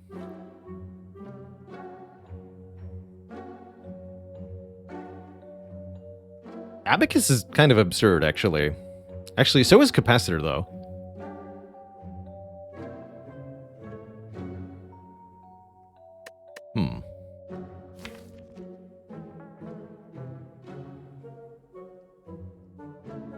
But that Abacus does seem particularly good. Whenever you shuffle your draw pile, gain 6 block. I could take them both, but I'd really, really prefer to remove a card here. Getting rid of the reprogram that I'm not going to play? Yeah. Because we got positive focus. Yeah. So I think that's what I do. Abacus card remove. Amplify does work with our creative AI, it's true. We have enough card draw to line them up most of the time, but I don't think often enough for me to feel particularly comfortable here. Still hoping we find a recycle. I think that would change things a lot for this deck. Oof. Ow.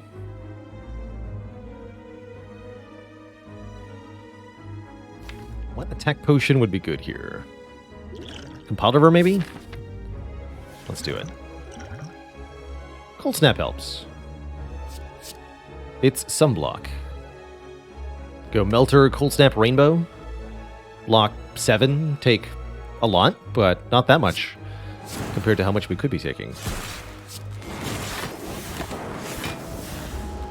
And we also do a lot of his health in damage there. Too much. Perfect.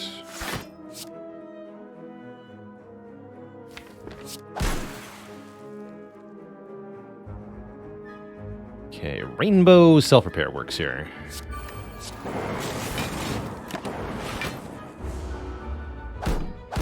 Get him, Abacus. The power.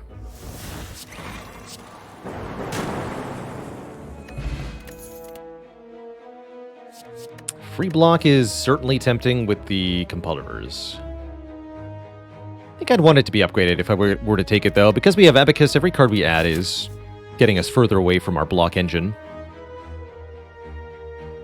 Gain some max health, lose a lot of current health, or use the other charge on the Omamori. This might be a good Omamori charge using time. Get me out of here, you stinky Forgotten Altar. How dare you?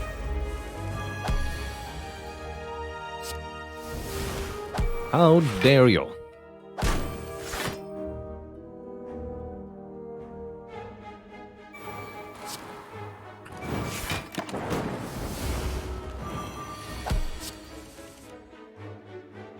Buffer is acceptable.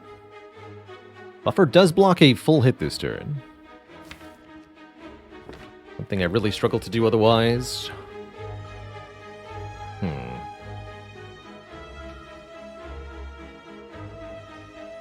Little tough.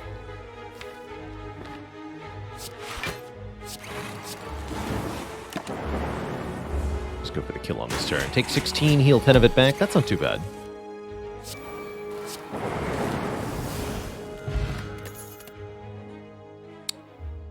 Compulvers are like better skims anyway. Loop is looking good, but would desire an upgrade.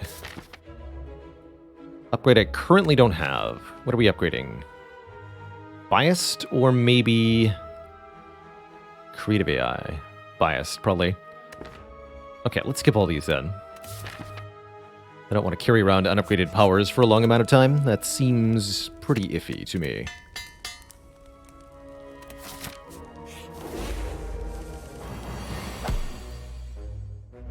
Alright, Entropic Brew, what do you got? Firepot Essence of Darkness. Those are spicy. That's good. That's really good.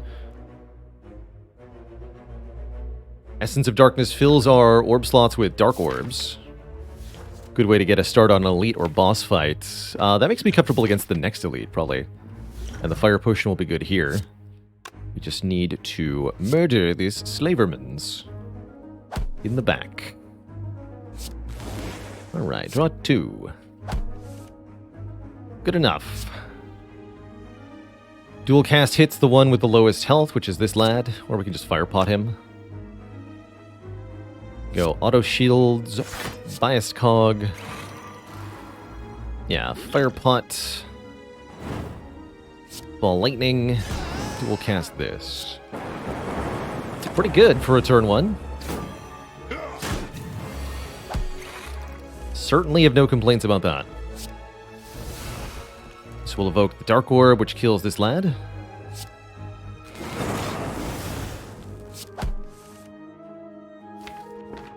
Take 2 more, but get this played. Good.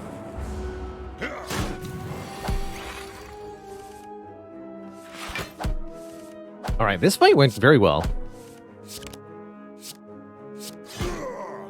Which is very encouraging. We get a Lizard Tail, which will bring us back to life, and we're offered a multicast, which is very strong with double energy and dark orbs, but also a little tricky to use at the moment. I don't actually like it. I'm gonna keep skipping. Lantern looks good. 1 more energy on turn 1. Definitely the turn I'd like more energy. Let's go. Let's go. Creative AI in this fight seems like a waste. We'd rather Chaos. Get a Plasma Orb in place for more energy on future turns. Perfect.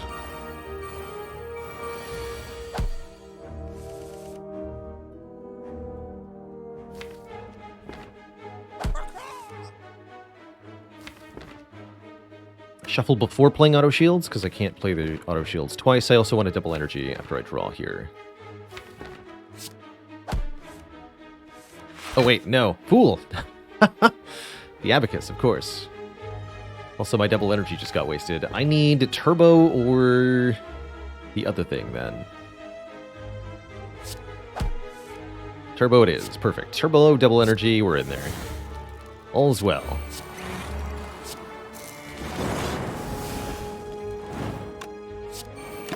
The power.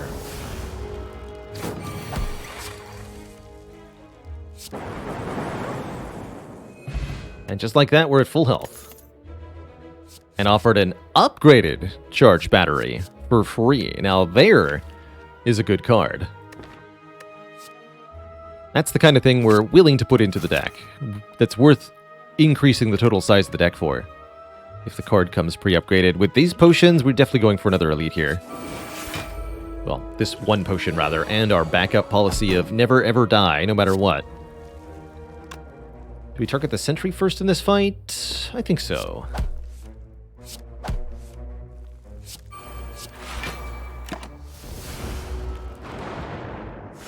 Note that the lower actual health of the Spheric Guardian means that the Dark Orbs will preferentially target it first.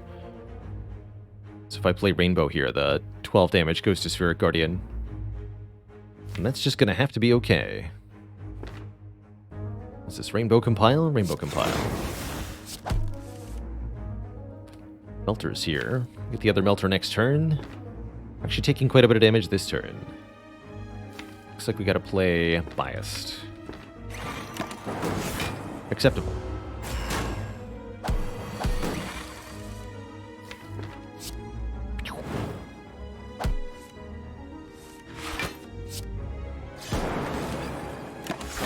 Alright, most of the health comes back.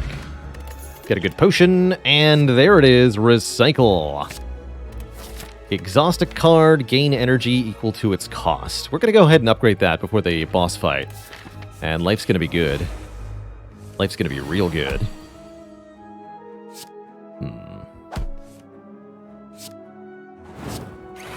Kind of having sad turn ones.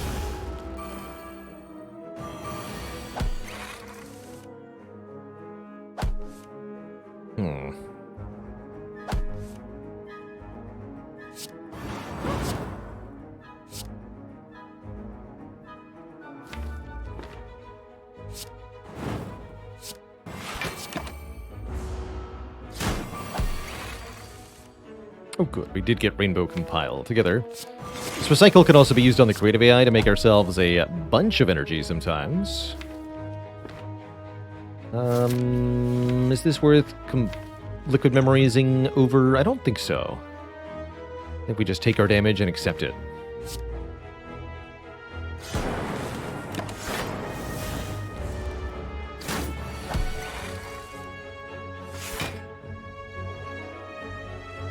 Gotta be careful though. We don't want to kill before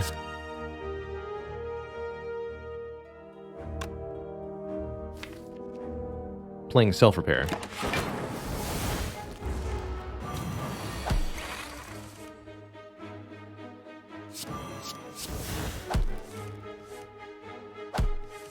Aha! There we go.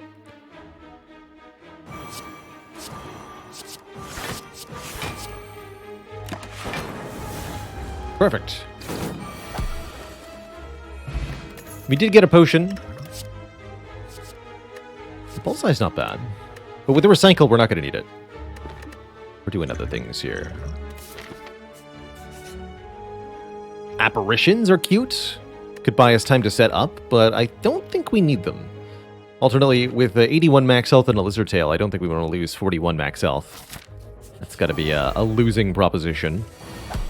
This is probably a fight where I'll consider using the Essence of Darkness to get some Dark Orbs deployed quickly. Well, let's start with Auto Shields, Zap, Compile. Draw, Recycle, Compile. I'll recycle one Compile. Play the Biased, drink this.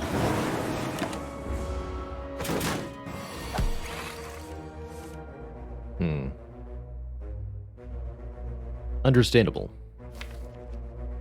Even inevitable. Get Chaos to cash in some of this now, get new orbs. Or we can go Charged for Self-Repair, Melter. Let's Chaos, Self-Repair, Charge Battery. Okay, sure. I guess technically that was better than playing Melter.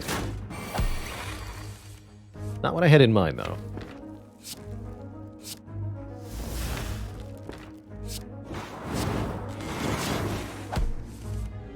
Good fight. Alright, pretty happy I used the potion there. We definitely needed the damage to get through that fight quick. Force Fields, interesting. Unnecessary with Abacus, though. No, we don't take that.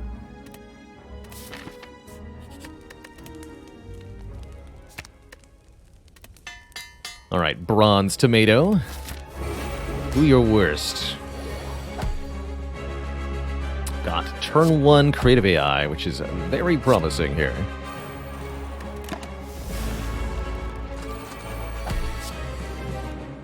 Buffer can block the Hyper Beam later in this fight. That's pretty sweet. I don't think we played Biased this early. Gonna have Rainbow in one of my uncommon cards stolen. Interesting.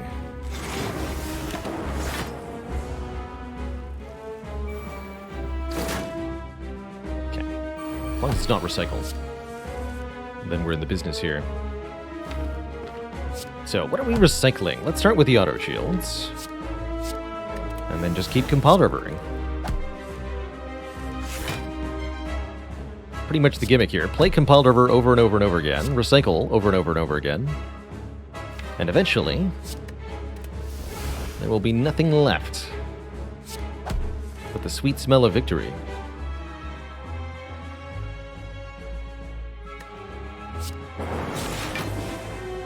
Got a double energy in your hand. I actually don't want that right now. Let's get these powers up. Get rid of this and this. Good talk.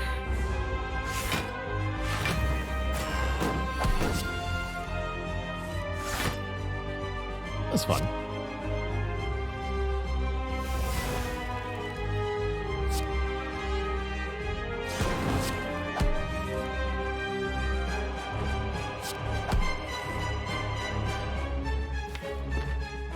Alright, recycle the Melter. Draw 3. We've got Rainbow. Okay. It's a one-time use card. Dual cast the Frost. We can Biased if I want to. Before I do that, let's do that.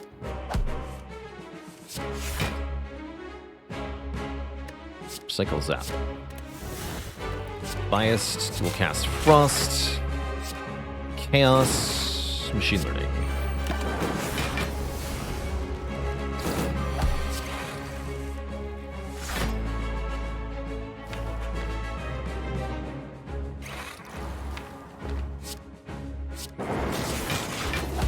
Different orbs, please, and thank you.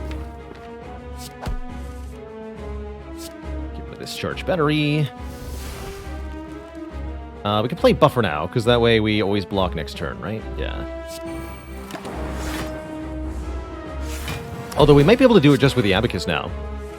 Especially if I recycle this Echo Form for energy. Apologies, Echo Form, but There's more pressing concerns here.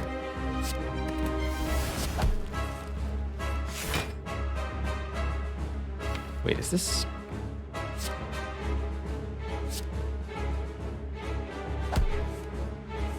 How to recycle the voids.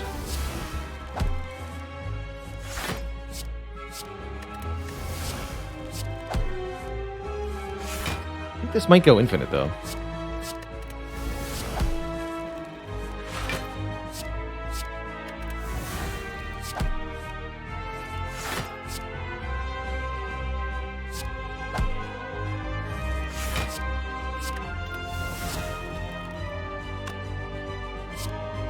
This is wacky.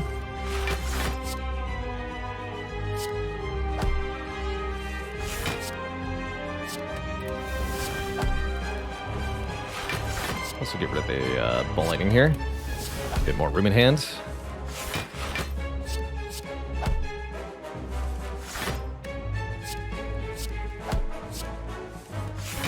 Yeah, that's pretty wild.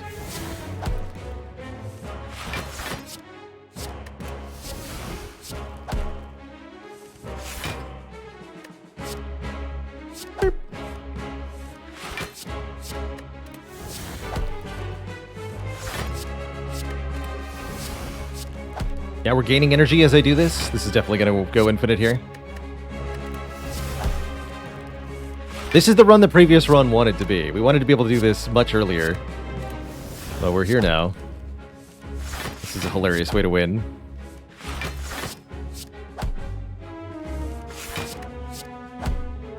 One hour later. Simply recycle all the voids. Virtues of recycling.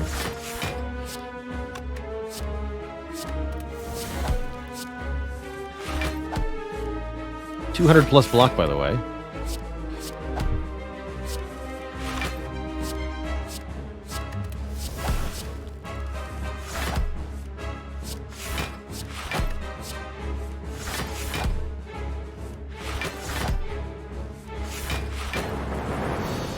GG.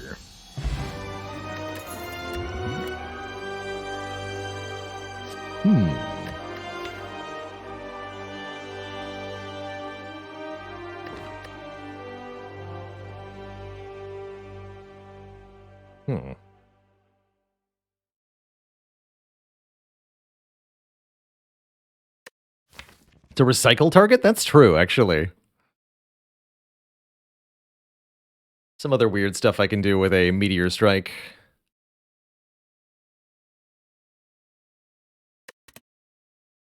Yeah, let's do it.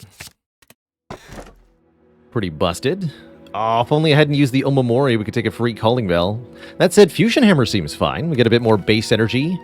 We're unable to upgrade any further cards, but we've already got the Recycle Plus, the Bias Cog Plus, all the really important stuff. So I'll take a Hammer. Plus we have to recall this act anyway, and go for the Burning Elite this act anyway. Which might put me on a path with very few fires, and indeed that's exactly what happens here. So, no downside Fusion Hammer.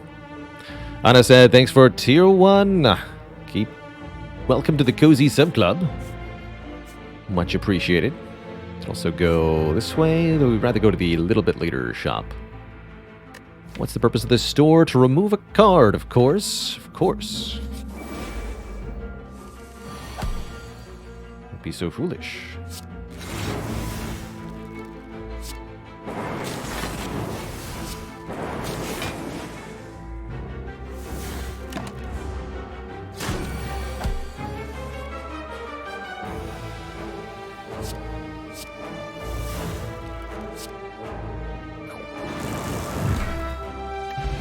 Satisfying.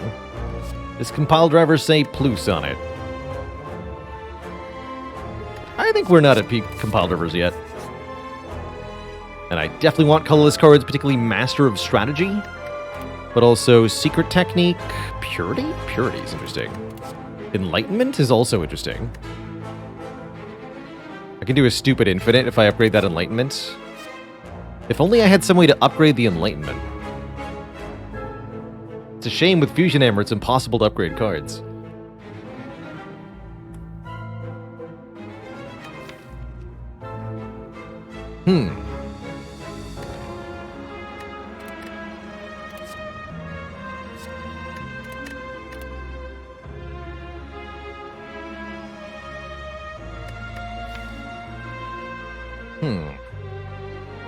Oh well, best not to dwell on it. Actually, I think Secret Technique is probably a lot better, because this can get me the rainbows into my hands faster, so that the compile drivers actually work. And I don't want the rainbows to be upgraded. I like the fact that they exhaust currently, so I'm going to take Secret Technique over Apotheosis. And I think I'm going to try Purity here. I'm going to see how that works. Make the deck schmoll. Schmoll as you can.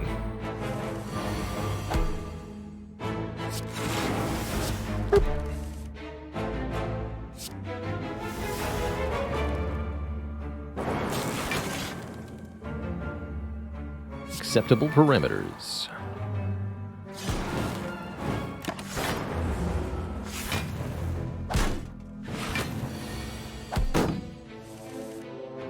Yeah, it does feel a little weird not to take that Apotheosis, but I do think it's actually correct. Truly.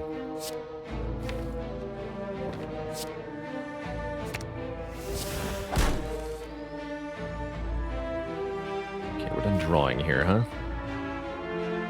Boomer.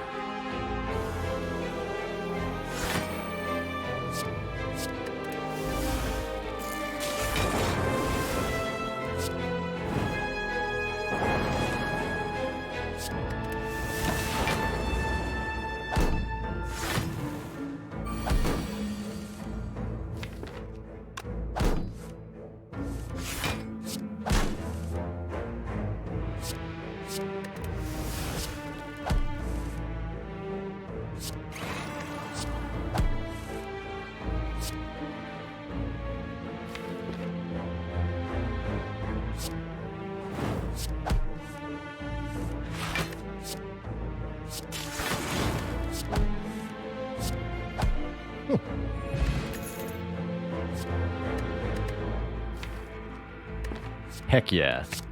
I was just thinking, I really wish I could make these compile drivers draw 4. Well, guess what? I can. Dang it.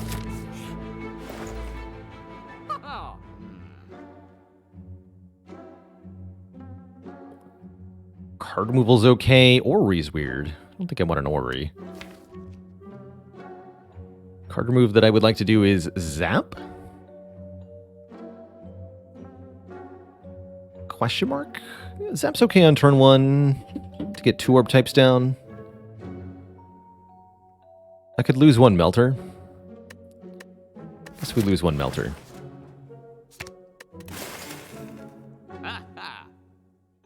And then save the rest of the cash. Okay. So I don't feel like we need the fire here. We're going to go for the elite. First elite of many is this fool. Pretty bad turn 1. That's worrying. We can get rid of all of those burns, but only if we can do a little better than this.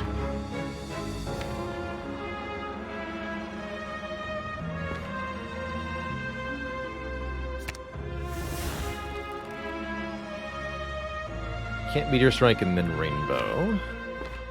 So I could use a potion.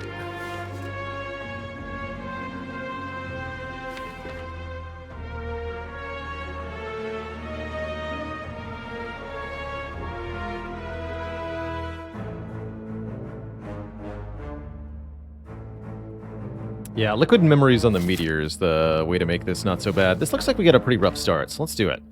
We go Meteor Strike.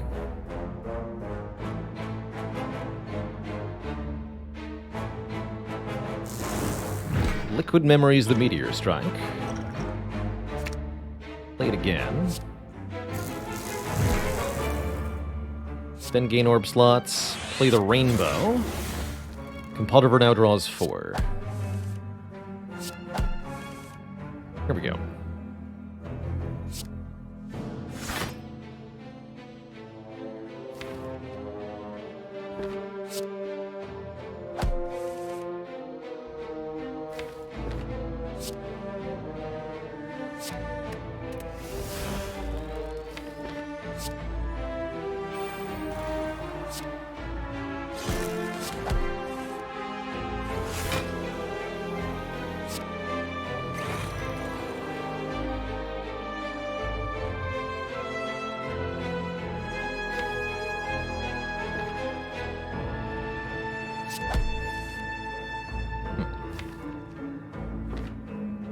It's not quite what I was looking to draw. Guess I'll just charge battery here. I was hoping I'd get the purity alongside at least one of the burns. Seems it wasn't to be. Please don't add more burns, you freak. Don't do that. Ah!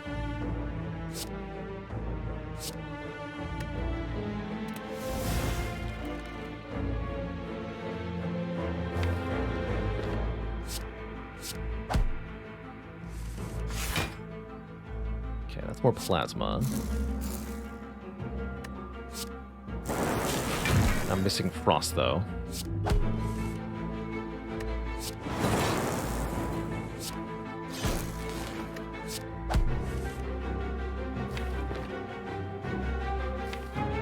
Playing this? I think I'm playing this.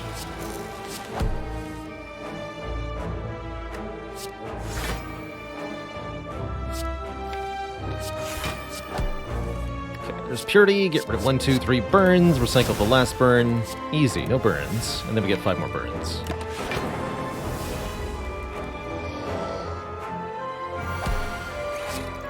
Two steps forward, 2 steps back.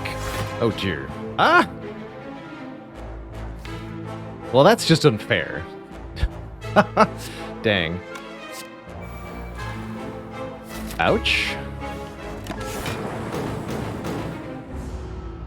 Minus 40. It's a real bummer. This deck performs well, though. We won't have that happen again. And we've got the self-repair to pick us up. And Singing Bowl. Actually, we're going to be gaining max health. That's not too bad. As long as we can avoid losing a lot more health right now, right here. Which we maybe can't do. Good.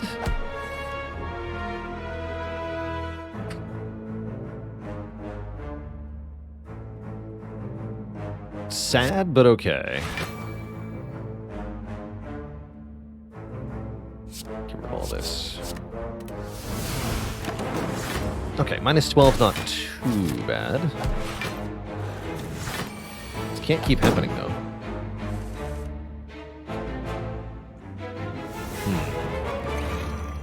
It appears to be continuing to happen.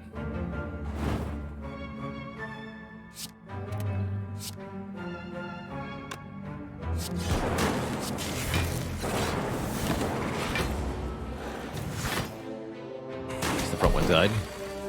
Would have been pretty bad otherwise. There's no skills in the draw pile. Bummer.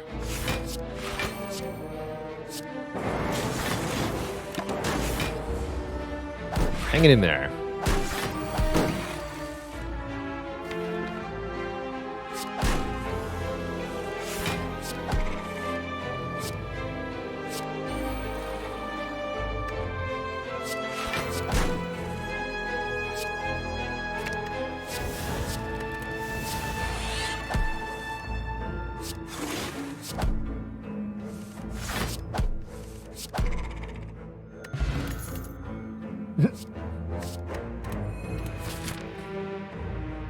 Gotta keep going this way. I mean, we could avoid this elite, but I'm not going to. Giant head. Okay, this should be probably a heal, actually. It's promising.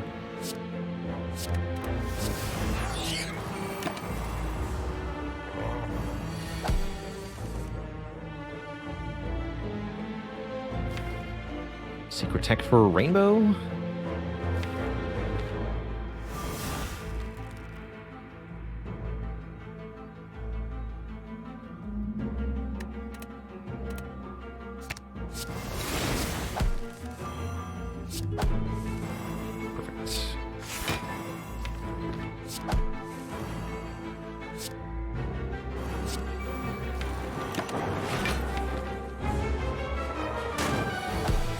One more setup turn. Buffer makes it 2 more setup turns. Perfect. Go Chaos, Bias, Buffer.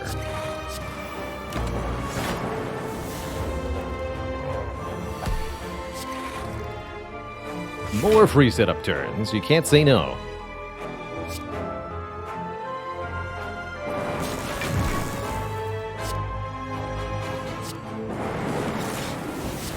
There we go. And we have 4 different orb types.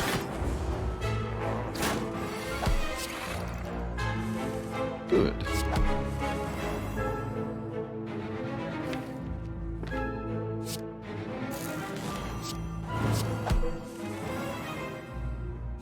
Get rid of this and this. And this too.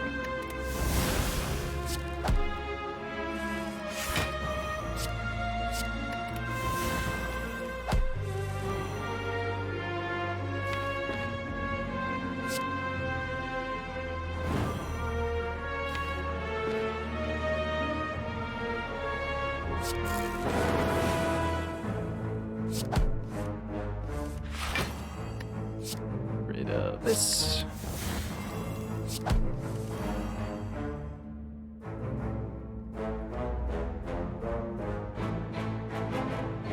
Might reduce my orb types further. Nope. Good.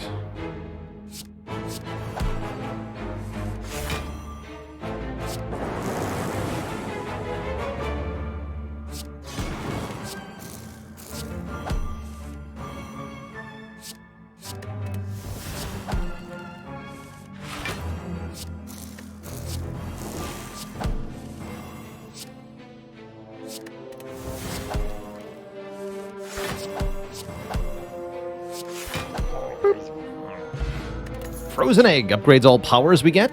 Entropic Brews more potions. And Cabal over number 18 million. Or a hologram.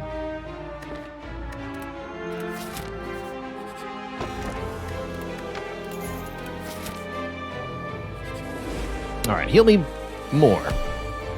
Please.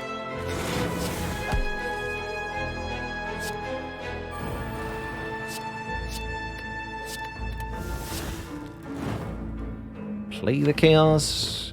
No, I think I want to reliably have 3 orb types. Rorg. Fortunately, 'twas only 5 damage. Everyone rejoiced. Huzzah. Let's go in Dr. Roast Beef. There's a bunch of guides up on the YouTube channel that I've created over the years, but one of the best ways to get better at the game, especially if you're looking to beat the highest ascension levels consistently, is to just tune in and check out the live stream. Every run on Ascension 20 is kind of different and unique, so you never really quite have the same experience twice. Let's charge battery so I have more energy next turn.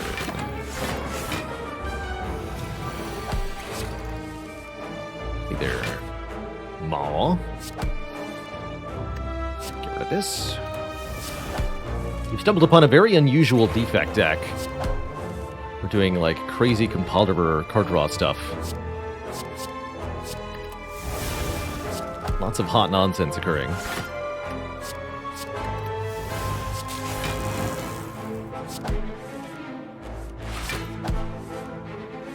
There we go.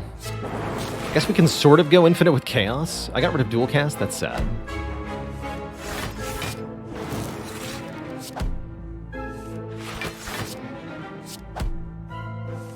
Just do the recycle thing then. We also don't need to actually be infinite if we can just do a lot of stuff every turn.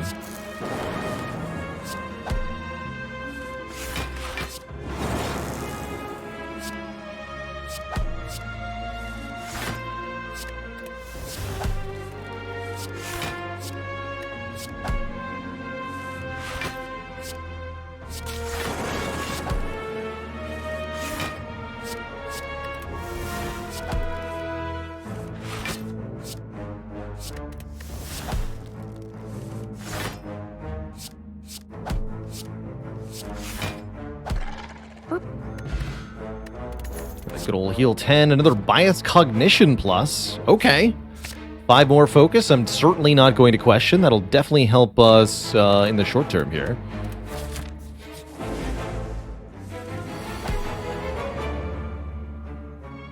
Secret tech's here to get us the rainbows. This is the exact hand I was thinking of when I picked up the secret technique. Let's get these Compaldivers actually doing stuff. that we're happy with.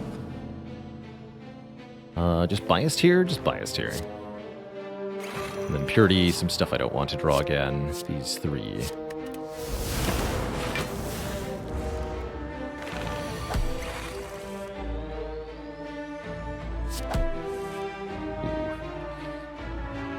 It's fine. Well, not really fine, but you get the idea.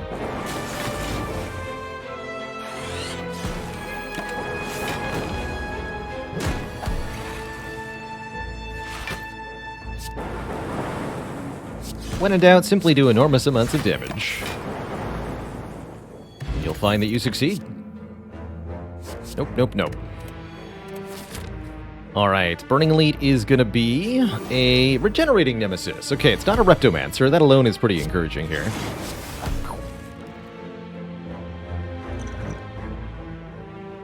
What is this? Charge battery biased self-repair? Sure.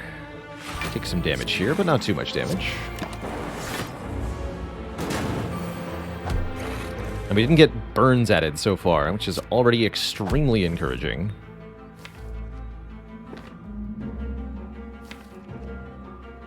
I wish I had card draw that wasn't compulsors, though. Dang.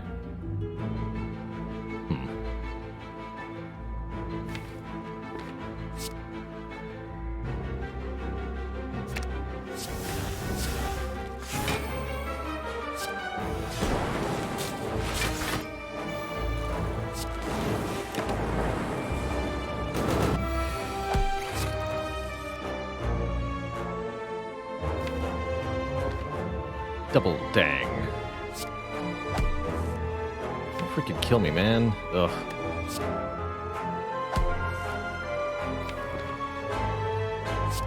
Auto shields first, because we're about to get block.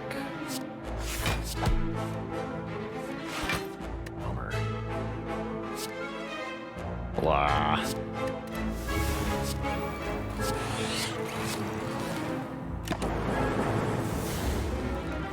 What I get for exhausting my frost orbs.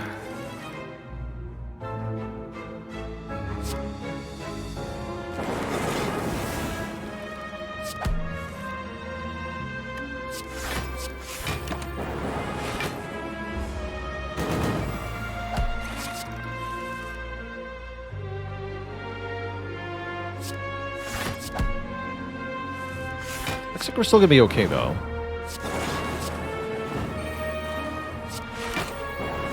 We still have Lizard Tail, even if the worst occurs. Oh, and Toy Ornithopter here. Okay, that's a ton of healing, actually. Okay, I think we're going to be fine.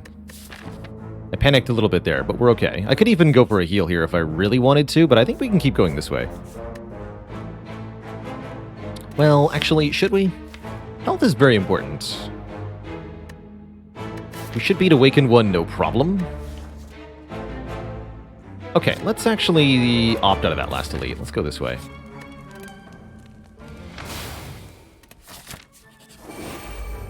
Face the writhing mass, who is a big jerk. Rest assured. Every time we hit them with unblocked attack damage, they'll change what they're doing. Particularly problematic sometimes. Like this time, for example. Especially if you have no attacks. It's gonna be real trouble. This deck really wanted to skim, huh?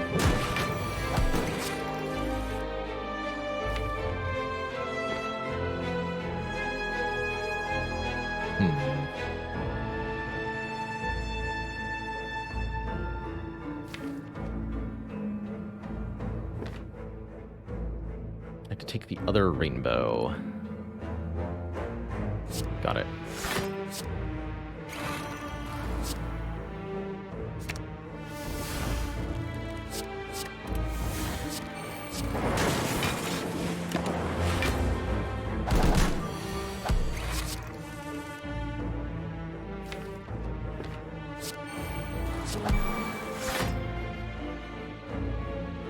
Would that I could stop there.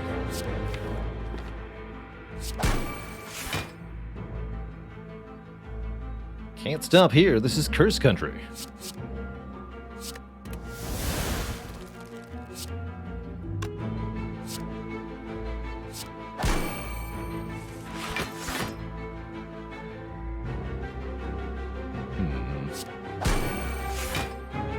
Perfect. Okay. Now we can stop.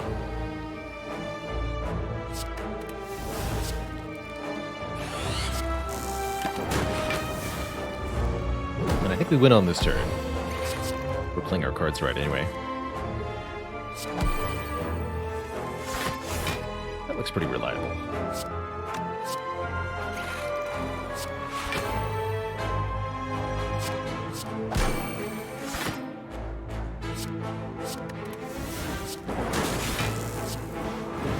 Okay. Reinforced Body Plus is pretty nice. Kind of lacking in direct block cards. And this could also be X Energy. I'll take that. Speed Potion... no. We rest for 27. Okay, that gives me much better odds going into the Awakened one here. This boss can be, yeah, really nasty. If our draw order is crap, like this. This is a fight where we don't want to play the creative AI. I'm not even going to play this biased, I don't imagine. Alright. Of course. Don't know what I thought I was doing. That's fine. We'll have to take some damage here, but we've got healing coming our way. As long as this turn isn't too bad, which it totally might be. Yep, it's bad. Problems detected. There we go. Ah, it's more like it. Okay. Not too bad after all.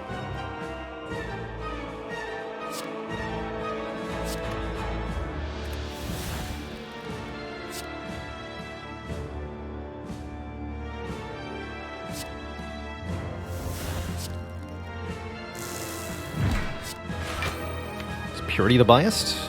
Sure.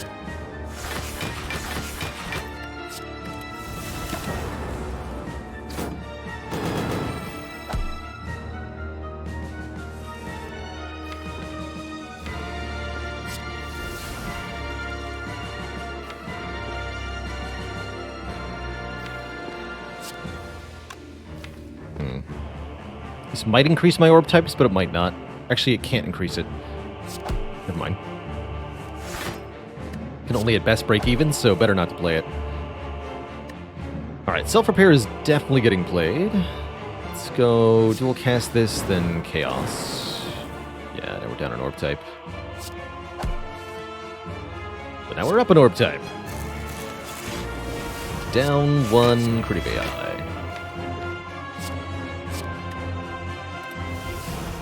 Play this so I don't draw it. Play this just for damage.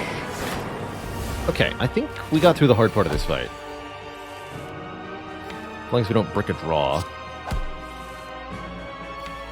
Looks good.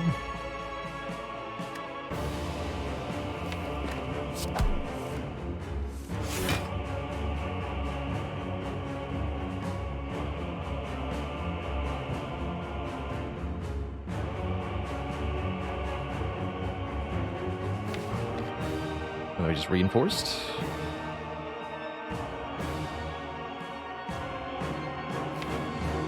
Just gonna reinforce.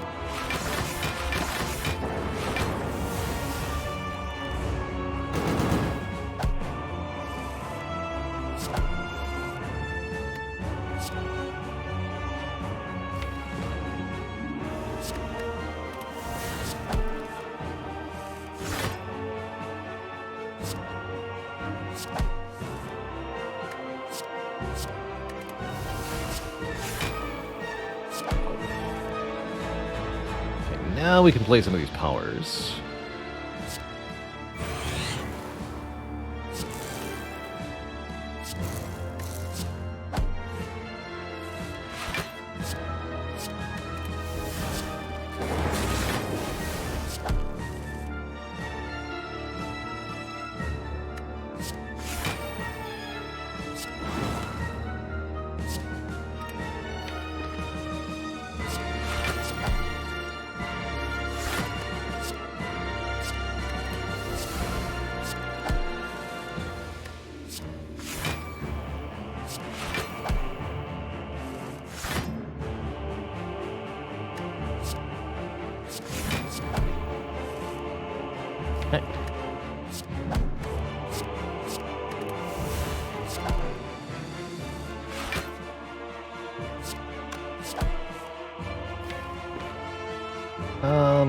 That's okay for this turn.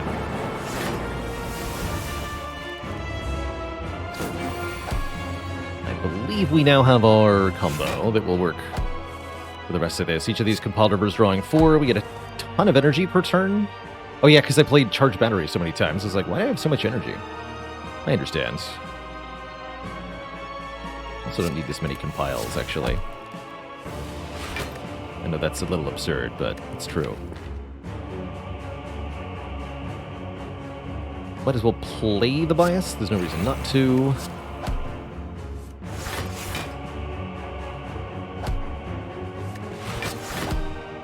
Just do damage with these.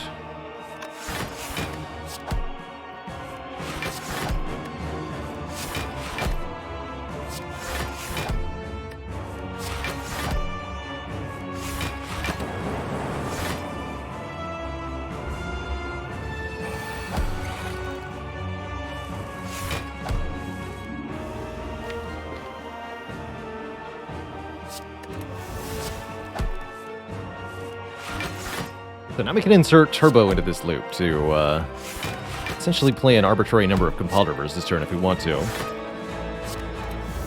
It's a little silly.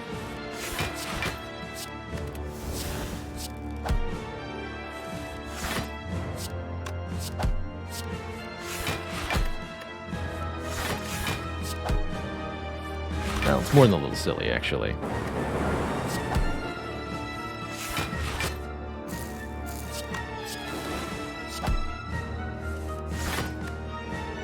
Start looping orbs with the chaos. Seems fun.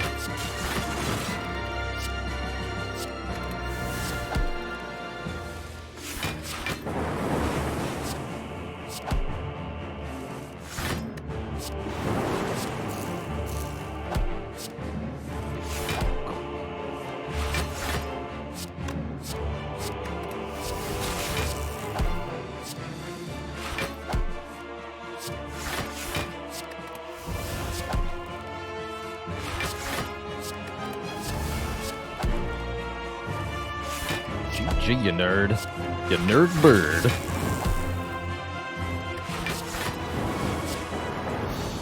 Not so bad. Draw 4 while attacking certainly is something, but how do we deal with this nerd? Pro tip, the answer is actually the same as how we deal with every other nerd. Although the creative AI will help more here. Probably don't play the biased quite in the same way. But yeah, be not afraid, Twitch chat. Time Meter shall not stop us this day.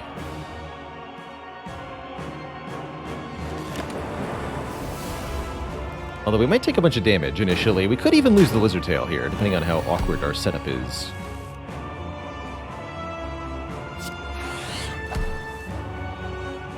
That would be sad.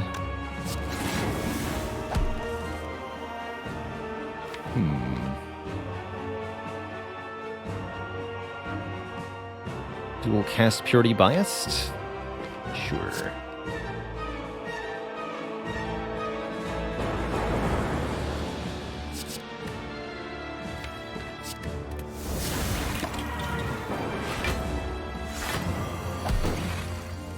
There will not be very many turns. That's what I've determined. I've determined there will not be turns. In great quantity.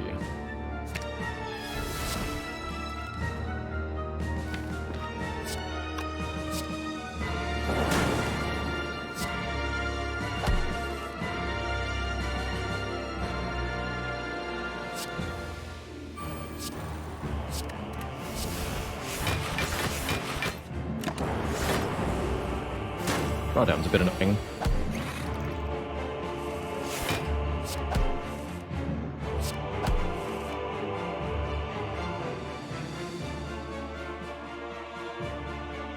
Two cards. So keep the slimed, huh?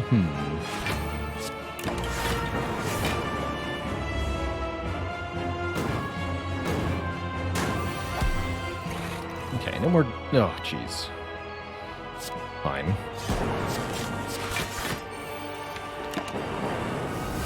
Had to happen eventually.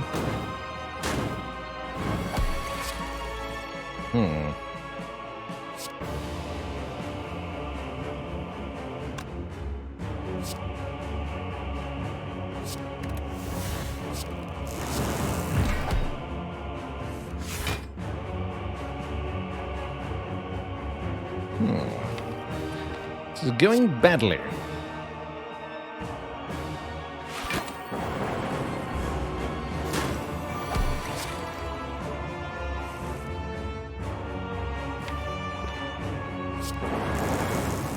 You've got to be kidding me. Really? Ugh. Help!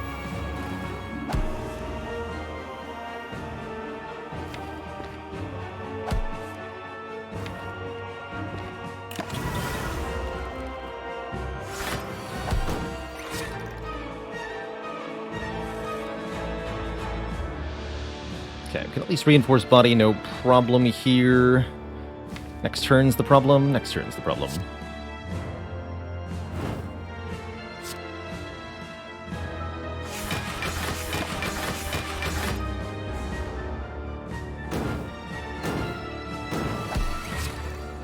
Nice. Wow, that saved my bacon. We don't actually need this turbo.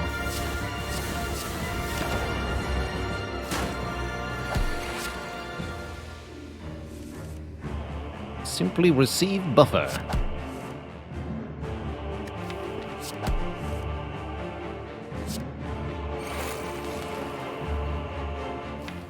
Why is this fight so awkward?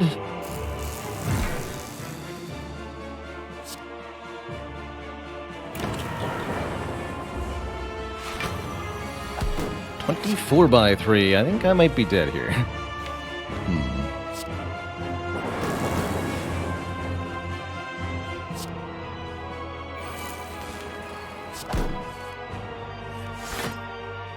Like, dead even with Lizard Tail. Dead. Unless we can find maybe the reinforced sooner rather than later. Okay, there's the reinforced. Okay, hold on. No. We're fine, we're fine. Let's make it a really big block.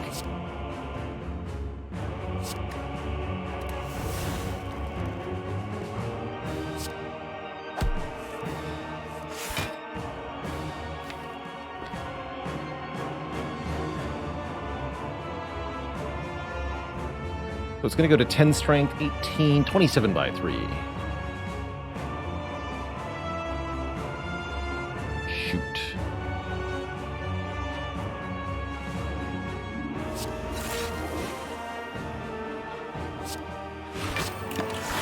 I think I still lose Lizard Tail here. Yeah. Or no, can't math. That's only 80, not 90. Hey, we're actually still in it. How the hell is this still happening?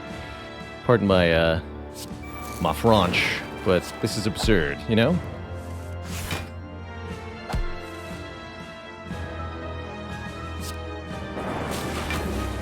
We should be dead by now.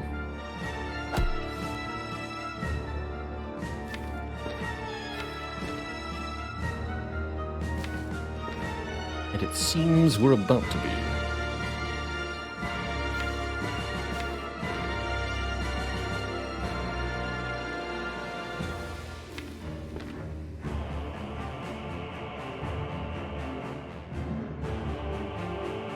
Rather recycle the Electro. So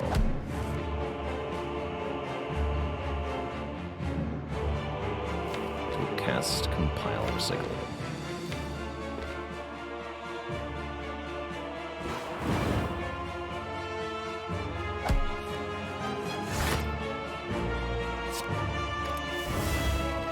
Okay, I can do that. 1, 2, 3. Sure.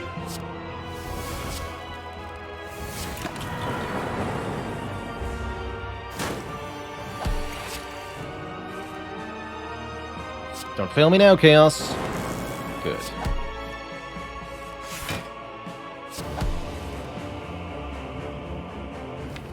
That might be insufficient.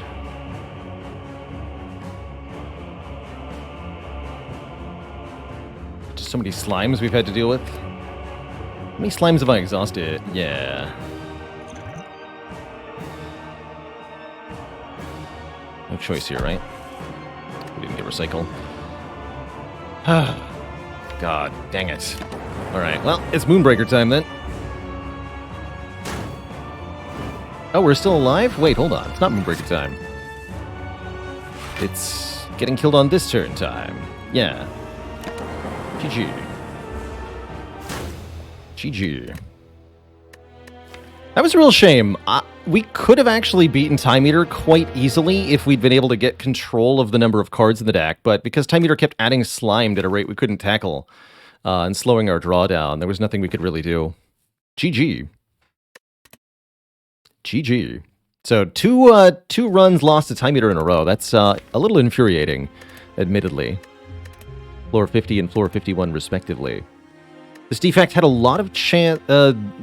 This one had a lot of chance versus Act 4 if we were able to get there. But we couldn't. Why'd I die with DuPont? Dignity, that's why. Dignity.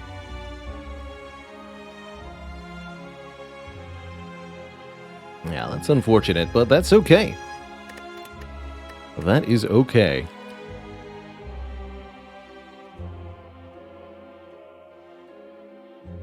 Reprogram might have been an answer to Time Eater. It's true if we'd built differently.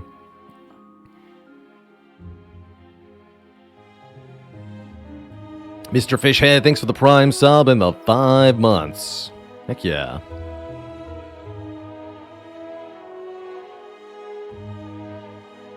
Alright, Twitch chat. It's time to switch things up.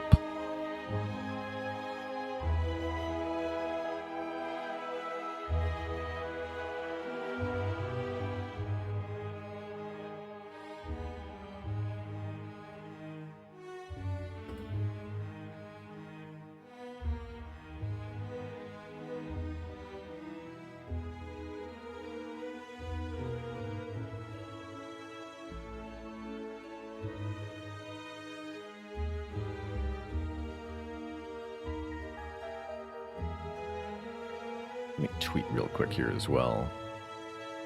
Twitter.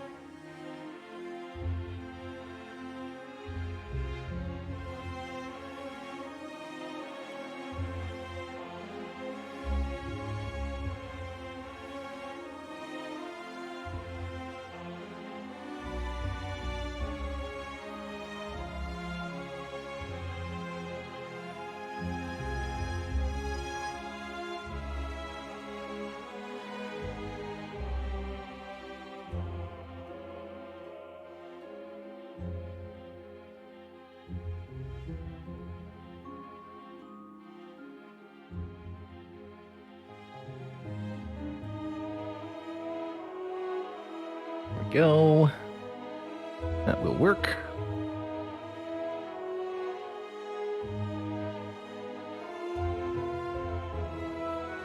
Excellent.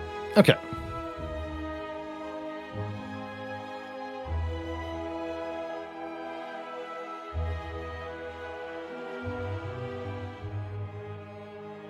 Hashtag sponsored. Wonderful. So, Twitch chat, it is time for us to return once more to a little game called Moonbreaker. You've seen Moonbreaker twice before on stream. This is a collaborative effort between Unknown Worlds Entertainment, the makers of Subnautica, and fantasy author Brandon Sanderson. Let's get our variety over here.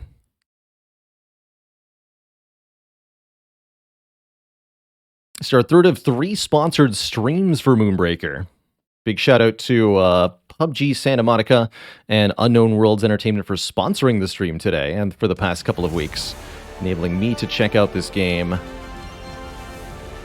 Get it captured on stream here properly. Allowing me to check out this game while also generating a ton of support for the stream. Letting me keep doing what I'm doing here on Twitch. 5 days a week. So, Moonbreaker is a 1v1 competitive, I guess you'd call it like a miniatures tactics game. I'm going to play a quick match against the AI to sort of show off the basic mechanics of Moonbreaker here. And then I actually want to show off the paint mode today, because I think it's actually pretty a really well-developed little function of the game. And once we've painted our Extilior, we'll go into some online matches with him. But I'm not sure how much time we'll actually spend on the painting thereof. Breaking moons doesn't sound like a very nice thing to do unless there's Saiyans on the loose, in which case it is a necessary for the public good. Go with our Jack setup here. Actually, no, let's play with the Extilior roster against the AI. It's more fun. Actually, wait. Versus AI. There we go. Like, I don't want to match make. Something was wrong there. So, just a sort of little tutorial battle here to show off chat what this game is all about. Only justice. Kind of like a tabletop game come to life, you can think. At the start of each combat, both sides get to choose a pair of assists. These are special abilities with a cooldown to them. I take the stim burst for the extra movement and the heal, which I think will be effective against the AI. And then in turn-based fashion, it's you versus your opponent on a little battlefield here. Small arenas and a gradually escalating resource are reminiscent of competitive card games like Hearthstone or Legends of Runeterra. Each player starts with 1 Cinder, 1 Energy on turn 1, but then you get 2 on turn 2, 3 on turn 3, so on and so forth, up to 7 per turn.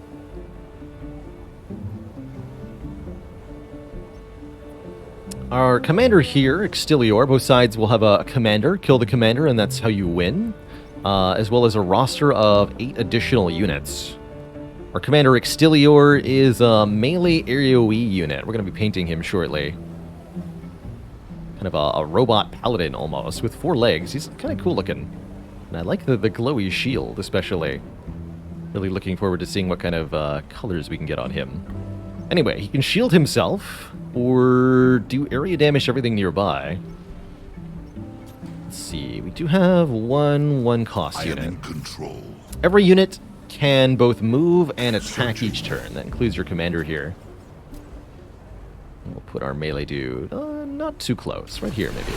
The power is in my hand. So as a 1 cost unit, he's a 1/6, 1 melee attack, indicated by the yellow spiky icon, just like Extilior here. Ranged units will have a red crosshair instead.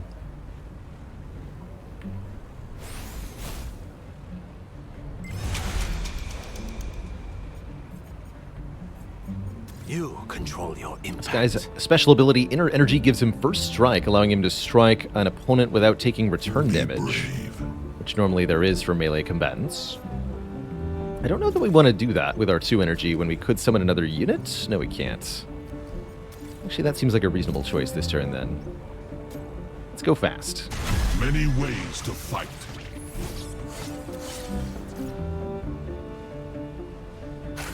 And sneak up behind him and punch him. Inaction insults living.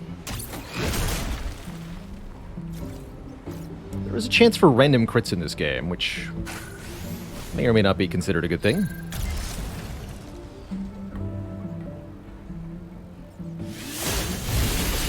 So our opponent uses his AoE ability.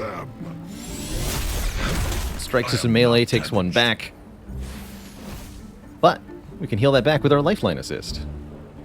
With righteous intent. And they choose to push us away. There's a lot of repositioning in in Moonbreaker, and usually you're told exactly what Uphold your honor. what position units are going to end up in after a repositioning. Let's see, who can we summon this time? Snareling can immobilize opponents. Let's get some immobilize going on. This is a ranged attacker. Oh, sorry, it's a blue crosshair, not a red crosshair. Get nothing. Get in there, buddy. Wise men don't judge, they punch. We don't want him to get into melee just yet. Beaneth Ringle, thanks for the 600 bits. Another awesome week of Spire. Heck yeah. There'll be a bit more tomorrow as well. I do. Although I do plan on playing some Oh boy! Into the Breach tomorrow. That is wise. Okay, go, go, go! Yeah, there's no animations. It is a little static. It's I think, again, intended to sort of capture a tabletop experience. I think it's a clever move. It means with animation work for a game like this would be the vast majority of the effort required on the developer's part. So this static but potentially beautifully painted models is a pretty good way to do it. The voice acting brings them to life in a way that they wouldn't feel very lively otherwise. But I totally get if it's off-putting, though. Let's see, 4 energy this turn. I think we want to start immobilizing their boss. Or do we want to kill this rapid-fire lady? Even the oldest man has fists. That's right.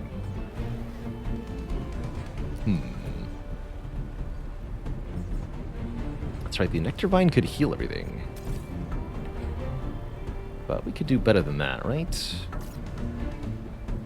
Oh, and it shows me the radius of my Sword of Justice? That's cool. So I think if I move here, I can get them both. And I can definitely do it if I use the Stim Burst, right?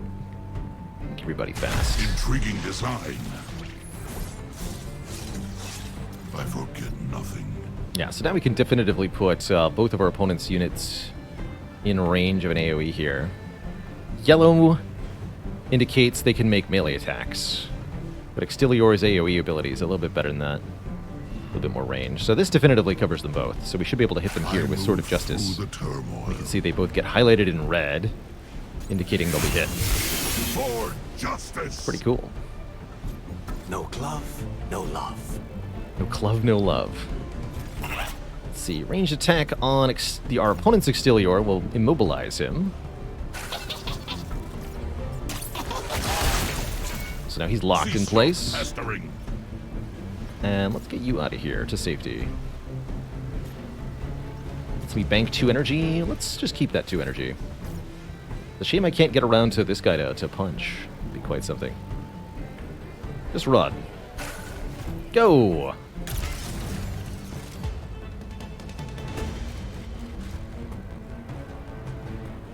Defend yourself. So they've been returned to the bridge and healed. I think you have to pay energy again to bring them back if you do that.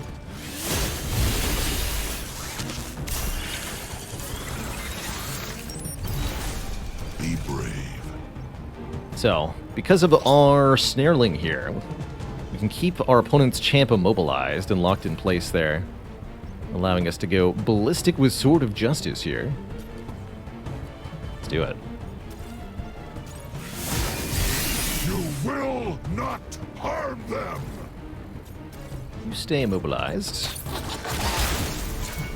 Recalculate. Attack and move in any order, by the way. And let's get back the Ursix Nectar Vine. This will heal anybody in range. I don't want to put it there, though. How far can you make it, control friendo? your impact.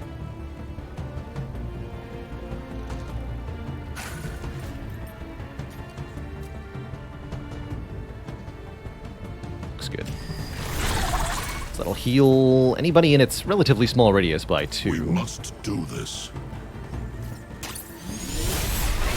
Whoopsie! Let's Sheila Hope him to make sure he doesn't die. Defensive field activated. The I healing. can do that, and I am. For justice. That immobilization really locking him down. It's good.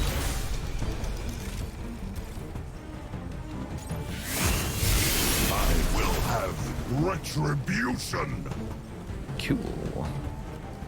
Alright, I think it's time to just get in there. No love. Go ham. Blow by blow. So, no melee attack from you. Stop this now. And we can stack Shield of Hopes, I believe, right? We will hold Yeah, we can. them off. That's pretty cool.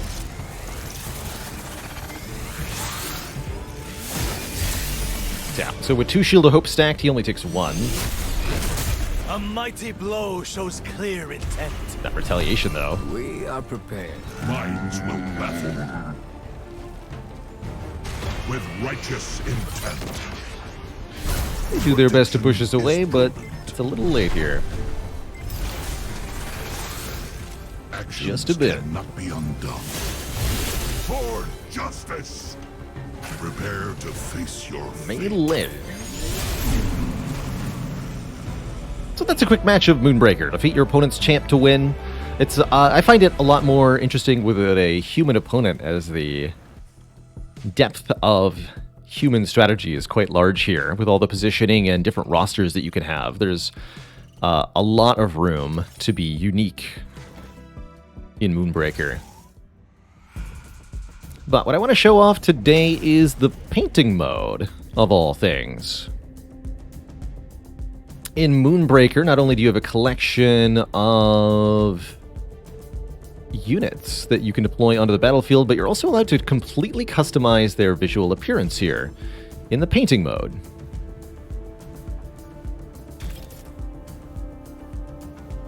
Here's Extilior's default scheme. Got quite the visual array on him. Battle damaged armor, 4 mechanical legs, a glowy shield with wires on it, and a glowing sword. I want to give him a suitably mech-inspired paint job here. Let's create a new paint scheme from an unpainted Extilior model.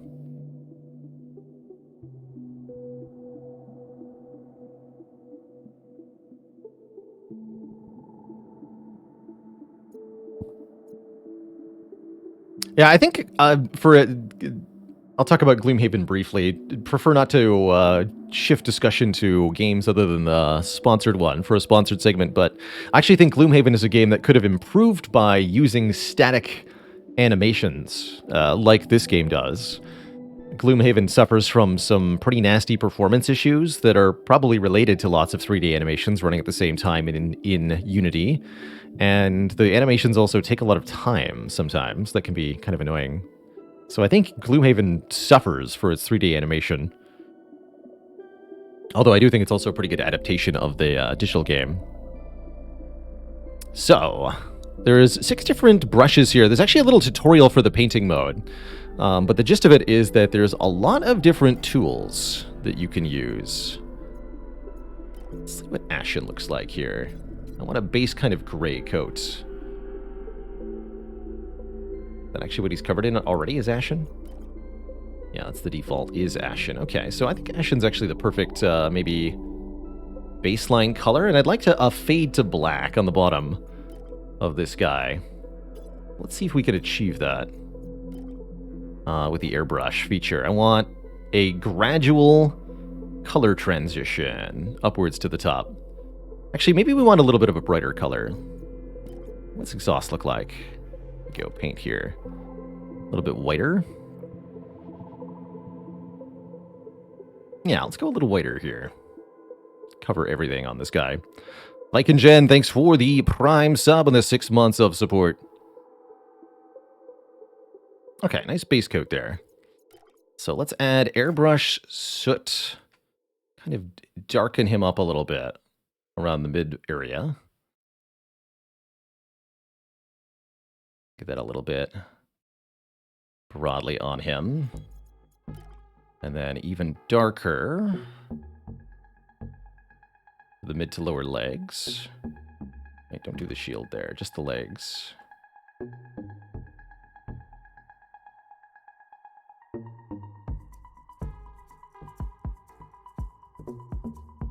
And then even darker The very bottom here.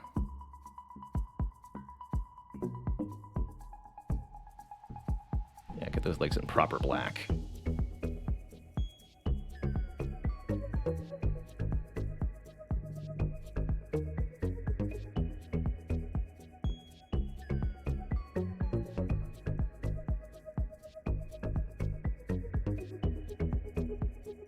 Also shrink the brush size at any point if I feel the need.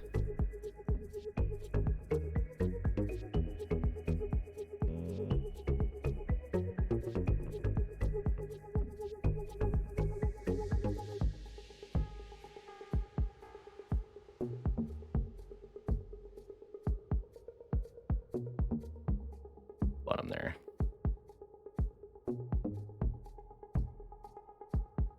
Okay, that's looking like a reasonable fade. A little bit more black on the legs there.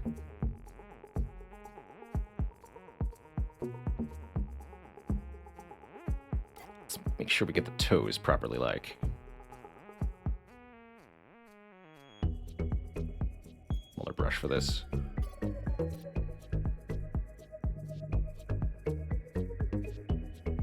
There we go.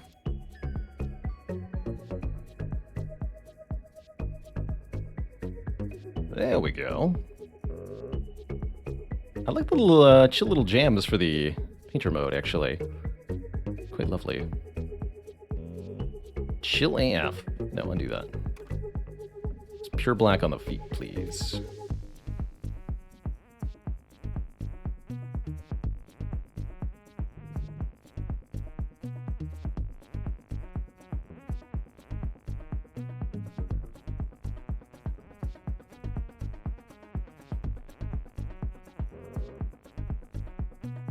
Spot up behind him there.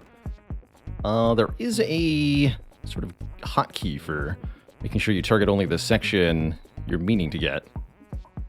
Kind of nice.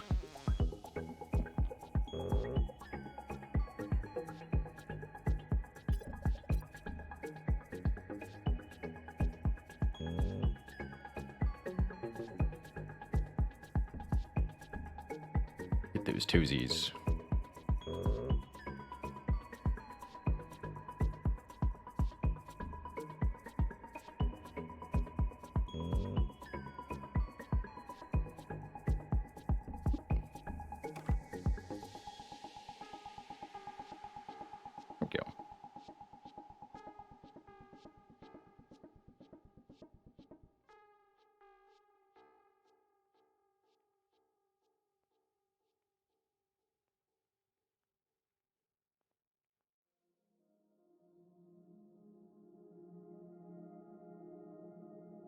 Not too bad. I think we could do maybe a little better with a fade, but let's improve from here.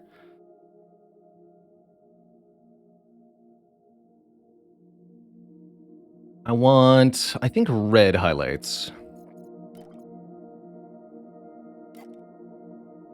So let's see what happens if we just highlight Exterior here. Using the dry brush, you'll only affect, I think, raised surfaces, and that's additionally true with the shift key here. So if we take just Exterior's top half and give him a red coat using the dry brush and shift, what do we get? Okay, I have to do it one piece at a time. Get like the arm piece there. Affects that piece of the shield. Curious. Curious.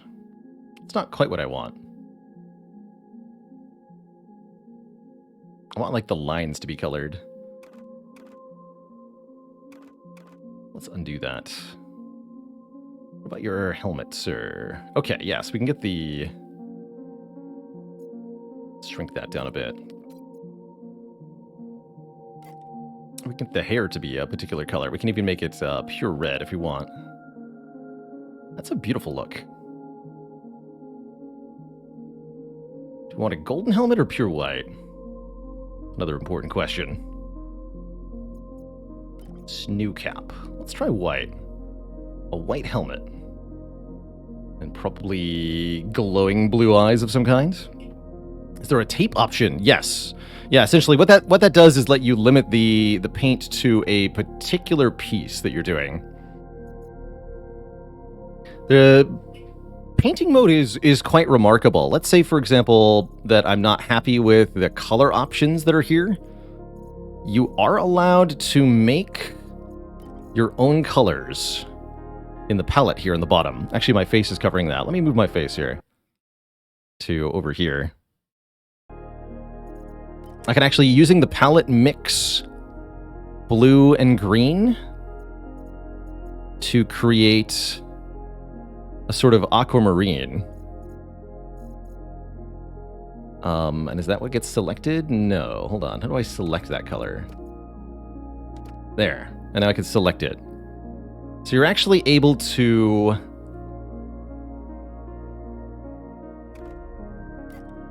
create your own colors, which is very cool.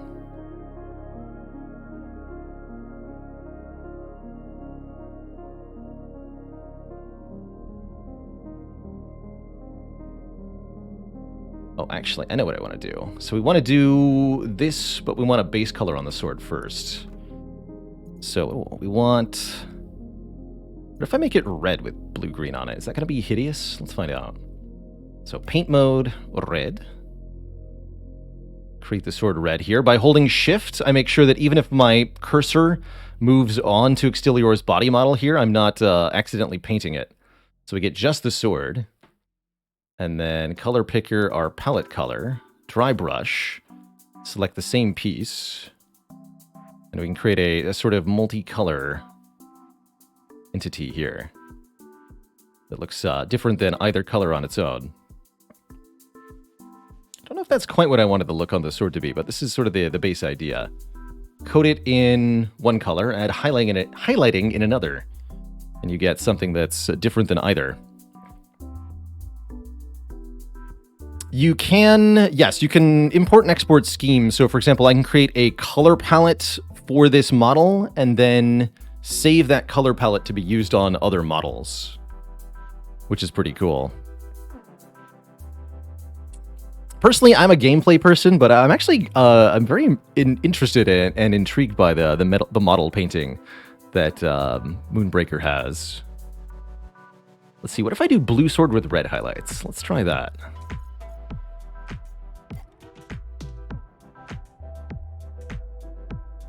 I do like that sort of azure we've created. Actually, what about green here? Take a look at some of our options. Ooh. Oh, I like that. That might be a winner. That looks beautiful. Absolutely beautiful. Let's see, can I move you around, sir? Pan camera. Yes, okay, I can. So we can get his eyes here. Greetings, sir. Oh, not that color. What do we want for eyes? Red? Like that? No, not like that. There.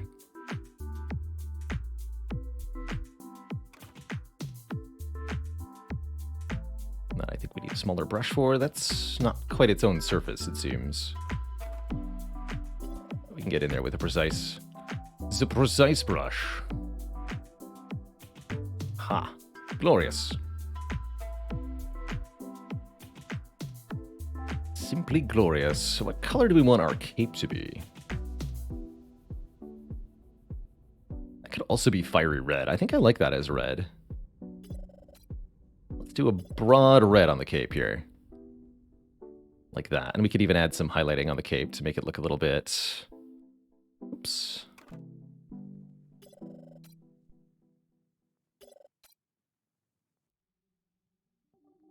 To make it look a little bit more, I don't know, not neon. So to do that, let's add, what if we do like a stipple with soot? Okay, that's not quite it. Kind Kind of makes it a pattern look to it. That's not what I'm looking for, though. Get airbrush to get a... No, that's not right either. Dry brush. Smoke with partial opacity. How's this look?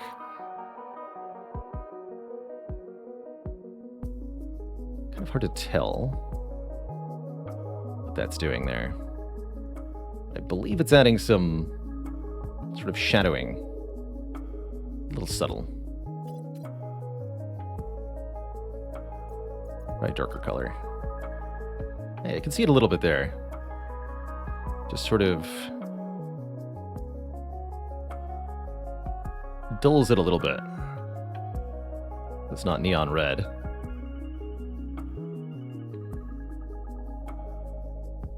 Kind of just looks a little dirty. I don't know. Mixed feelings on that. And I think I want the highlights on the shield to be the same color as the sword. So we did that as a base of the turquoise and then painted green onto it. Let's get our color back here. See what we can do on the shield here.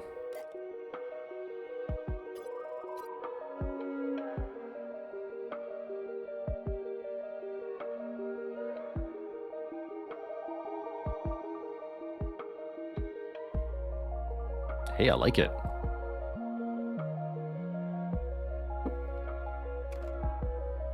Just gotta make sure the mouse is like targeting the pipe when I start painting, and then it works.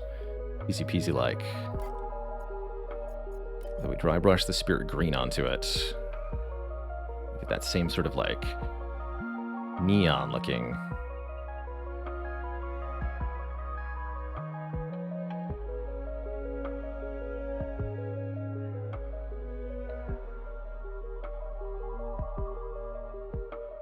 Pretty cool.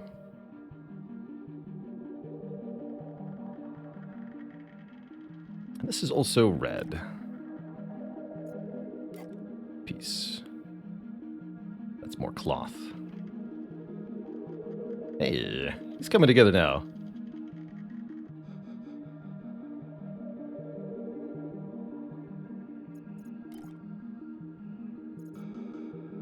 It should be gold.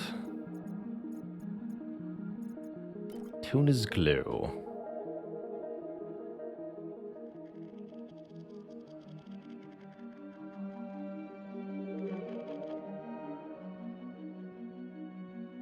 Armor look good like this?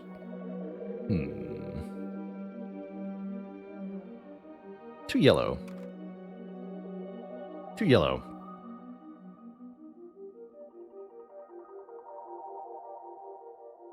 Atlas WW says, I'm someone who can spend like an hour or more on character creation screens getting the perfect looks, but this is awesome, right? I'm really impressed with the level of like artistic detailing you can get on the models that you're able to specifically target a particular place is just so cool. Like the fact that I can just color, I can hold shift and just color that dot. That's beautiful. Here, get that power crystal in there. I want a sort of silvery metallic. Here we go, metalwork, metallic. Steel, lead, bronze, copper, gold.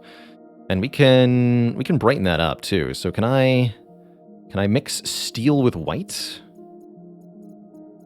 to make more of a silvery color? Oh, look at that.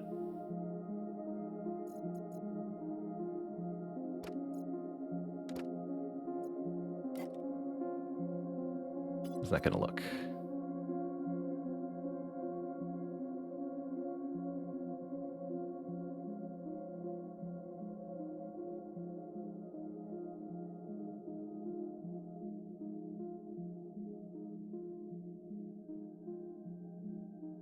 I think it looks pretty good.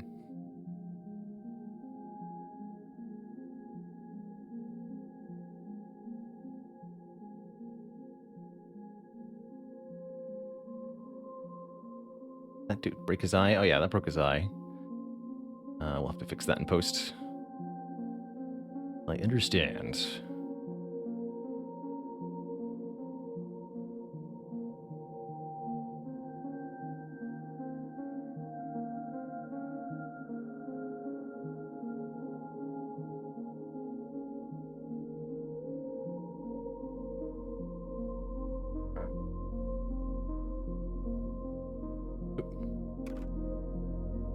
careful there. All right, target the red.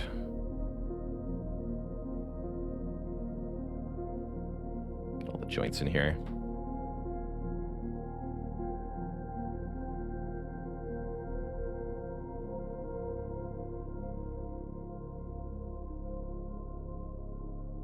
Use a slightly bigger.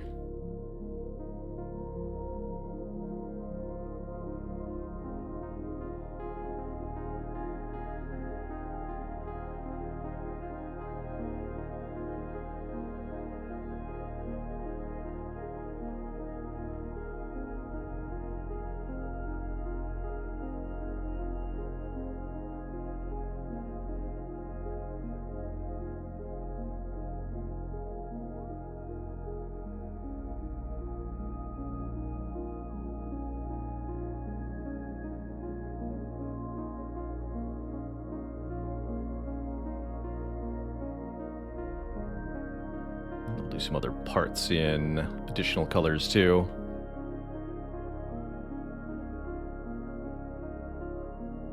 Look at that. He's starting to be a handsome boy here. Looks like it should be red.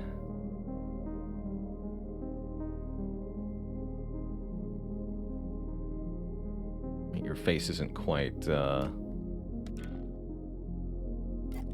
right though, sir.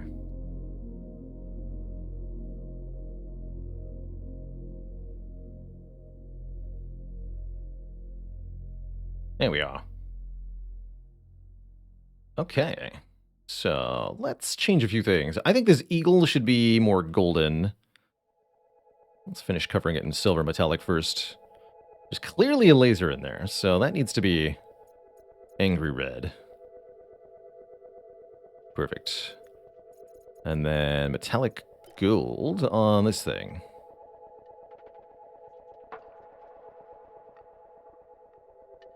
With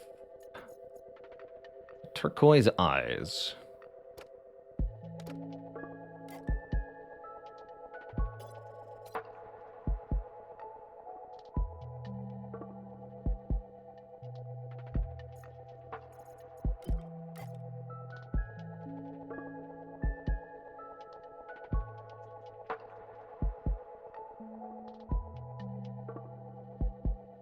Neat. We also want some highlighting here. Maybe gold highlights on his upper body. That gonna look ridiculous. Have a look-see here.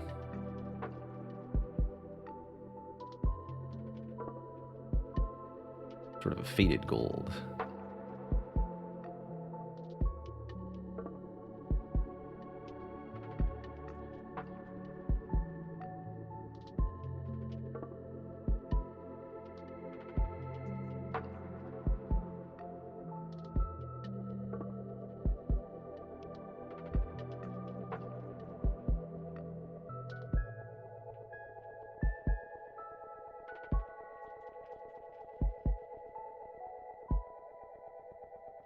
What about these? Are these considered separate? No. I have to be very careful if I want to paint these. Guess I'm not going to. Not this. This is all one thing. Yes. I see I'm using the dry brush. That's why it's only partially. But I like the dry brush, the way this looks. I think this head crest thing should also be gold-ish.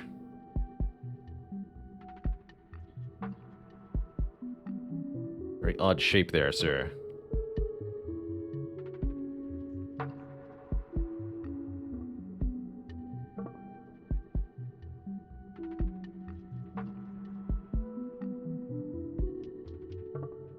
Gold-ish.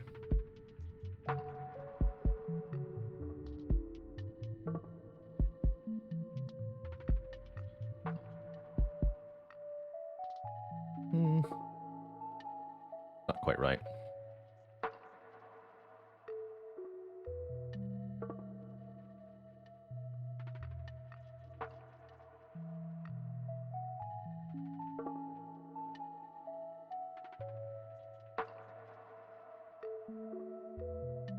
Actually, the whole top portion of your head should be goldish. Now that I think about it. Can I do that? Easy.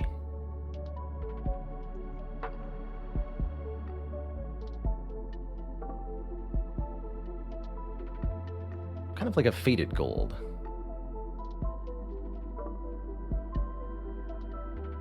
Oh, no. That gets his face. It's not quite the same.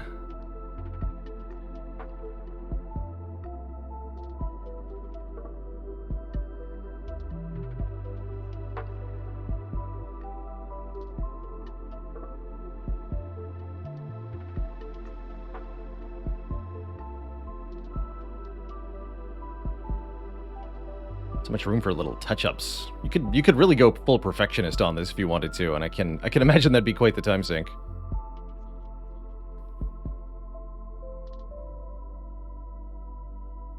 Definitely.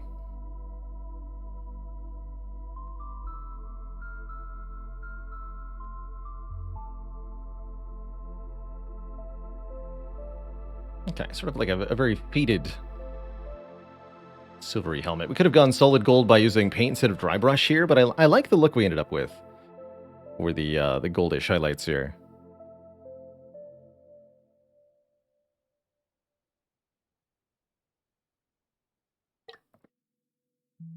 So what do we still need? Feels like there's a little bit of detailing on the upper body we're still missing. Some coloration on this arm, perhaps.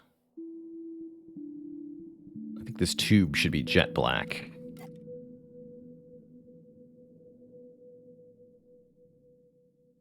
Okay. Got anything else like that on this shield? Oh, I missed that there's another wire. We didn't cover that. Am I allowed to simply color pick off of this? What happens if I do that? It's pretty similar looking. Wondrous. These two little things could have... Put them in gold, too. Curious if I could target those separately. Nope. We'll brush, then.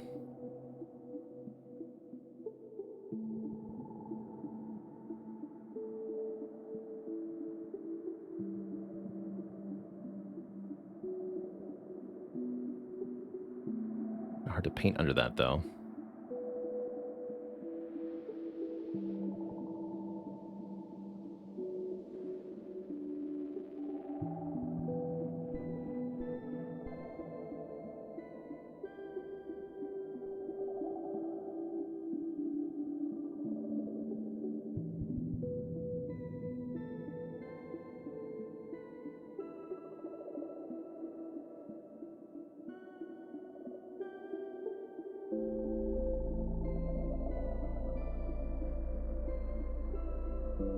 Maybe I should just do proper gold for the up here. I think I've faked myself out. How does it look if I do real gold? Oh, yeah, that is nicer. Alright, buddy, you get a nicer helmet then.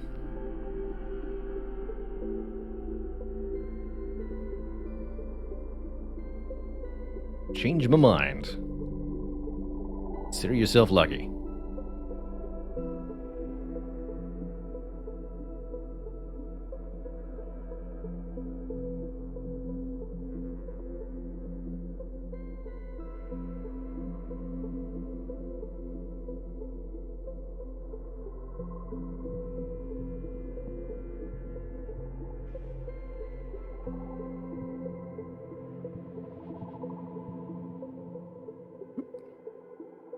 Your face, sir.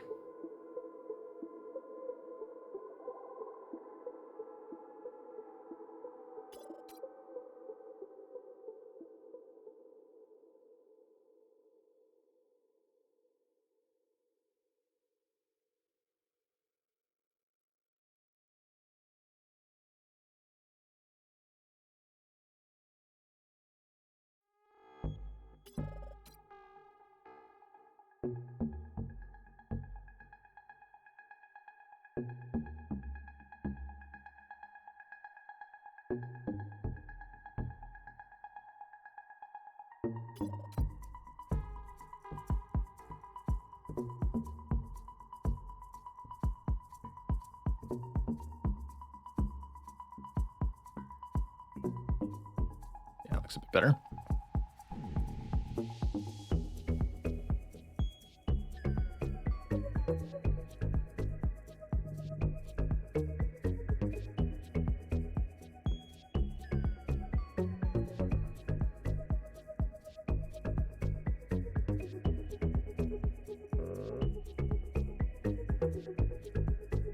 What else would I like to be gold? Maybe the inner mechanical components of his arms would be good for gold. Sure, let's do that. Your hands are gold, sir.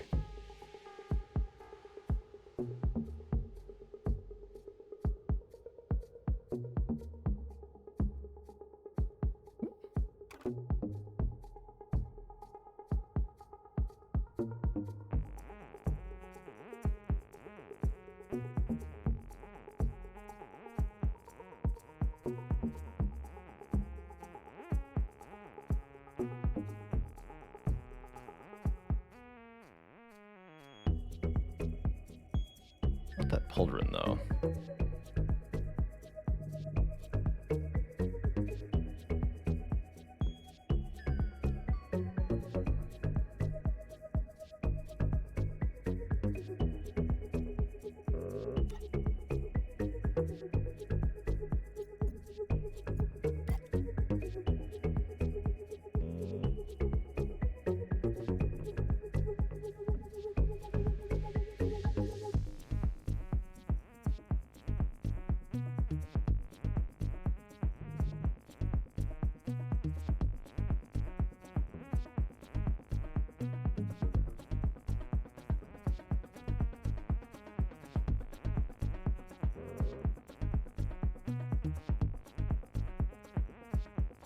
Built a little bit here.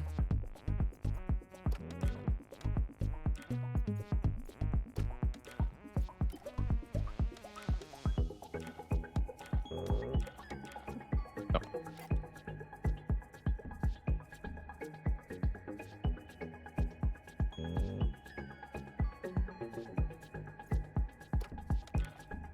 Alt for the color picker? Okay, that'll be good to do quickly then.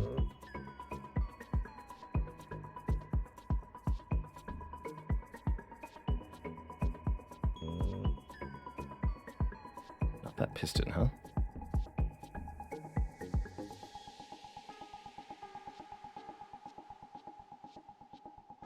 Okay, and here, this inner joint is going to be gold.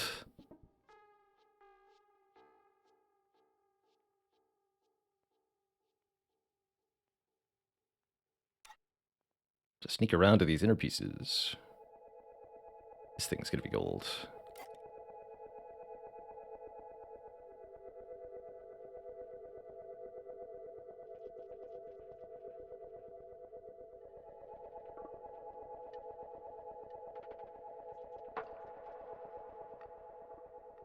Got some collateral.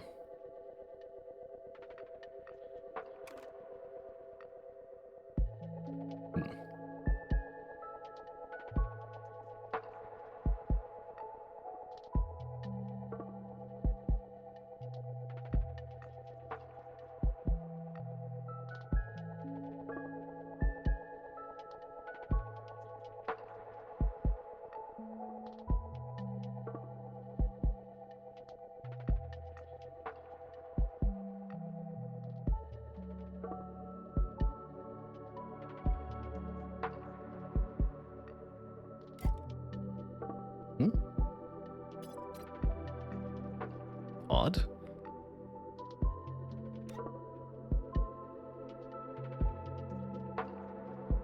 Seem to like where I am camera-wise. Whoa, there we go. Okay. Yeah, the camera had a bad time. Okay, but why is it broken? Hello?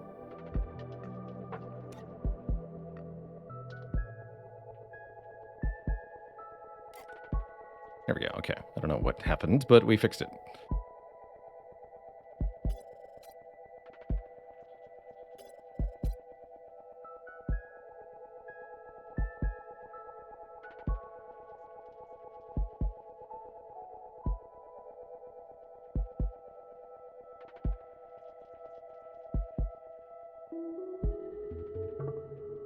Looks like we got most of the inner arm components properly golded.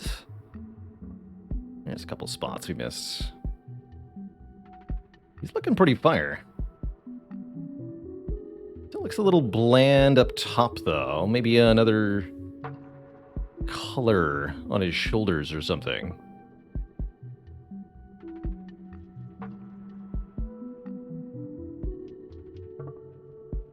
But it's not quite right. Feels like almost. How's it going, Oiski? Not a whole lot of successful Spire runs today.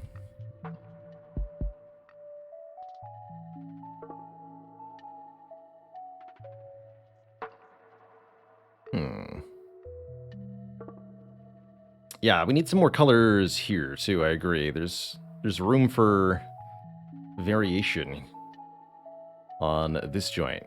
Circular bit. Needs to be a different color.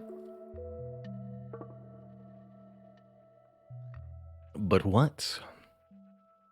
What do we intersperse color-wise? Red seems flat. Yeah, we actually added a shadow tone to the cloak. A little tricky to do. But with dry brush, use the shadow, and apply just to surfaces, we can sort of add a bit of shadow to the... Actually, maybe that's what wash is for. Bit too dark. Let's try that with a different color. Soot. It's not quite right.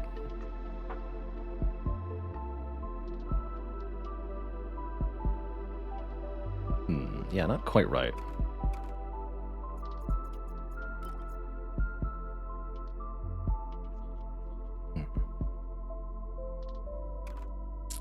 There's definitely some shadow detailing you could do that's good. I'm not quite sure I know how to do it properly. It takes a bit of practice.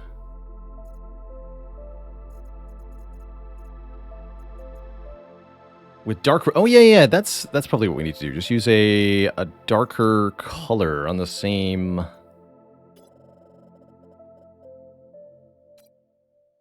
theme here.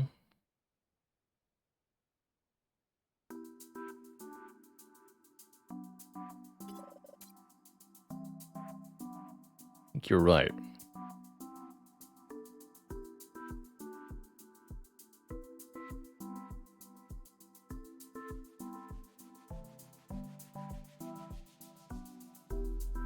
Yeah, there we go. Okay, that looks a lot more better.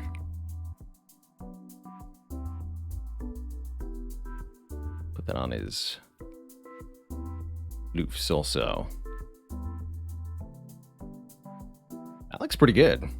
Very subtle difference there. It's almost impossible to actually kind of see it going on. But the end result is definitely a different appearance. Look at that. It's no longer nearly as flat. Appearance-wise, beautiful.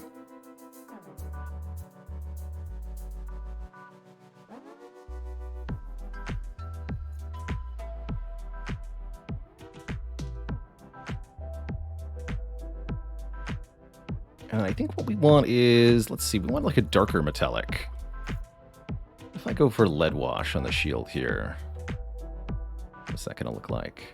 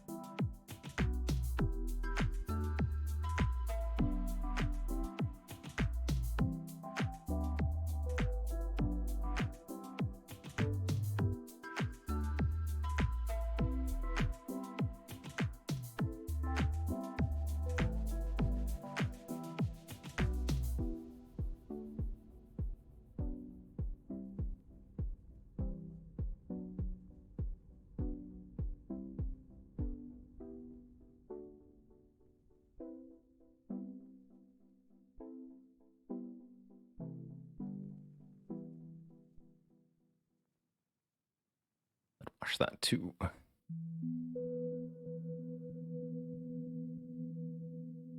Hard to get these inner components sometimes.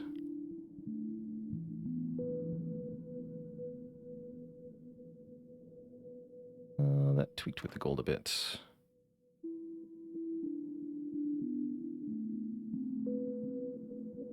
Not quite perfect there. Guarantee a perfectionist could spend many, many, many moons on this.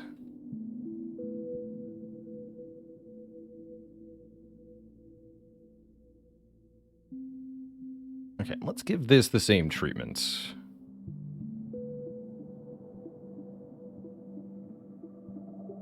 The old lead detailing.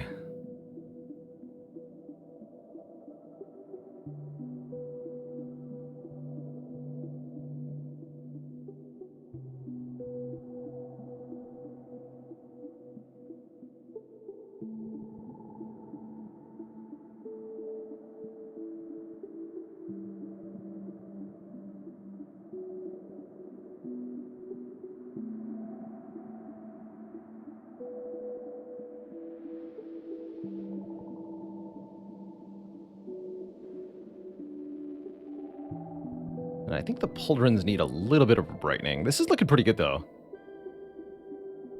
Got some nice highlights everywhere. Maybe we want a little bit more detailing on the legs, too. Yes, I know what we need. Bright silver highlights on the legs somewhere. Let's see what that looks like. So can I do brighter, though? That's the question.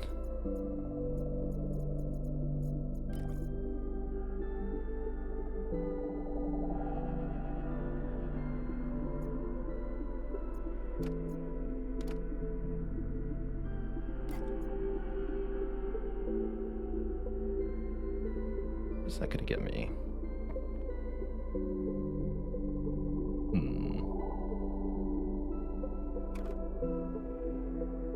I'm not sure what kind of leg highlights I'm wanting.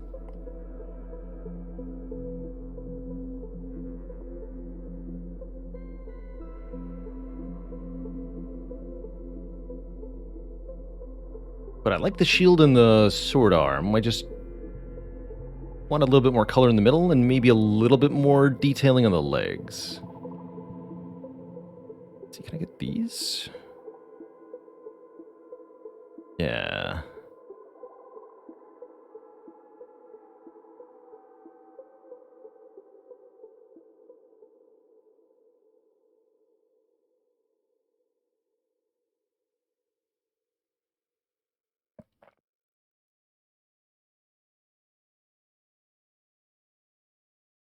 Just hitting the raised parts.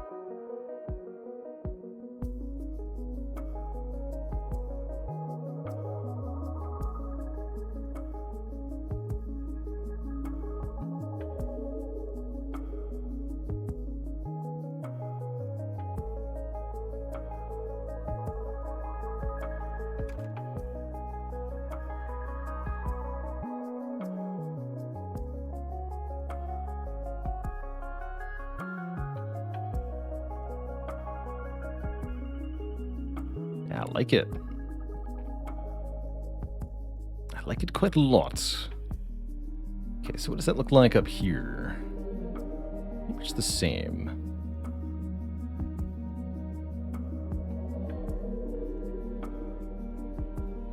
Maybe we need the upper body to be darker? Maybe that's the direction I need to go in. It's a little unclear to me.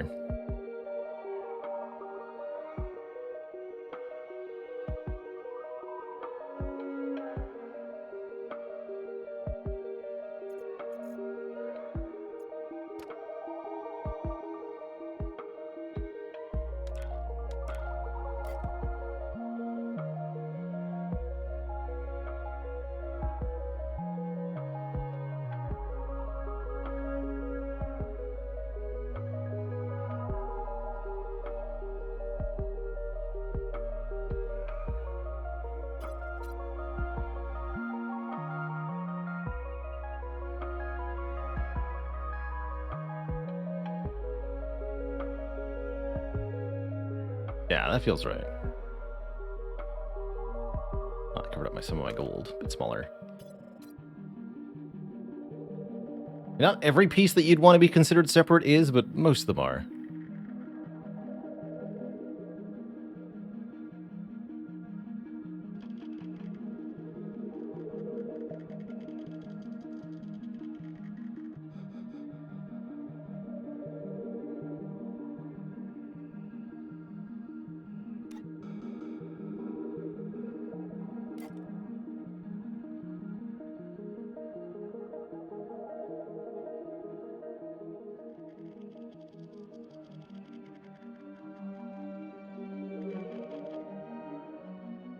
Nice jawline, sir.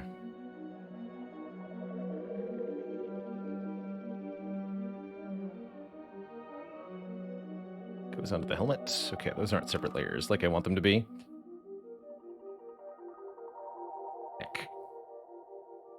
Why is your face so hard to point the camera at?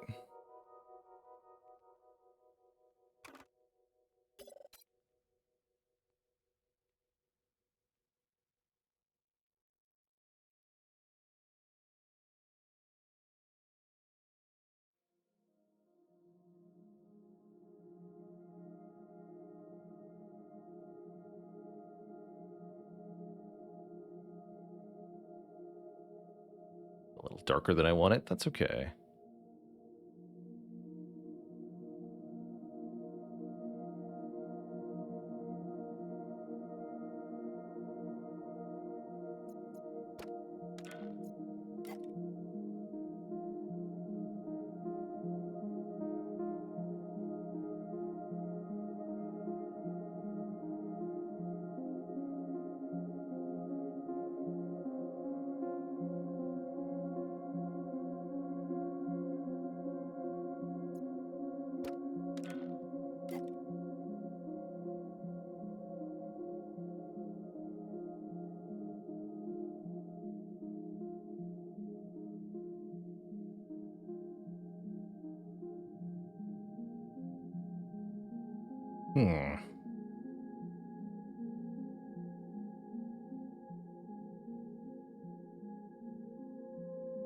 I'd say about 80%.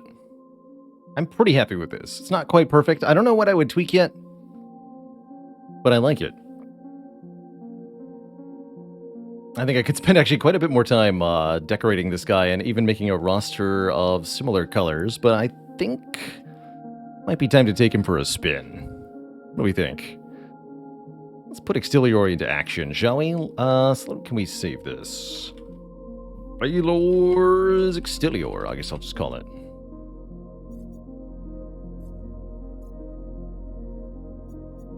And then we'll be prompted to save here. Perfect, there he is. With our custom paint job. Love the way the sword came out. The cloak looks great too. And I think we got some great armor colors in here. Let's make a roster for him.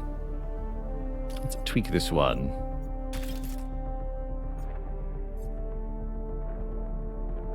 I like him. A red jawline. Here's an idea. Pretty hard to see that once we're in the battle, though. So what do we got? The Snarling for Immobilize. The Movement Refresher. Crosshair. The Healing. And the Blindsider. Actually, this seems like a... Oh, no. We want to tweak a little bit here. I have the Yoinky guy. Let's lose the Blindsider. And add the Aegis Sentinel turret.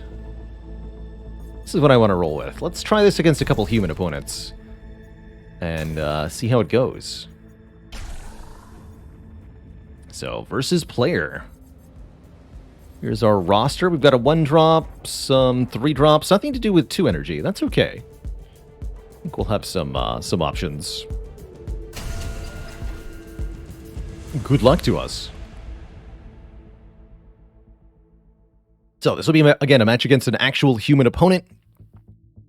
Using their own special roster and captain. I don't know if this roster is actually any good, but it's heckin' cool to see that Extilior painted and deployed. Our opponent's also got a custom paint job. Very cool. Ooh, move together and stun. Or get more Cinder. I want these two. I think the stun is a very good assist. We're the second player, so we get second wind. On turn 2 and every 2 turns thereafter, I can gain +2 Cinder.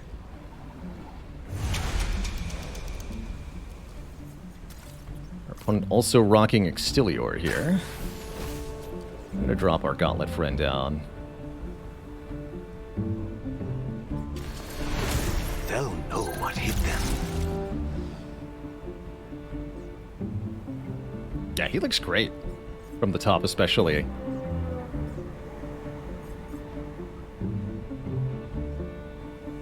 Very happy. Yeah, very Moonlight Greatsword, right? Energy Blade versus Ice Blade. Perhaps stop Got a getting huge injured. bot. Intriguing design. How do we want this to go? Do I want to jailbreak this fool? Not sure.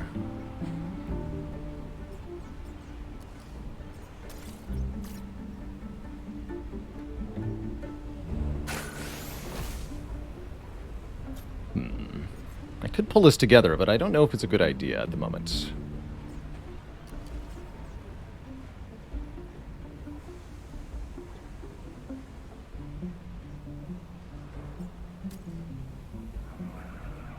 I'm going to deploy the Snarling here. I'm not going to run up to him yet. Let's see what this does. Our Snarling can immobilize our opponent if they get hit, which can definitely mess with them. We're going to get 2 more Cinder next turn. Juicy. Going for my... I got Jailbreak down, okay. Jailbreak immobilizes Antios the Gauntlet here.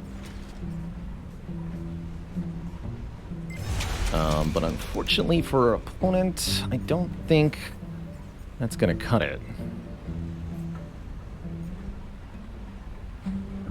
Is this PvP? Yes. Yes, it is. It sure is. You control your impact. Alright, let's use Inner Energy. That gives our guy first strike, which means he won't be retaliated upon. Spare the We attack for 4 here. Spoil the fight. I forget nothing.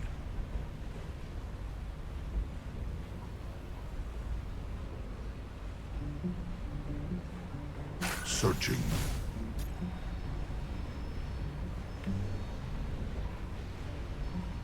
With righteous intent.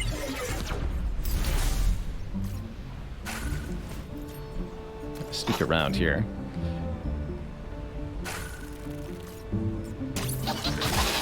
Immobilizing our opponent's commander means he can't move.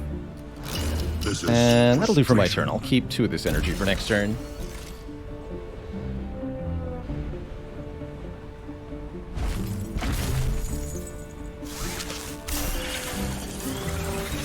Our opponent's deploying the Intriguing heals. design.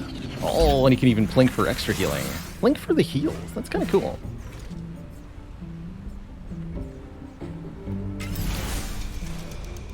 Alright, my opponent might think they're clever, but I can do some hot nonsense here. These paradoxes give pause. We are going to summon the big turret and prepare to do AoE against our opponent here.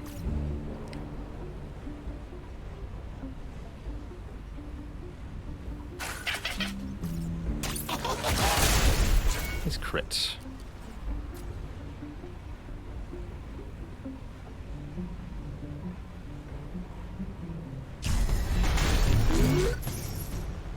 Minds will baffle.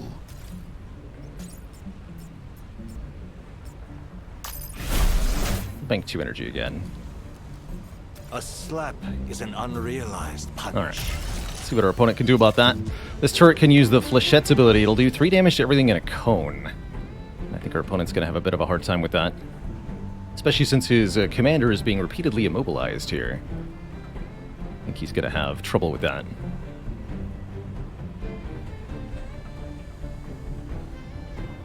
How's it going, SJ Filipino? Came to watch Spire, but you'll watch the Moonbreaker. Hope you enjoy it. This is a... currently we're being sponsored by PUBG Santa Monica and Unknown Worlds Entertainment, the creators of Subnautica, to check out their newest title here. Moonbreaker. Use this wisely. My opponent has no idea how much AoE damage they're about to take. Gonna be fun.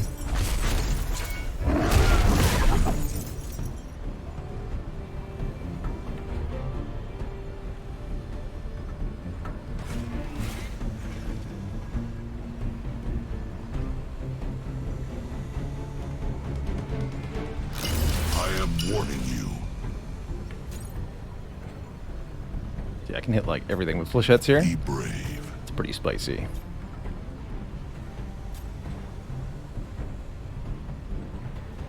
That is wise. Flechettes.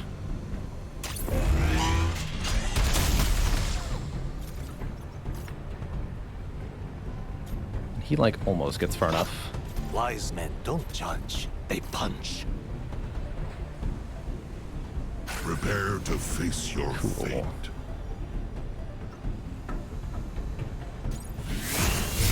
I will have retribution. And you're gonna get in there and keep immobilizing the commander. I'm also gonna stun that so that it can't move or act. And get our other guy closer here. It's within my grasp. We should also Shield of Hope. She'll help you. Stay guarded, always. Have fun, my opponent. Is there friendly fire with that cone? Yes. Yes. Definitely. Is that the push thing? Corrosive particles. Everything in this area will take bonus damage this turn. But yes, there's friendly fire with the cone, for sure.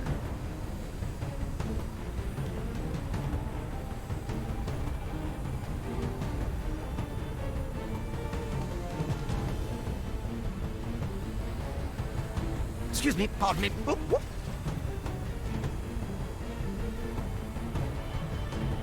Neither of these units can be moved. Many ways to fight. Which gives my opponent a bit of a problem here. Snarling looks like it might go down here, but that's not the biggest problem.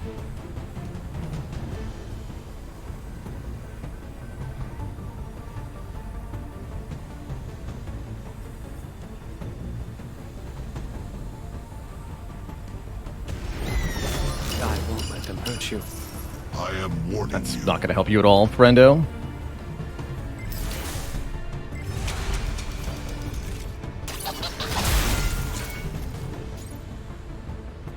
I think I just do the friendly fire. I don't care at all here.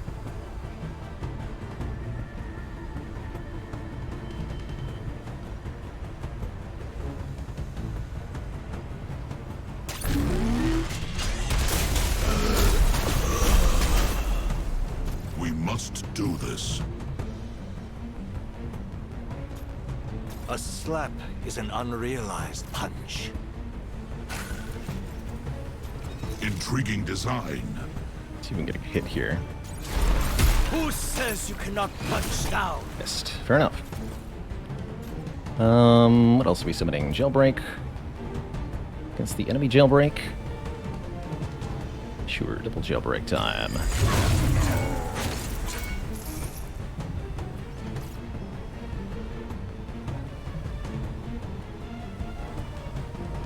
This actually may not go the way that I wanted to. Do not distract me. Didn't quite have a cohesive turn there.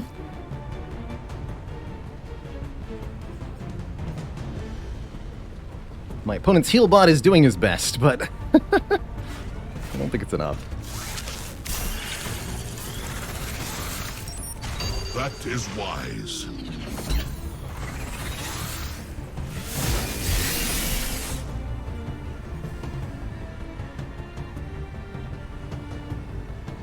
I'm swooping in. Stay close to me. Failure leads to a wiser wallop.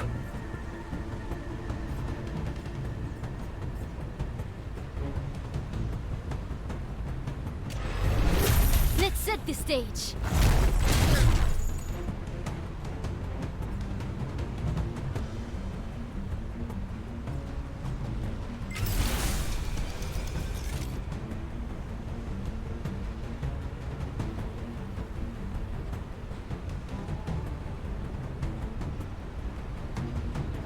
Intriguing design.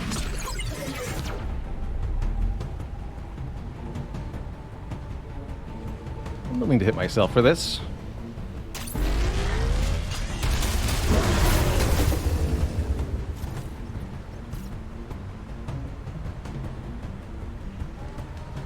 And that'll get the robot. Searching.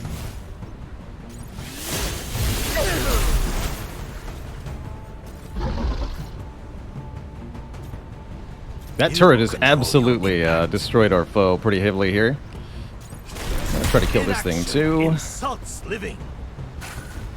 60%. Oh, missed again. Very lucky, very lucky. Cannot be undone. Alright, he might be able to kill me if I take retaliation damage, so I'm not going to bother here. Just going to end turn. The turret is not able to move, that's correct, but I have enough repositioning abilities on this squad that we can do some stuff. What is the ability of this unit? You're the pummel unit? Actually, he could kill me this turn if he really focuses on it. So if my opponent's clever, he'll win this turn.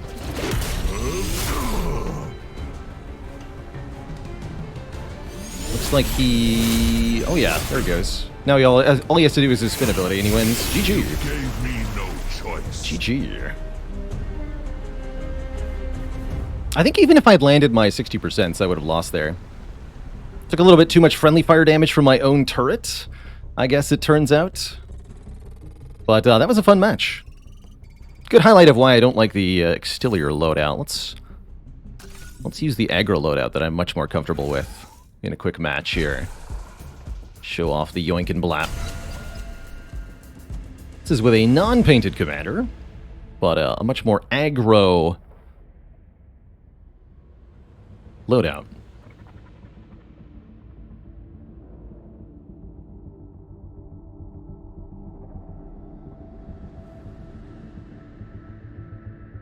How many champion characters are there? Currently 3. One ranged, one melee, which you've seen, and then one that's kind of about this one, Astra. She's about creating cinder spheres, which grow resource. Now it's a party. Sometimes you just need to choose violence.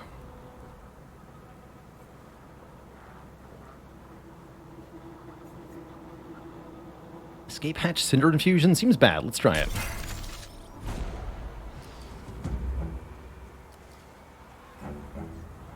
Our opponent is first, which means we'll get more energy. I'm cool with that.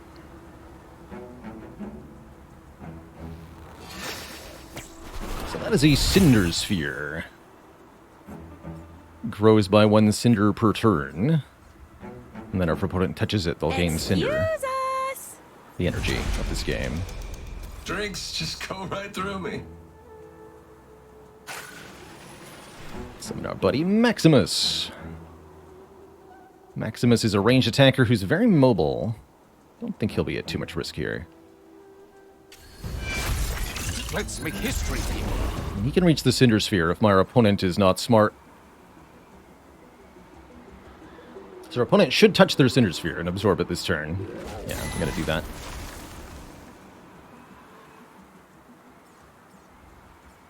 Just a net gain of 1 for them, not much.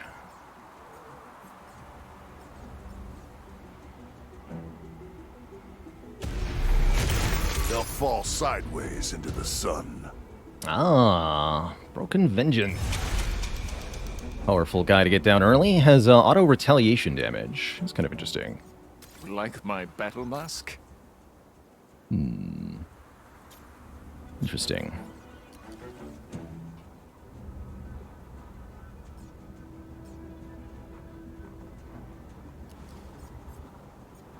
I'm the Cinder Whisperer.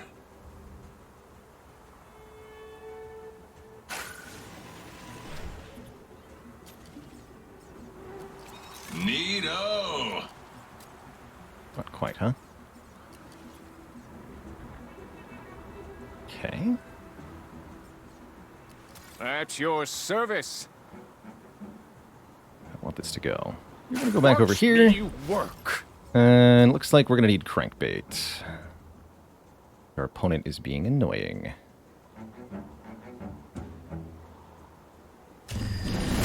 Dance party! Crankbait can yoink opponents around to give us some key repositioning here.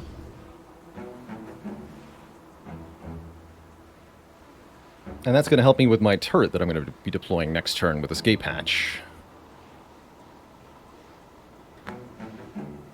Then the goal is to yoink the turret around the battlefield. This smacks! What are we doing?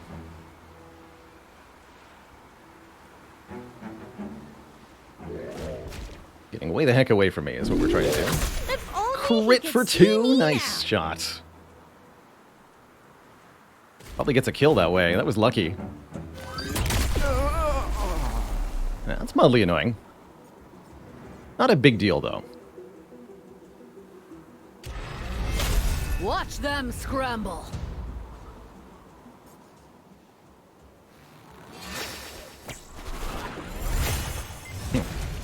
Need a moment to take all this in?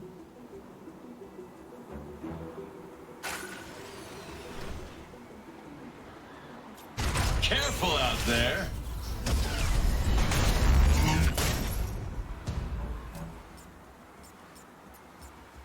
Playing safe!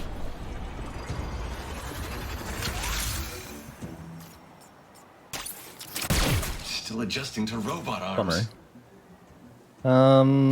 But I've got a lot more we can do. I'm gonna jailbreak here, I guess. This thing attacks in a line, right? How far do you move? Not far enough. So we do this, we do this.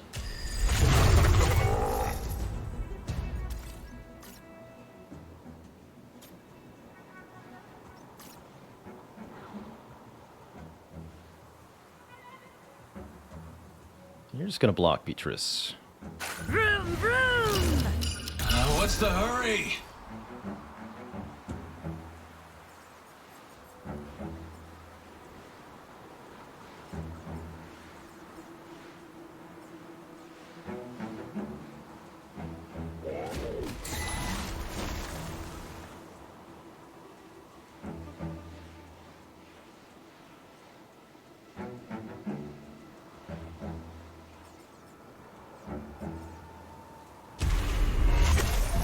Ah, the Lancer. Okay.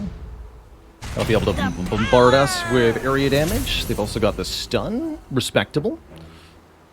Very respectable.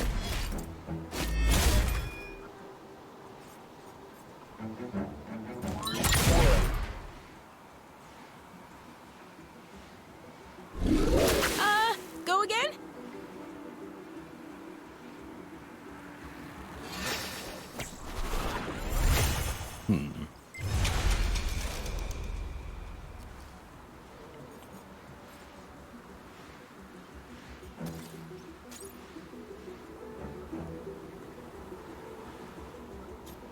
Not particularly worthwhile. Just look like you're thinking.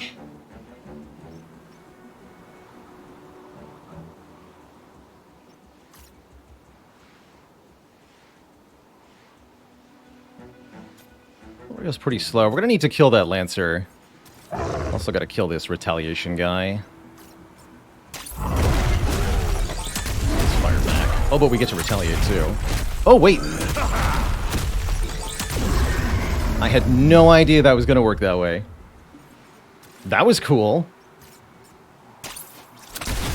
There are no happy endings. Alright, well that guy's gone. Wanna have a jam sesh?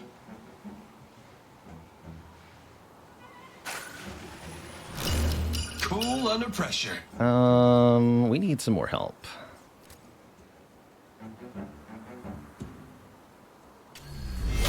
With you till the end. What have we got here?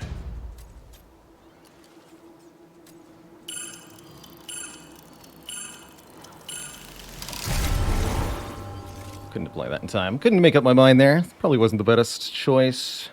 Onward, See what our Bert. opponent does, though.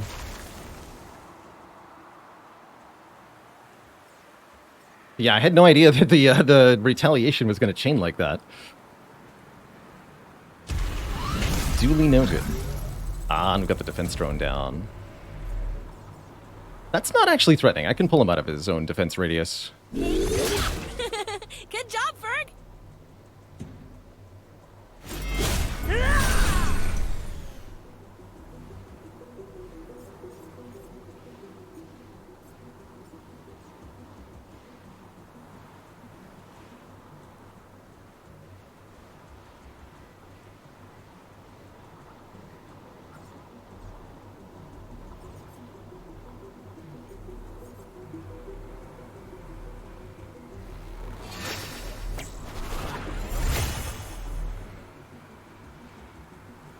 I'm gonna take a nasty bombard from this thing, though. Didn't use the ability. Feeling Interesting. fine. This moon's talking to me.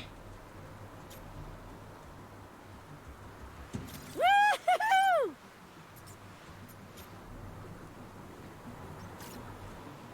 Okay.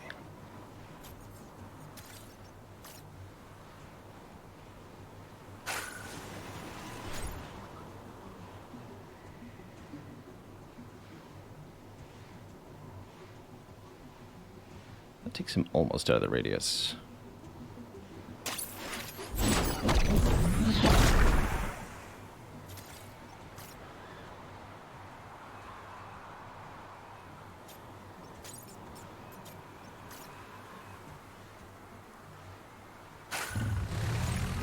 Not quite, huh?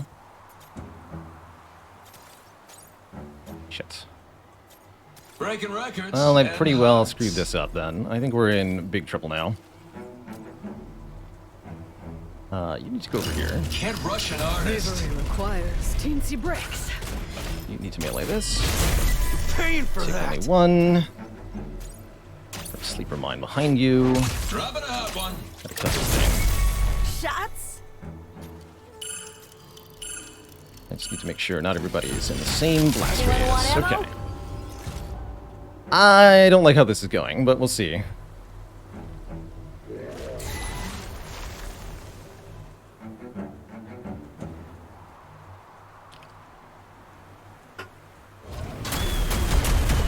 How Matador does it. So Crankbait's gonna get destroyed here.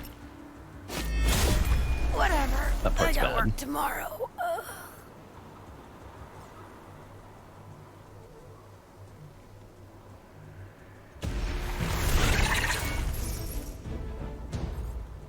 That makes sense. If I can't kill the Lancer, we're gonna lose this.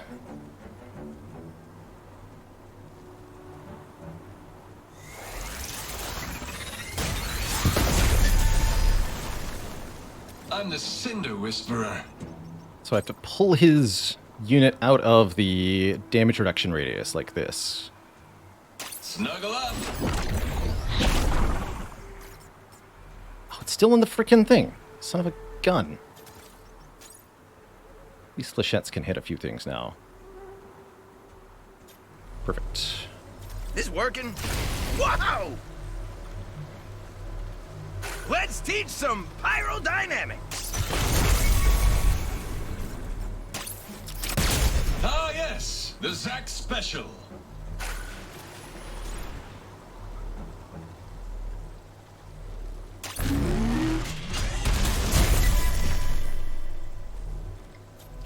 Haha, nice. Samya's no joke. Range shoot rapid fire. Oh, I should have given that to Drinks you. just go right through me. Wow, I was being kind?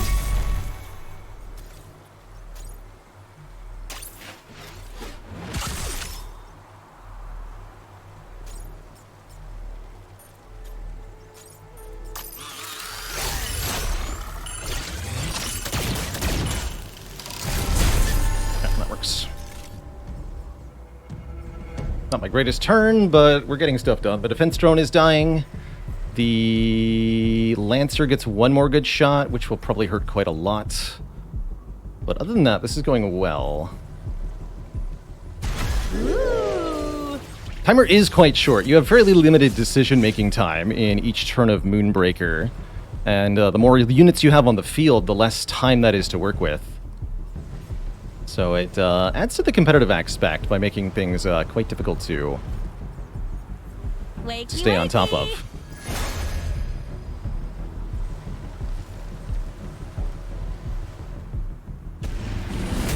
Oh, hands Ah, there's Crankbait. Oh, and we've got some repositioning they can do this turn. I'm a little worried about Where's what they the might syrup do. Waterfall. Okay, that's not too bad. Gonna bombard me?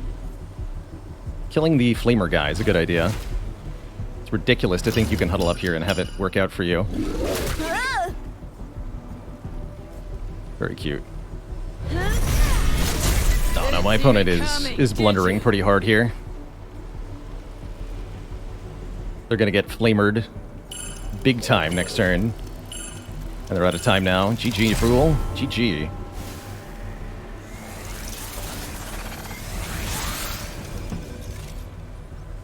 The wings were a bad choice. In a Matadori minute. Lovely day for a cookout.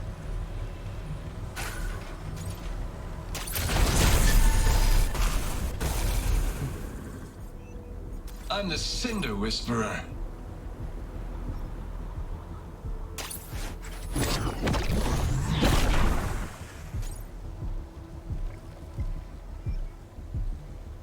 We should keep hitting their boss here. Careful out there. So those will both burn to death at their turn. Of course, it's safe to I'm drink. gonna kill the defense drone just in case.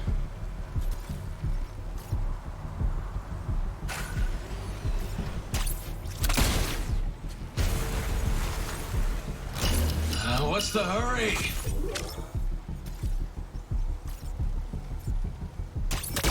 Move it along. Nice crit. Get away. Nothing else to do. Okay, enter. No, no, no, no! Alright, my opponent has almost no offensive presence left. We've managed to, with our Flamer and Turret, break up most of their units, so I think we've got an advantage here. They've got all the Cinder in the world, but nothing to spend it on. Once your units in the bridge have been killed, they can't come back. So I think we have our opponent checkmated here.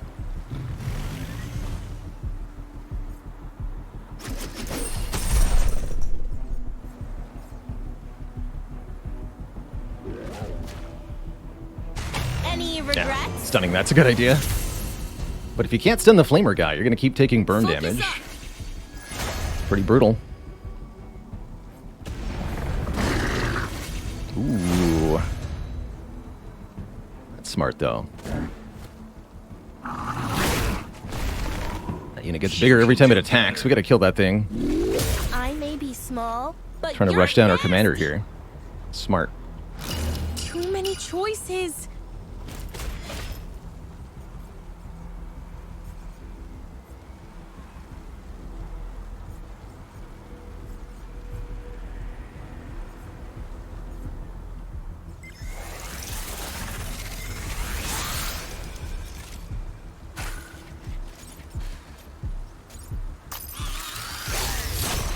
Drinks just go right through me.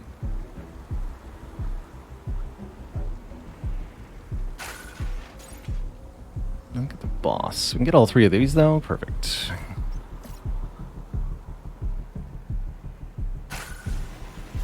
Roast your rations for you?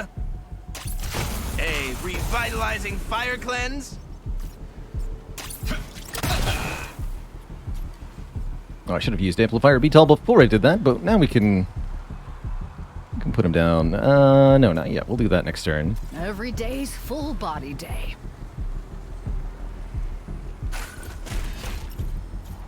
Can't quite. This moon's talking to me. Well, I can if she does this. Make friends. Oh, she still can't melee. That's fine. Can't rush an artist. Ta-da! Stay on your toes. Alright, that'll have to do. That's not my greatest turn, but here we are. They could do quite a bit of damage though on this turn. I'm curious to see what they'll actually manage.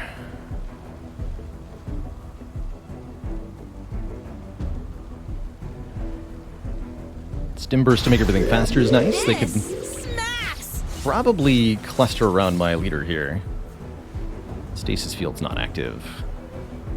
So they're gonna get flechettes on their turn if they don't Check out these moves. they don't have some serious very clever. Just Okay. irresistible. Trying to deny the turret its relevance by putting it there. I don't think that's gonna be enough though, because we can gravity disc it to pull it over here and then flechettes everything. You can see that our commander's getting kind of low on health here as they focus fire us. I don't have a way to heal Such them. grace.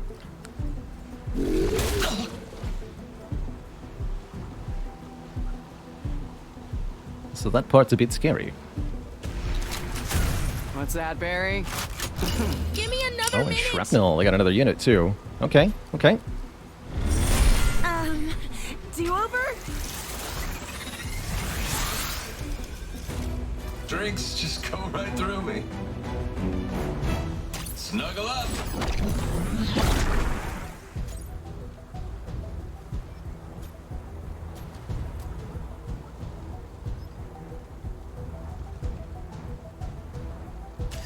Taste the sun! Lovely day for a cookout. Love that toasted look on you.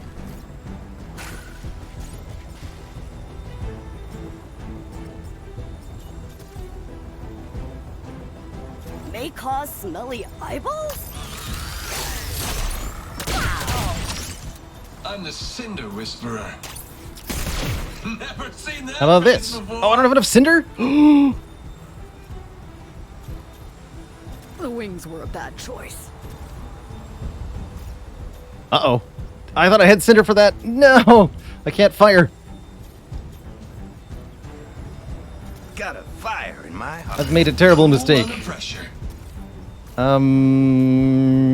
Shoot, I'm super dead. Oh, I'm super dead. GG to my opponent. Let's go here. Try to block.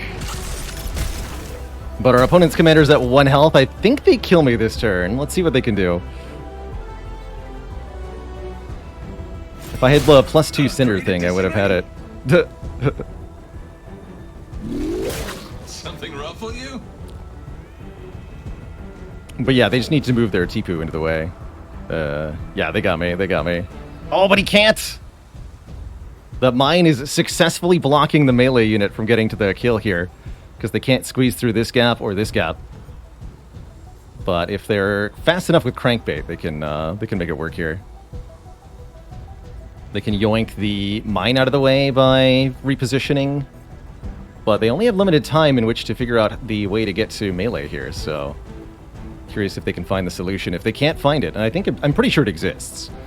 But if they can't find it, I'll win.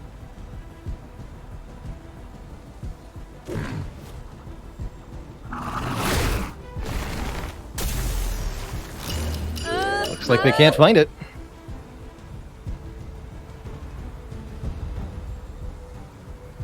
Well, if this was my opponent's game to win, so if I win, it's really their loss more than my victory here.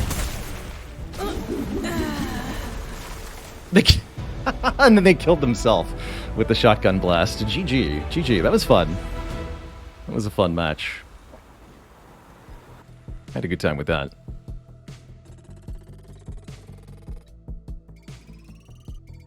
I like that. They tried to kind of hunker up with the tank setup in the back. We forced them out of it, and it ended up being a damage race that we barely won. That was cool. It was a fun way to win. Pretty happy with that.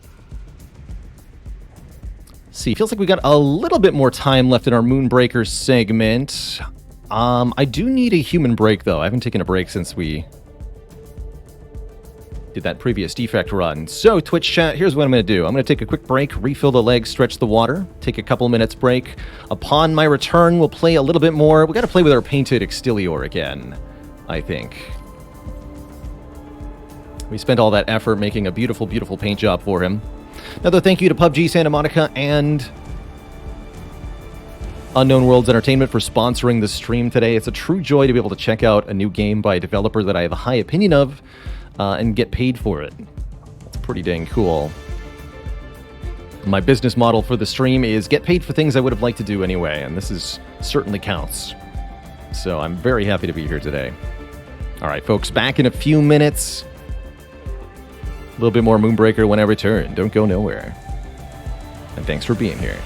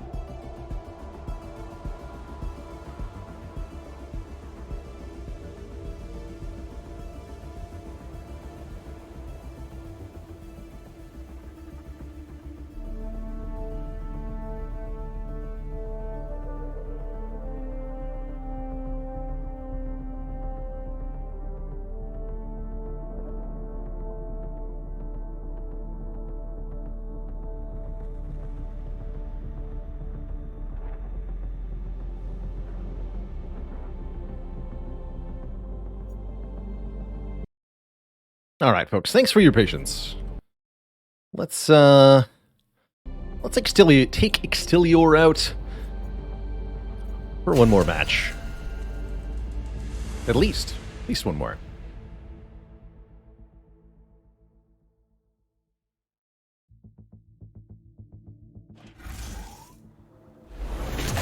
Death has arrived. That's me. From Mythador and Another High Five. Astra player. Plink Particles can be good. I think Vortex Beam Lifeline's also interesting.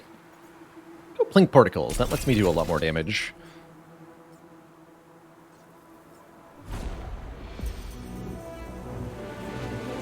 Astra versus Extilior. Cinder Spheres are kind of free for her. Can't really do anything to threaten them.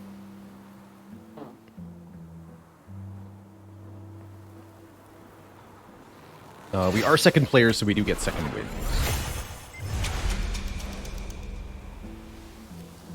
Calculate or contemplate.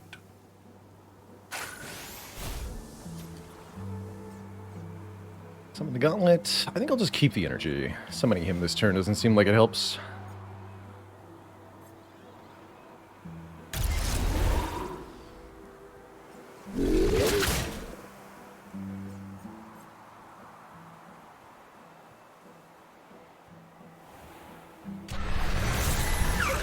You said it.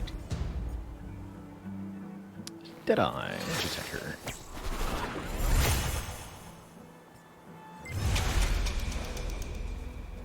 Many ways to fight.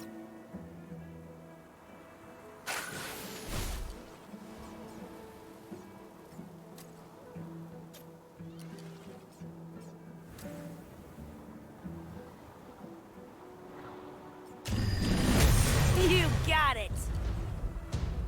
And keep the 2 energy, I guess.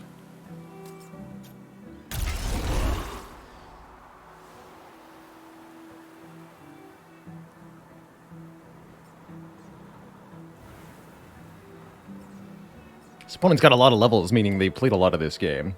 There's no advantage beyond, of course, simple experience, but simple experience goes a long way.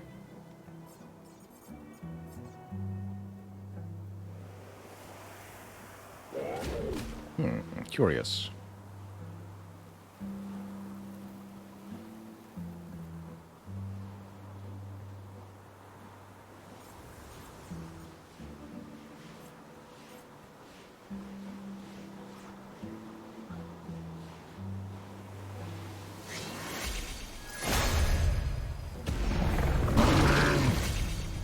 Ah, the Tipu. Classic move. The blink with charge is pretty nasty, too. Crit the return hit, though. Intriguing. Well, I can easily kill Tipu, and I think I will.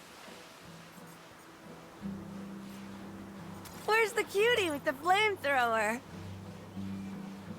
I forget nothing.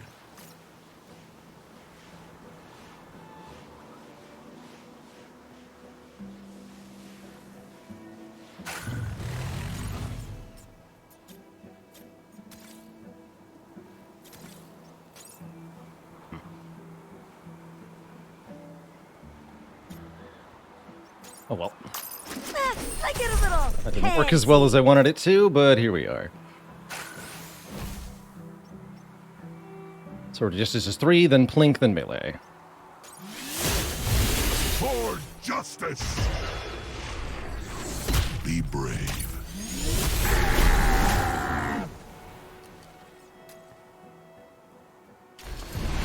The power is in my hand. I am warning you. We will hold them off. Take this! Good use of corrosive particles. That could enable them to maybe kill our crankbait. They can do 3+2. That's not going to kill. Although they can also deploy with charge. Hop to Because it. of Astra's captain ability. That's a bit annoying. Looks like they're not going to do that. What are they going to do?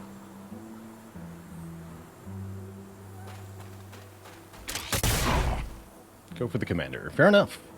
We need ya.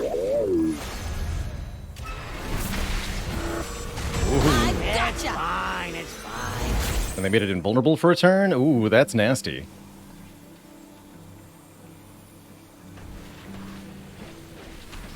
And then you use your ability and you shoot twice for massive damage? I know Not it. just once? Pretty clever.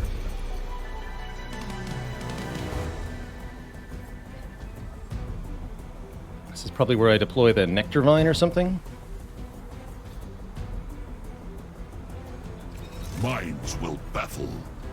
Shots? These paradoxes give pause. Prepare to face your fate.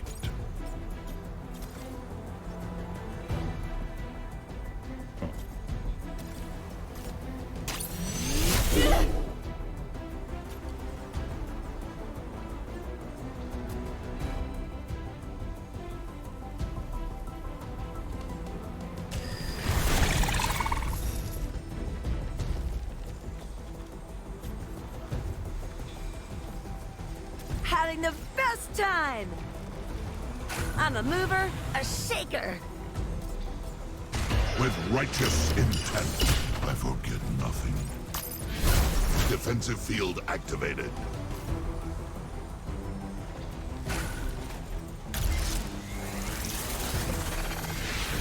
Let's see what they do with it. What they do with this. Can rapid fire shoot me all you want. They might be able to focus me down. Wouldn't be surprised if they could, actually. Seems like an opponent who knows how to get a kill when they're looking for one.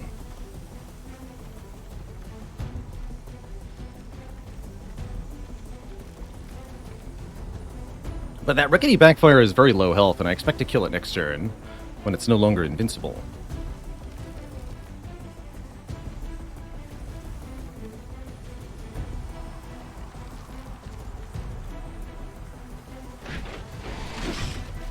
You can barely see it.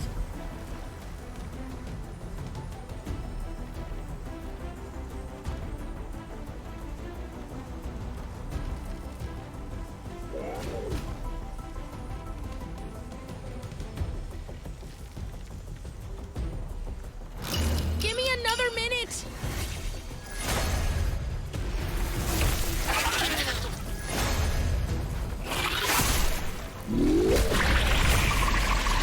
Oh, very clever. It's all science. Deploys a poison unit to stop the healing. Well, We must do this. This is my jam! let's kill some stuff. This place have LA?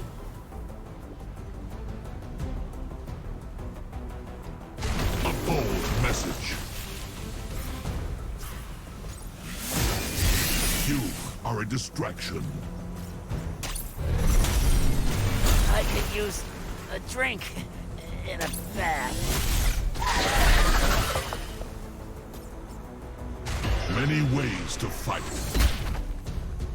Wise men don't judge, they punch. Inner strength from outer strength. I forget nothing. Use this wisely. Alright, took a lot of their stuff off the field there. Hopefully that can reduce the danger to us by a bit.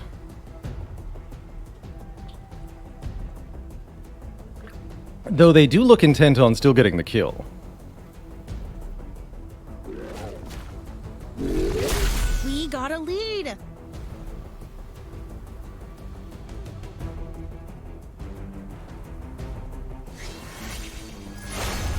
So summoning another unit with charge, meaning it gets to attack me immediately with whatever this is.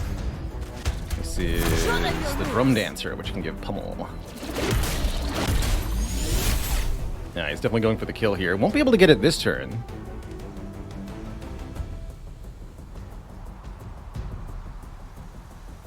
Yes!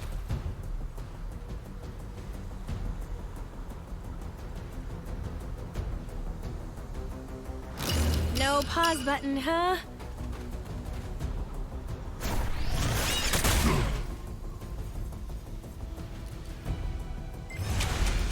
Yeah, so how do I stop myself from getting killed next turn? I guess is the question. Calculate or contemplate. Having the best time! No matter what, they can still deploy something with charge next turn, and they'll have corrosive particles available. So it's hard to imagine what I could possibly do to stay safe.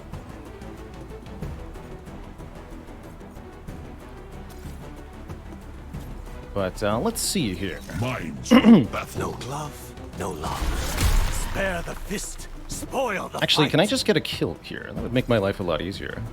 These paradoxes give pause. Check out these moves. How line of sight? A path I must follow. Let's dance. Many courses of action. I could learn a couple things from you. Get plinked on! Many ways. Fool! What? But I can do this. That's right, if they die, they can't kill me. GG. That was a close match, and our opponent was very clever in that during that matchup, so I feel very good about figuring out the lethal there. That was quite tough. Plink for the win. Good times, good times.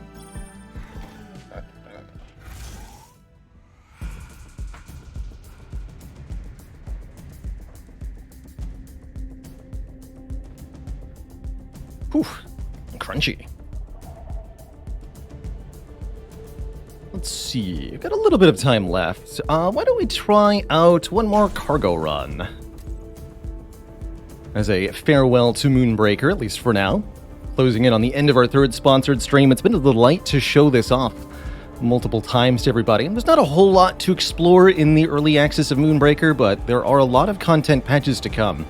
And I'm sure that both the unit roster and the in-world story and everything will be expanded quite a bit as development goes on.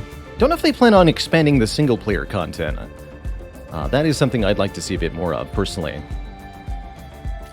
But let's try a cargo run as Zax here. In a cargo run, you fight against 5 AI opponents that are semi-randomized. And you have a sort of progression where you keep your unit stats and health as you go through. Feeble soul. They are planning on adding more cargo run bosses. Good. I think Orbital Strike Lifeline here. Heals would be nice. So in cargo run mode, then occasionally crates will drop onto the map. And if we go and pick them up, then we'll get bonuses. This moon's talking to me.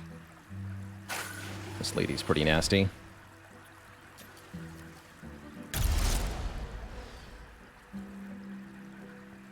Look at them cower.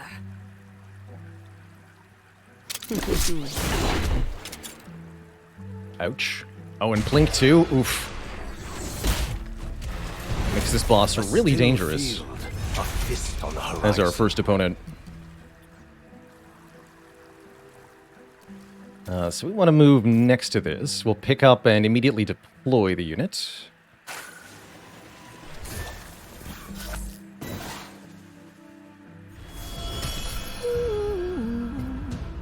Able to stun in an AoE, which seems really strong. Still looked cool. Yeah, it did. And let's get some hit absorbing. Crankbait, you're on block job. All hands on deck. Please don't let me die to this thing. That'd be deeply embarrassing. Flinching vermin.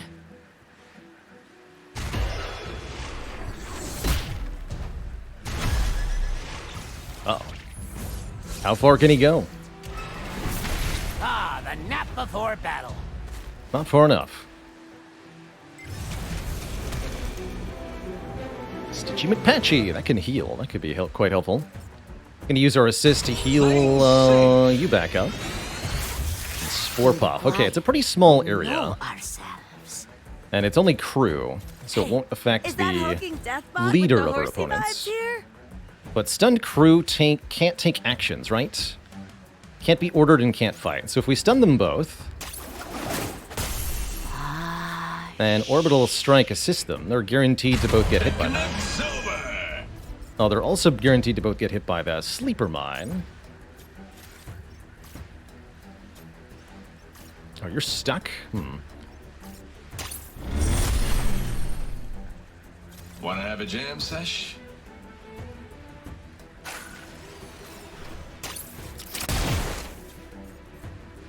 Whatever, I'll use a sleeper mine next turn then.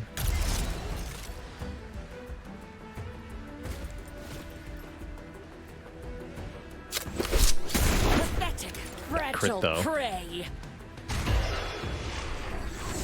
Alright, so much for the AoE stun, that's fine. We all saw this coming. This is a stat up. Medium cargo permanently reduces a unit's cost. I haven't seen that before. That could let me get the turret out early. Ooh, I'm gonna do that. We're gonna summon the turret next to that to make it permanently cheaper. I'm the Cinder I like it. Whisperer. Nice shot. Listen, this hand will not forget. Very good shot.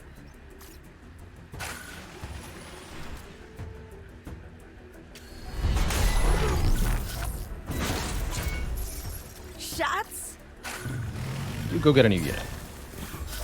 Stitchy McPatchy, who can heal our captain. Here's an idea. Stop hurting each other. Underhall says there was a post from the devs on one of their forums with some really interesting potential updates. They're trying to add objectives before the end of the year. To make it more than just a straight up fight, I think that'd be pretty cool. Unit with 5 or less, so we can use that on Crankbait here. The Tipu, very dangerous opponent. Just look like you're thinking.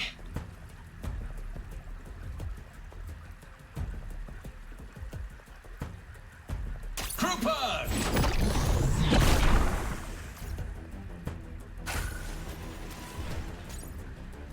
Legit. What if we hurt their feelings? Having the best time! Although Crankbait might perish before we get to do anything. Be a bit bad.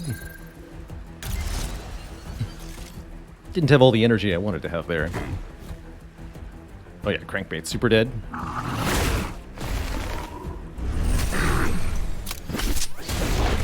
Rip.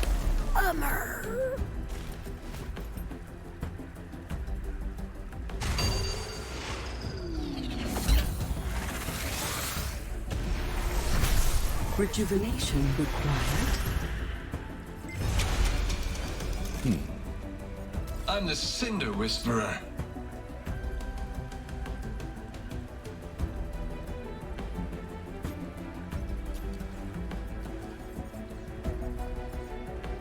I can return allies to bridge and heal them for our opponent. I don't think that's an issue here.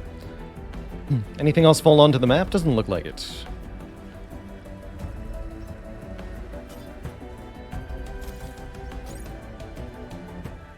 Okay, we can get almost everything. We can't get the plant here. What if I reposition a bit?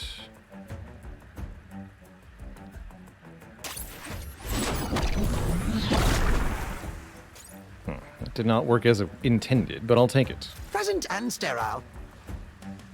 No shame in running. I'll go with.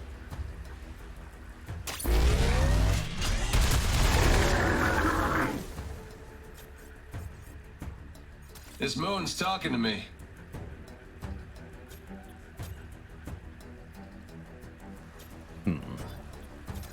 You melee that.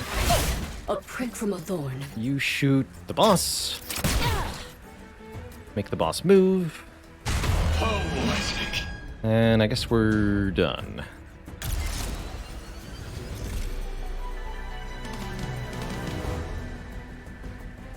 Hey!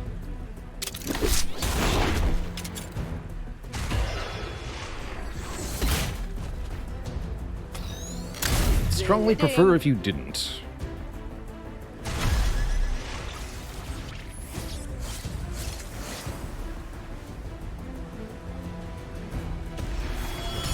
I will bring peace.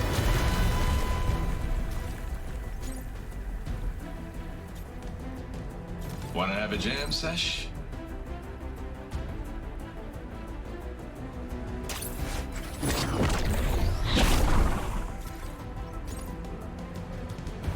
Very effective.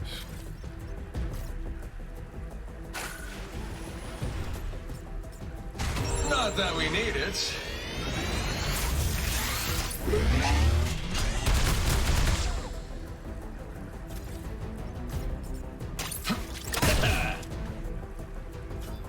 Oh, me?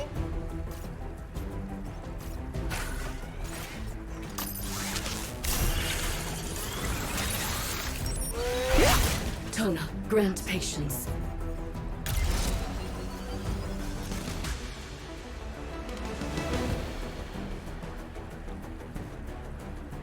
Nice, deep breaths. Yeah, I could have fired with that unit before evacuating. That's a misplay on their part. Not that I'm going to complain about the AI being fools.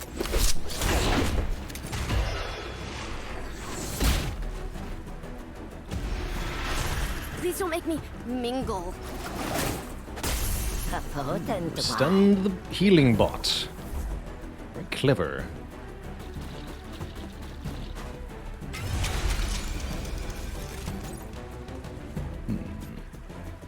This moon's talking to me.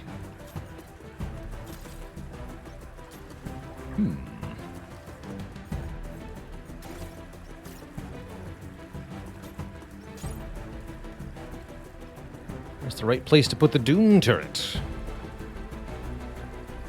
Well, it seems to have taken cover pretty effectively, actually. Split as far away as we can here, but anything it can do is going to hit our heal bot as well. And shoot at that, though. Guess that means we're going to deploy a new unit. I think we're going to lose the heal bot, though.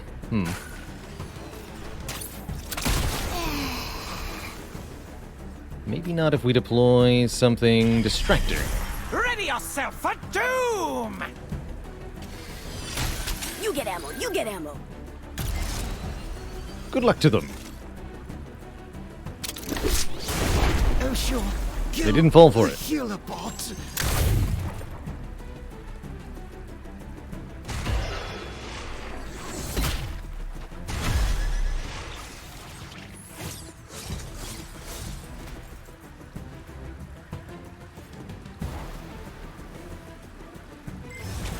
Victory's in our grasp!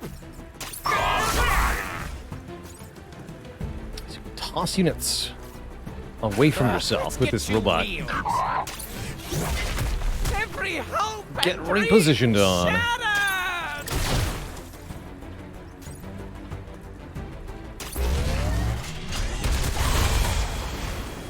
Okay. When you kill the enemy captain, you advance to the next round. All your units heal a little bit, so we get to stay at full health. And our roster stays the same, so the heal bot that we acquired and lost is gone for good, but maybe we could reacquire it in a future match. So we currently just have this small loadout, but the one-cost gun, that's pretty sweet.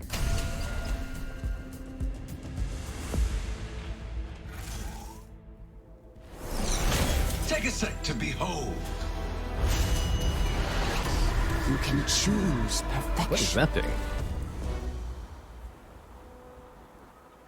I think Cinder Infusion seems alright. Let's go Orbital Strike Particles. That should let us do some big damage. Restore 1 health to allies in range every turn. Take control of a damaged rival crew in range. Oof. So it can mind control our units. Permanently reduce units' ability I'm the cost by Cinder 2. Whisperer. Can make our gun cheaper to fire. Let's do that.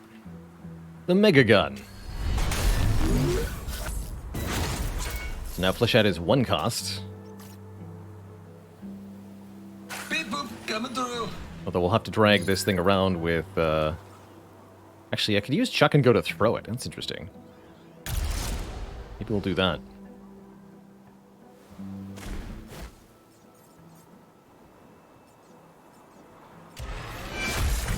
A perfect day for righteous battle.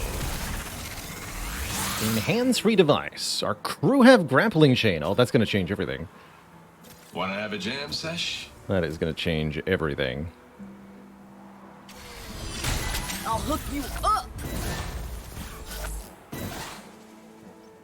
So the turret has grappling chain, which is Dory coming through. kind of hilarious.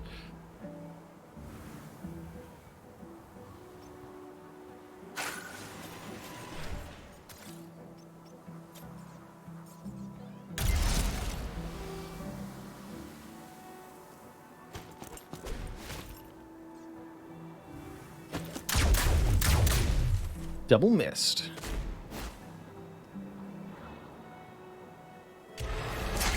Got a lovely selection.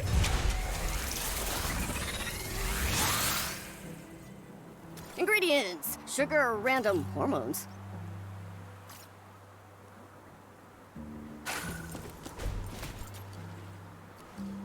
Want me? I'm right over here. Maximus's whole thing is to get over here to pull the turret. Grappling chain. Yeah. Just look like you're thinking.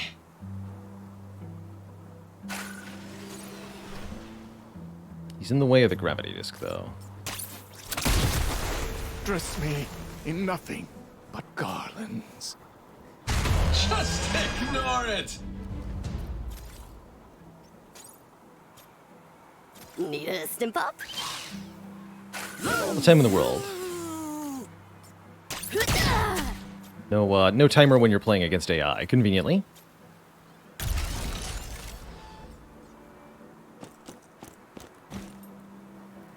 Flow past every obstacle.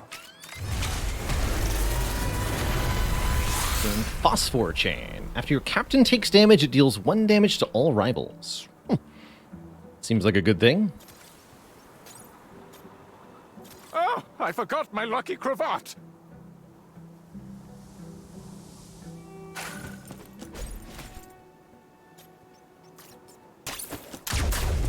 You're not worth the ammo.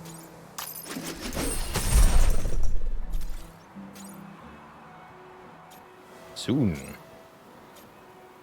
May cause confusing dancing. Did anyone else see this on the warning label? I didn't even know these drinks had warning labels. Huh. Wanna have a jam sesh?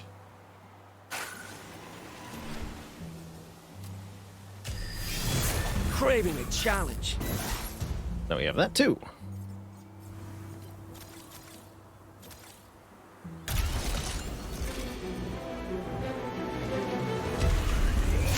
The professionals here! Also me. See the rejuvenation. Permanently reduce units cost by 2. Won't work on our captain. Like my battle mask?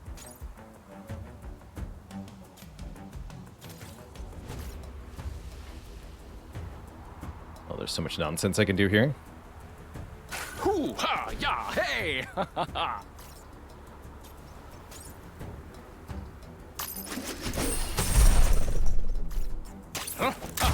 Oh wait, shoot. Best to Right. Don't do that to, don't range attack units that have melee. If you're in melee with them, because they get to retaliate. Lucky crit is extra insulting, but whatever. That's fine. Picnic's over!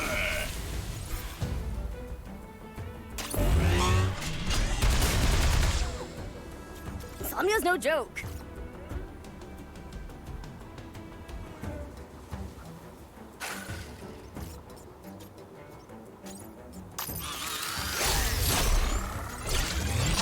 Closer. To die. That was a practice match, right? Got a problem? Can be cheaper. This moon's talking to me. Have a mind. Whoops!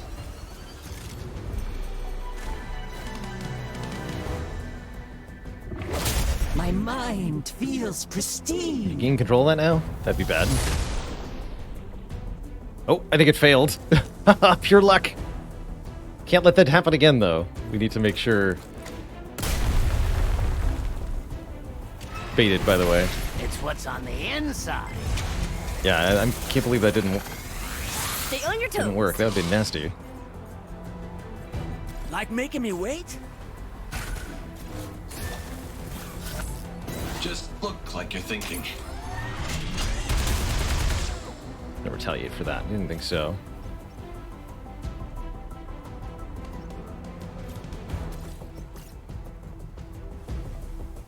Eight health, huh? Okay, we can yoink stuff away from it, if nothing else. Ingredients: sugar or random hormones. Got a problem?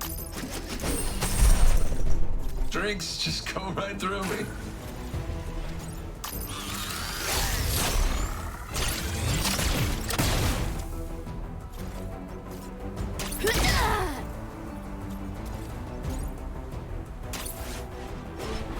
Nothing to see here.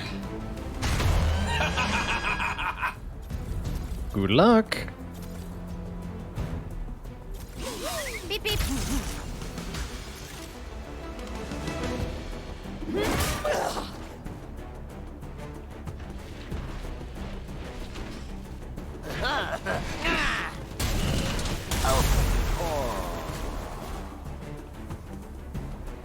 No!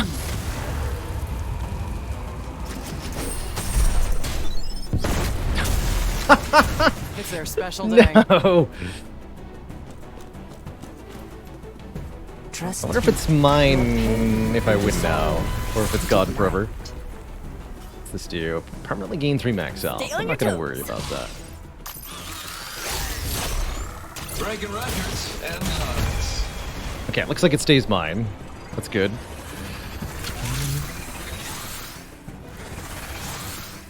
I've been quite disappointed if our permanent upgrades had gone to waste there.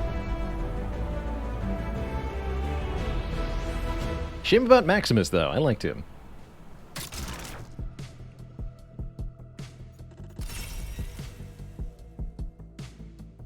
Get some new paint schemes unlocked. Currently, that's all the unlocks that there are in Moonbreaker, are cosmetic ones, so you can unlock new paint schemes and logos and such. Yep, it's all supernatural. So randomized opponents should be getting nastier now.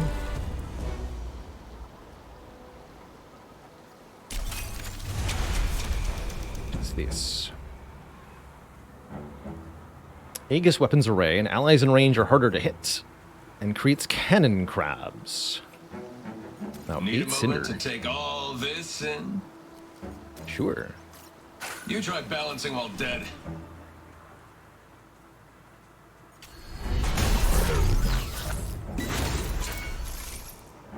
Oh. It's actually only 4. Understandable. Soon my plans come to fruition! Because we have a max of 1 base cinder and the 3 overflow. Understood. Clear mind, angry eyes. Booby-trapped igniters. Unit permanently gains 50% crit Breaking chance. Oh my. records and hearts. What do booby-trapped igniters do? When you destroy a rival, deal damage to rivals in range. Good.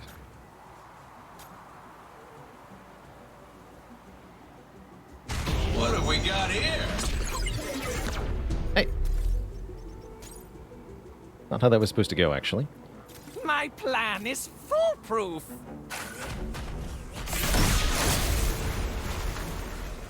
That'll teach him.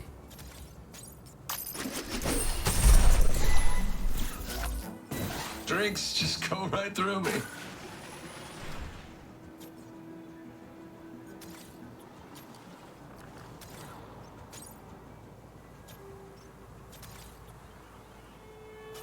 Oh, fair enough.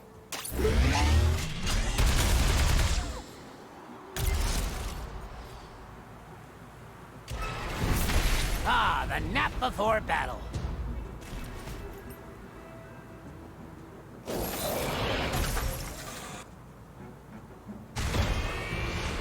Hey! First of all, how dare you? Second of all, die.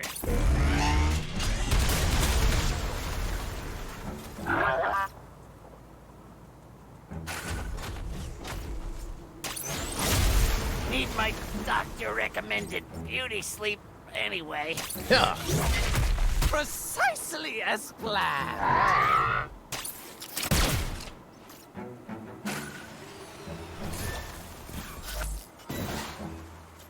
Teal Scotland. He's at least cheap.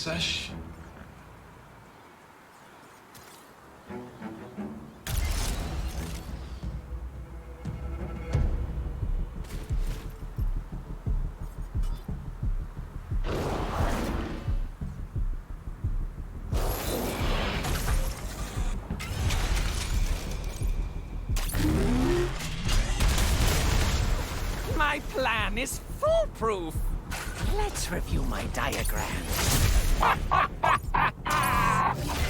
Every hope and dream shattered! Satisfying. Hey, take a break. Let's catch some daydreaming. You're stronger than you think. And that's Amplifier Beetle, who gives allies in range bonus attack power. Just +1, but turns out that helps quite a bit. And might as well grab this too, right? It's free.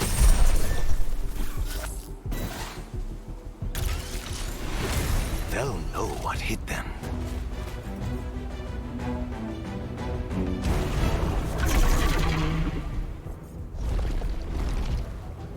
The thicket. Is there an eject button on this guy or... How did this have charge? And pummel.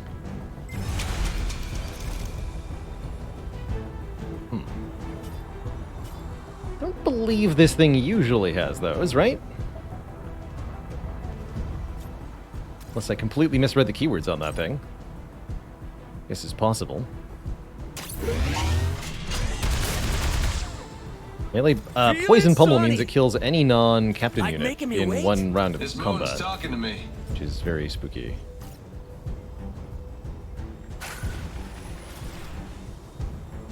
Very spooky indeed.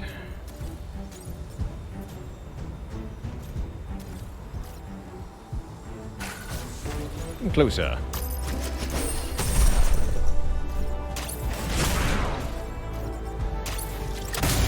How's the moon look down there?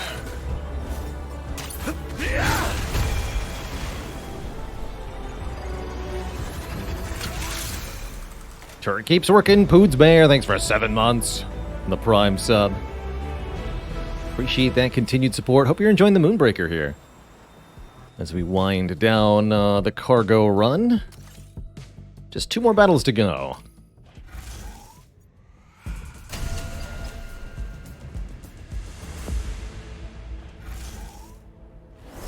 Curious if we can get our captain's stats to be absurd with a few stat up crates in the final mission. Not the laser squad.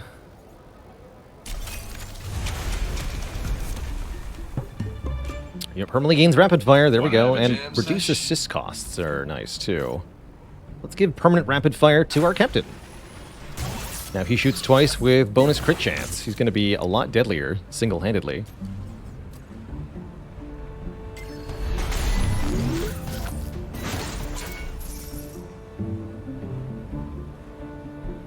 The laser squad.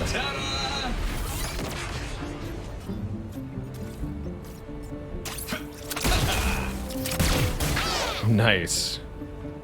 I guess I should have used corrosive particles. There was no reason not to. It's got a 1-turn cooldown now.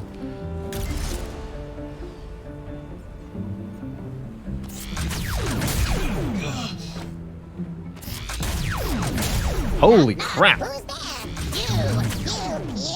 Excuse me?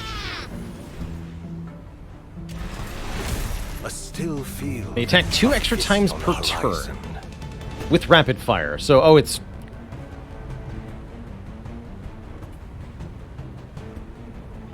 freaking 6 shots? Jesus. That was very spooky.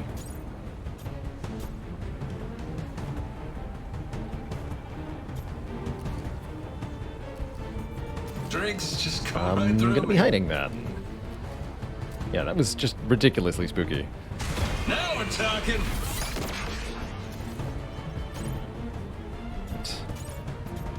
Or are you not affected?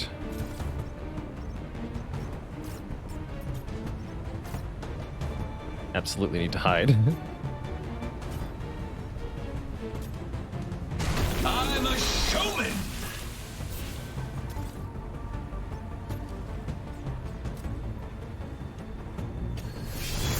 They won't expect me. Sorry to keep you waiting. This moon's talking to me. Might as well take 2 shots, even though they're very unlikely to hit. Got a tad on my mind. Okay, go hide. Searching, peeking, targeting.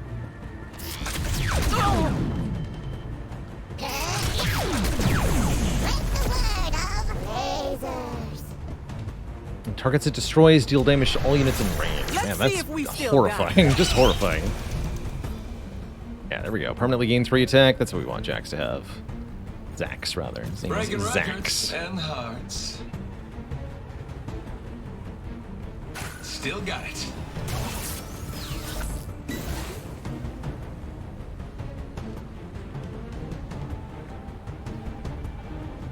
What have we got here?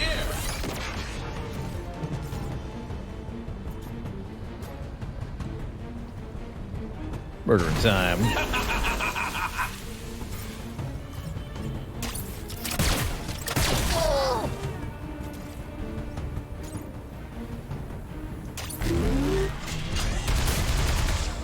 It actually didn't hit you. Interesting. I'm the Cinder Whisperer. That might even be able to kill me, huh? That would be very scary.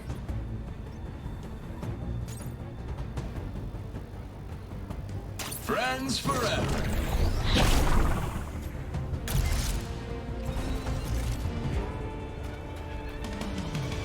Hey there, Chrono. What, do you have poison? What? I guess the units get random keywords too, huh? Deeply spooky.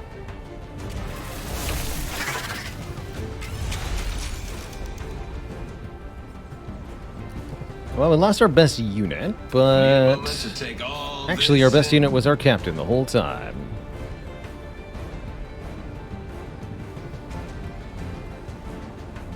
You try balancing while dead. 82. Either hit is a crit. Perfect. Neato. I'm a showman.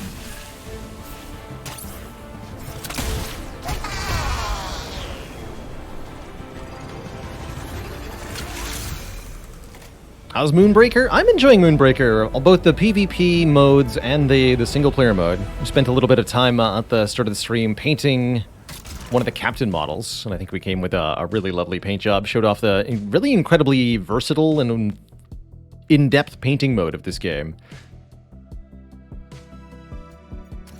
Currently, there's a little bit of content lacking. Not that many players for the multiplayer content, not that much single-player content. But from the Subnautica devs, I've got good hope here that this could turn into something quite special. I like it, even as it is, quite frankly. Oh, actually, something I meant to wanted to mention is that part of the lore behind this game is a sort of audiobook series written by Brandon Sanderson with voice acting, sort of a 30-minute podcast episodes that are background and lore, just a long-ass story. Yes, the Brando Sando. And I'm here to tell you that the audio stories for each of the characters are available on basically every podcast platform. So I believe without owning Moonbreaker, you can look up on Spotify Moonbreaker and listen to the audio story components of this game. So for anybody who's interested in the Brandon Sanderson writing and the audiobook components, I believe they are available on Spotify, Apple Music, etc., without having to purchase them. So give that a Google. Alright, I think we need Stasis Field to stun our opponent's captain here. Let's see what we're up against here. Dimian Snool.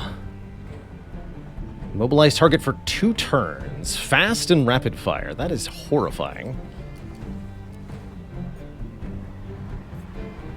Breaking records That and is hearts. definitely horrifying. We've got some serious attack power ourselves. We can't just let that happen.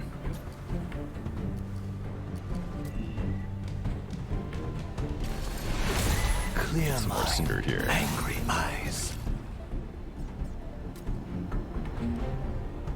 Alright. Summon some distractions. I actually am gonna take pot shots at him at long range here. From a distance. I'm a sucker for this. Beep boop coming through. Beep boop indeed. 34%, 20% crit. Interesting. I see you. Nice hit.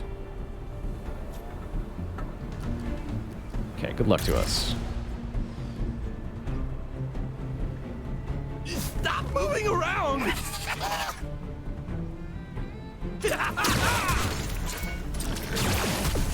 Imagine something poignant. Wow. Freaking poison rapid fire again? Good lord, man. Are lit by one fiery fist. That is some hot nonsense.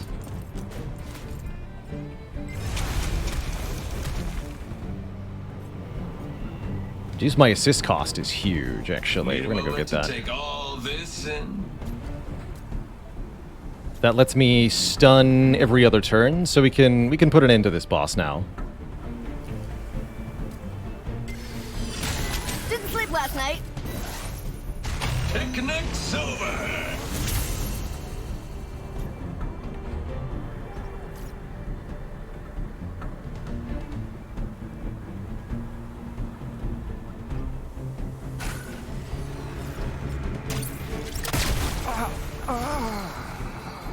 We'll thwart evil. Hey, and we got our turret back. Good.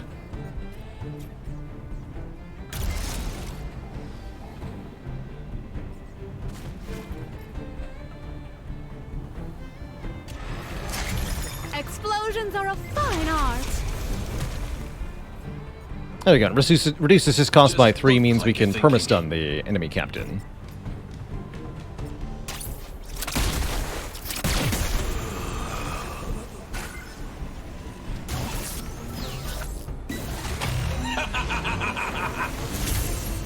Need a stimp up?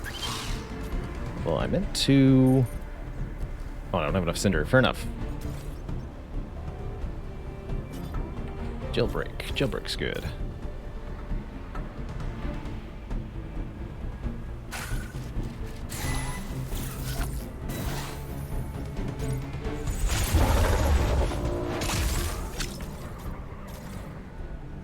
Okay. I think we have this.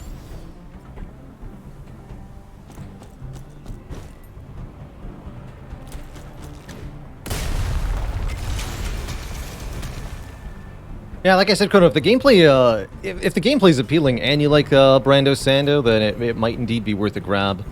Otherwise, check out the audiobooks, Right through me. the audio episodes on Spotify or Apple Music or something, and you can still enjoy the writing. Poetic. The power.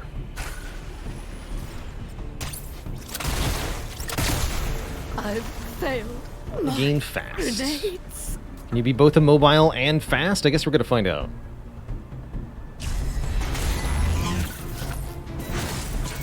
Yes, you can be both immobile and fast. Well, guess what I am? Those things.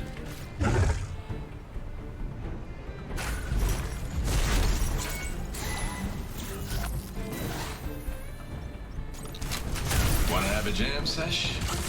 believe the mines will detonate if anybody touches them, including friendlies. These still make a good distraction. I'm fired up, and you're gonna be too.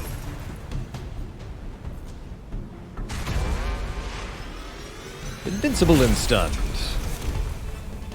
Just ignore it.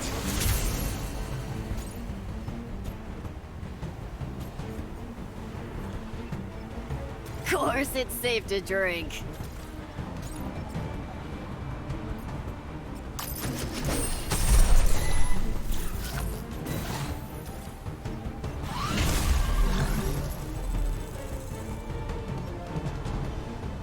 Team huddle.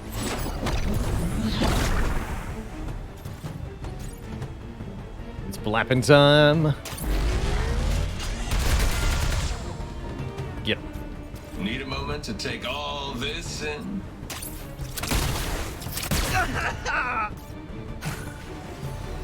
Samya's no joke. Oh, boom! Hey.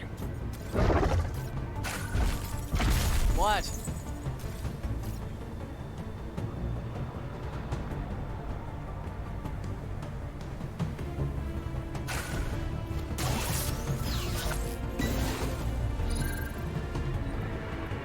All nearby units are attacking. Got it.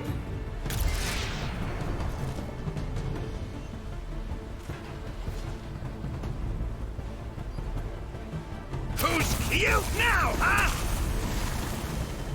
Not my turrets. My mines.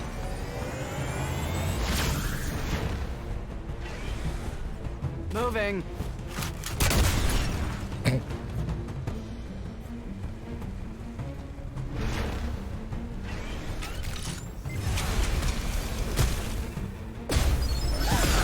I still feel pretty jacked.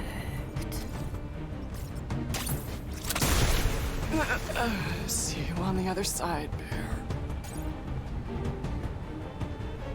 Bear no.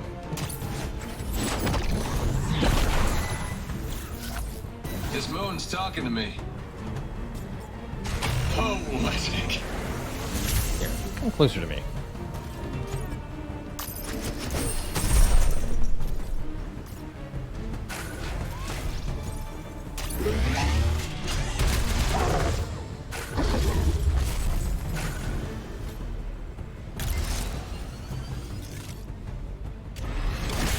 I ache for battle!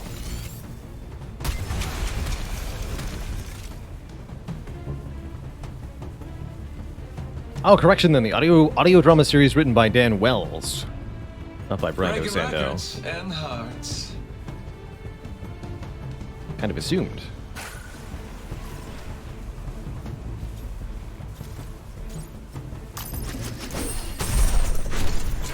Yoink. Never seen that face before. Crossing them out. This also attacks allies in the cone. Interesting.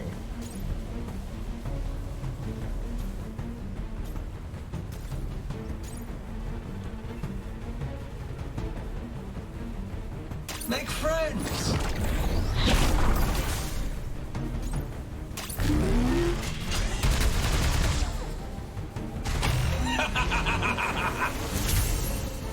Furia probably Need a shouldn't moment to sleep take on all her. this in.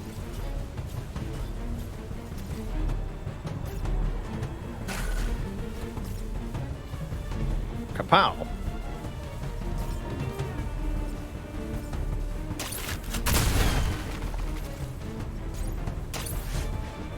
Have fun. It's more scared of you.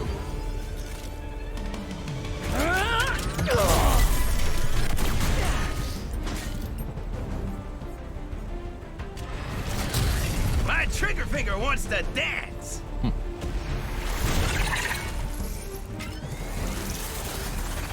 And Dan Wells is Brandon's new Ghost Rider. Well, there you go. So, it's basically as good as the real thing. Drinks just go right through me. Have a blast. GG. The end of a cargo run. In Moonbreaker. and going to be the end of today's stream and our sponsored segment as well. Has been an absolute delight to explore Moonbreaker. There's a lot of very interesting things going on with this game. I really like the 1v1 sort of mini tabletop format. Feels to me something that I enjoy a lot more than a 1v1 card game like Hearthstone. So I really like as a competitive game, although that's not something I often seek out. If I were, this would probably be it.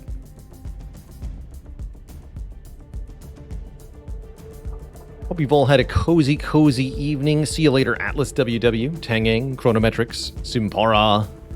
Tomorrow, we're going to be opening stream with some Into the Breach. Trying to get one of our last wins on unfair difficulty, and then maybe some Spire runs to wind down the week.